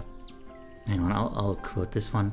Values are basically concepts or ideas that contribute to the kind of life you want to live. When you have stronger understanding of what it actually means to have core values, you're better able to make decisions about your behavior. And, you know, they had this exercise in psychiatric care where they made a big list of values that they liked. And then when the big list was done, they eliminated more and more of them until there were just 3 to 5 of them left. And those were the basis for their core values. Hers are curiosity, kindness, safety, humor, and purpose, which have mostly stayed the same for the last 5 years. I feel validated right now for saying that to Ilfa recently. I want to say I feel you, but your story probably has different nuances from mine, so yeah. Good job. Look at you being emotionally intelligent. And then she was asked, what do these values look like in action? And it's like, you don't really think about those things. And yeah, so that's interesting. I might really have to try that one day. Yay!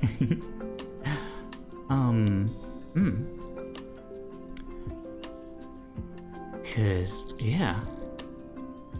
Good job! Good job! That kind of thing is really going to get you a lot of clarity, you know?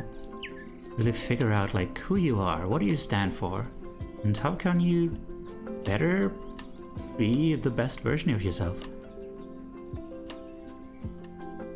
And yeah.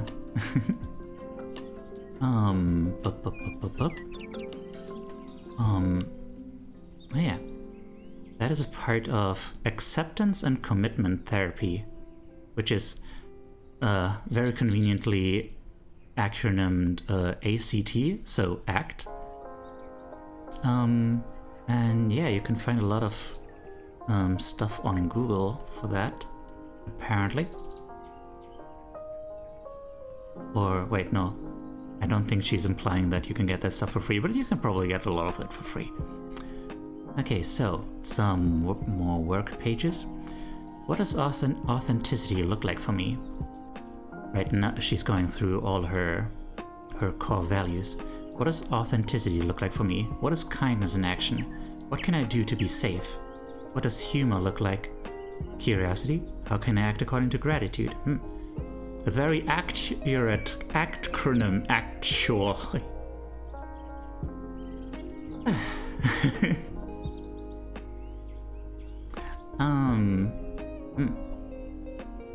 Here's a whole list of values.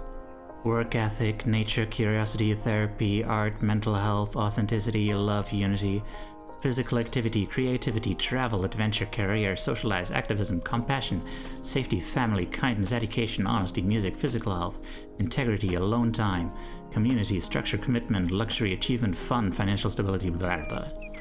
Yes. Write down 10 of those values and number them according to how powerfully they will guide you in your daily life. Aaron the Sillies, the Silly Z, Silly Z. Aaron, hello, welcome in. Thank you for the follow.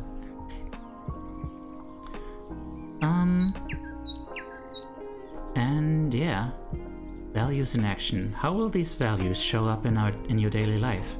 What are you doing or saying when you are demonstrating your values? So this is a table. In one column, when I'm aligned with this value, and then the next column is, this is what I'm doing, saying, and prioritizing. So basically, when I'm putting this value into action, this is what it looks like. And then it's a bunch of book recommendations, which I don't think me reading that out is going to be helpful to a lot of you.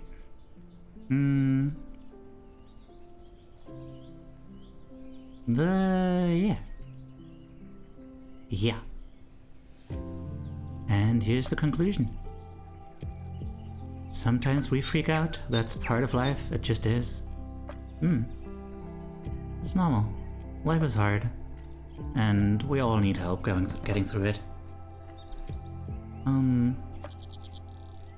It's okay to feel that way, but you don't have to let those feelings consume you.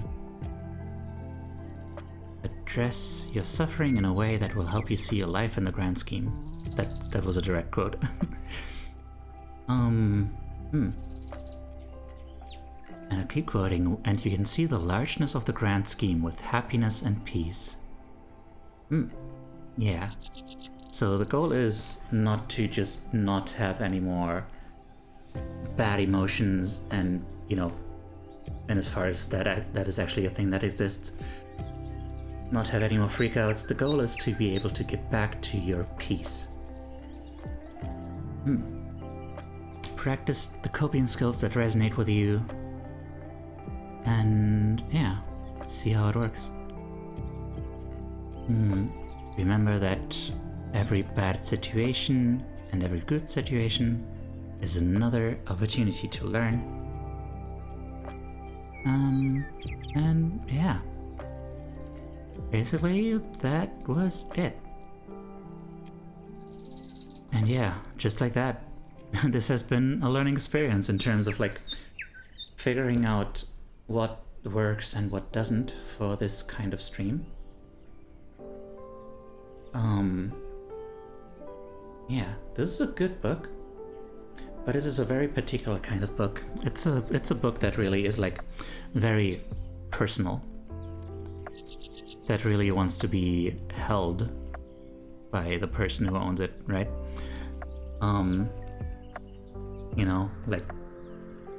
Yeah, something that you always carry with you and that you write into, stuff like that.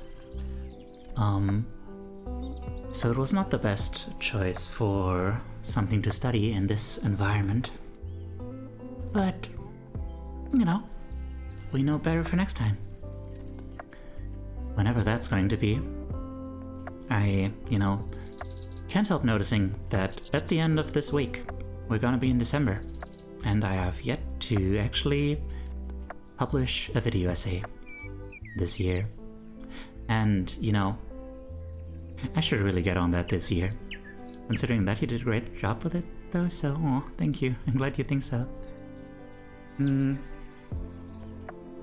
So yeah. Good job! Thank you. Alright, let's go find someone to rate. Wah wah wah wah wah.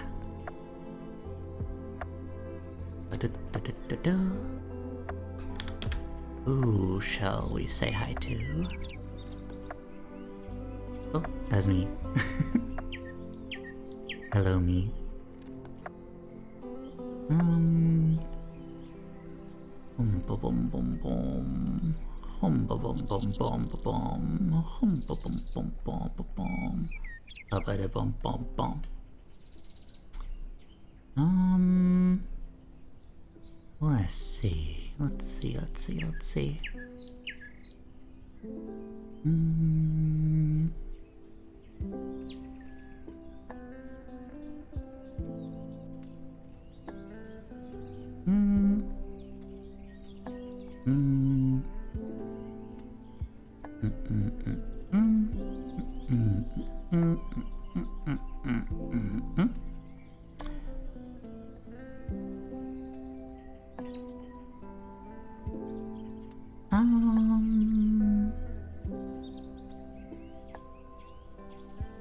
Okay.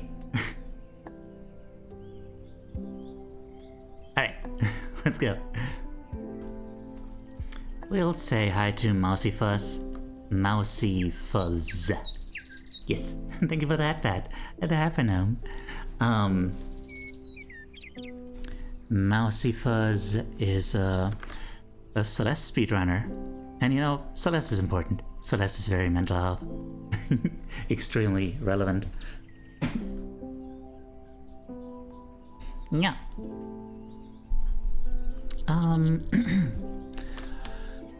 Alright. Next stream is gonna be art again on Friday in 2 days. Here is my YouTube links. Please follow me on the YouTubes. Thank you very much.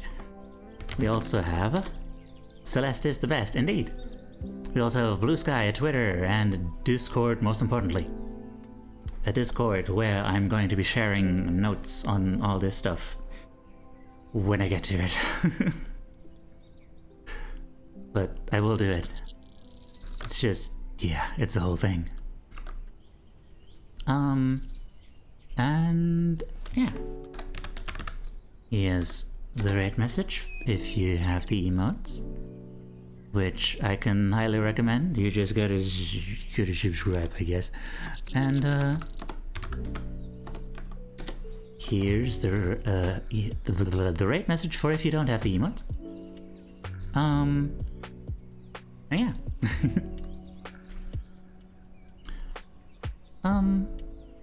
Beep boop. Yep, that was it. Here's a shout out for Mousy Fuzz. I did spell it correctly, right? Yeah. So, you know where to go if the raid doesn't take you. And, yeah. Let's go. Let's go say hi to her. Blop. Yeah. So yeah, thank you to everyone who's been here, everyone who's lurked, everyone who's talked, everyone who's here, everyone who's not here too. Well, everyone who's not here, like, I don't know.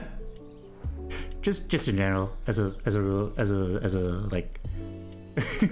I don't know what I'm saying. I'm just trying to make words happen, but my brain is not quite there. But you know what? Brain's overrated, honestly. I think we should all move on to a system of, like, you know, non-centralized nervous systems. I think that would be a great idea. You know, plants had the right idea. I too would just like to live from just the earth and water and sunshine. May the flames guide thee. Take care, and remember that you're loved, okay? Bye-bye.